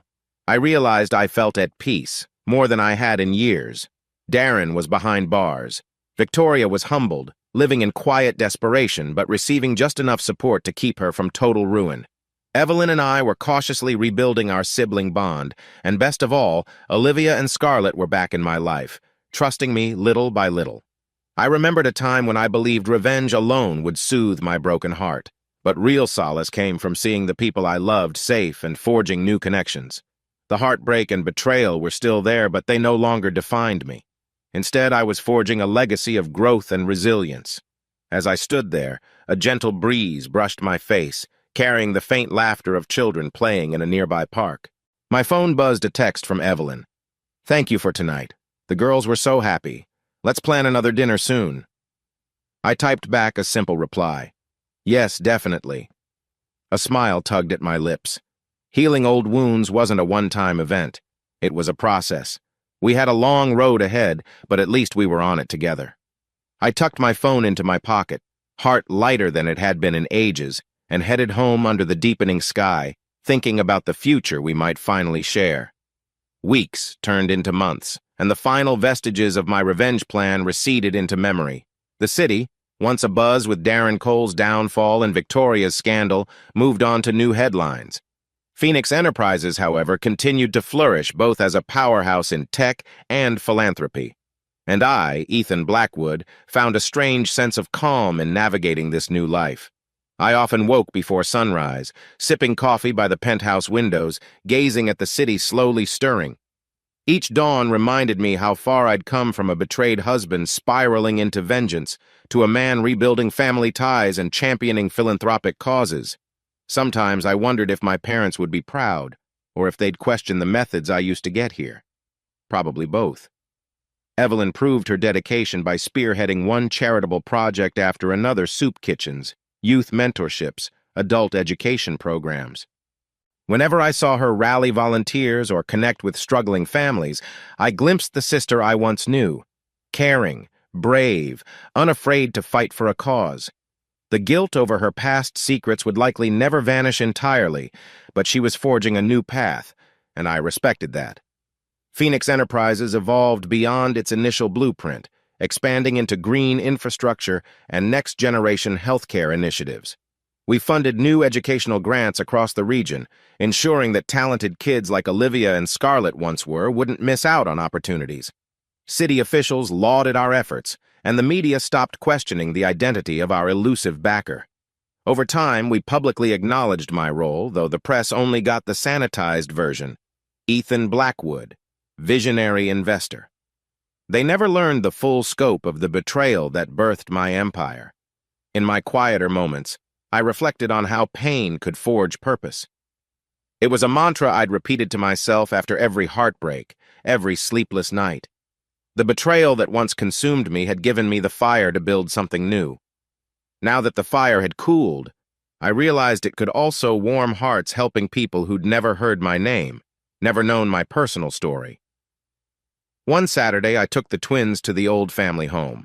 It was abandoned now, banks foreclosed after Victoria's financial collapse.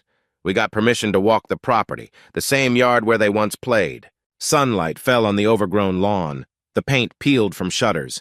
Olivia kicked at a crumbling flower pot, sadness flickering in her eyes. "I remember when Mom used to plant tulips here," Scarlett said softly. "They never really thrived, but she tried." I nodded, remembering how I'd teased Victoria for overwatering them. We stood in silence, each grappling with the memories. Olivia turned to me, voice gentle. "Dad, do you miss living here?" I took a moment to answer. "I miss what it represented, a family I thought was whole, but we can't go back. We can only move forward." Scarlett's eyes watered. "Are we going to be okay?" I put an arm around each of them. "We already are. It's just different. We'll make new memories, ones built on honesty, not secrets." They both hugged me, a wordless agreement passing between us. The bitterness clinging to the old house felt distant. We were forging a new sense of home, maybe not in a single place, but in the bond we shared. Not long after, I decided to revisit a spot that held deep sentiment: the beach where I once took the twins when they were toddlers, letting them splash at the shoreline. The salty breeze reminded me of carefree days. This time, though, I drove there alone, wanting a final moment to reconcile the past. The sky stretched endless, a wash of pale blue. Gulls circled overhead, their calls echoing. I kicked off my shoes and walked barefoot on the sand, waves lapping at my ankles. A sense of déjà vu washed over me, memories of tiny hands clutching mine, squeals of laughter whenever a wave splashed them. I paused, gazing at the horizon, letting the gentle rhythm of the ocean soothe my conflicted heart. In my mind, I replayed the darkest chapters, discovering the affair, the DNA test, the Thanksgiving reveal, the months of orchestrated revenge. It felt like a different lifetime, yet I couldn't deny that I was also grateful for the clarity it brought. I was no longer a naive engineer oblivious to the cracks in his marriage. I was a father who'd walked through fire, emerging with a new purpose. I took a moment to speak aloud to the sea, as if it could carry my words away. "Mom, Dad, I hope you see me now. I've done terrible things, but also some good. I'm trying my best to mend what's broken, and I still love Olivia and Scarlett like they're my own, because they are." The wind tugged at my hair, a gentle acknowledgement from nature. I turned back, the sand shifting beneath my feet. This was my new dawn, a future not defined by Victoria's betrayal or Darren's arrogance, but by the life I chose to build. I had a city that benefited from Phoenix Enterprises, a sister seeking redemption, and daughters who were learning to trust me again. In the distance, the sun glinted on the water, a shimmering path that led outward. I saw it as a metaphor for my journey, no longer anchored by past pain, but guided by the horizon of possibility. Yes, I thought, I'm ready to step forward. 2 weeks later, we hosted a gala for Phoenix Enterprises' new foundation, celebrating the official launch of our youth empowerment grants. City officials, corporate partners, and nonprofit leaders gathered in a grand hall lit by chandeliers. Randall delivered a rousing speech about the future, while Evelyn introduced a few young recipients who spoke about how the grants would change their lives. I stood at the back, a glass of sparkling water in hand, quietly proud. The tears in my eyes weren't from sadness this time, they stemmed from gratitude. Even among the polite applause and formal attire, I sensed something genuine blossoming, a legacy built on transformation, not just destruction. Olivia and Scarlett were there too, in semi-formal dresses, eyes shining with wonder at the scale of the event. Scarlett clung to a small sketchpad, doodling impressions of the gala, while Olivia teased her about it. They both seemed more relaxed, as if the weight of the scandal had lifted. I caught Evelyn smiling at me across the room, nodding as if to say, "See how far we've come?" Later, as the gala wound down, I slipped out to a quiet balcony. The city at night glittered below, each light representing a life, a story. My story had changed drastically since the day I discovered Victoria's first suspicious charge on our credit card. If someone had shown me a glimpse of this future back then, I might not have believed it, a man forging philanthropic pathways out of heartbreak and betrayal. But this is real, I reminded myself, feeling the evening breeze. I'd found a balance between vengeance and mercy, between justice and compassion. Darren's in prison, paying for his hubris. Victoria, in her small apartment, had no illusions about the damage she caused. Evelyn worked tirelessly for redemption, and the twins once again called me Dad with genuine affection. I breathed in, letting the crisp air fill my lungs. We survived, I whispered to the skyline, and we're still here. Behind me I heard footsteps. Olivia peeked out, a curious smile on her face. "Dad, they're announcing the final donation totals. You don't want to miss it." A surge of warmth filled me at her casual use of Dad. I turned, returning her smile. "Lead the way." She took my arm, guiding me back into the bright lights of the ballroom. In that moment, I realized I am not the same Ethan Blackwood who started this journey. That man believed in a perfect life governed by spreadsheets and logic.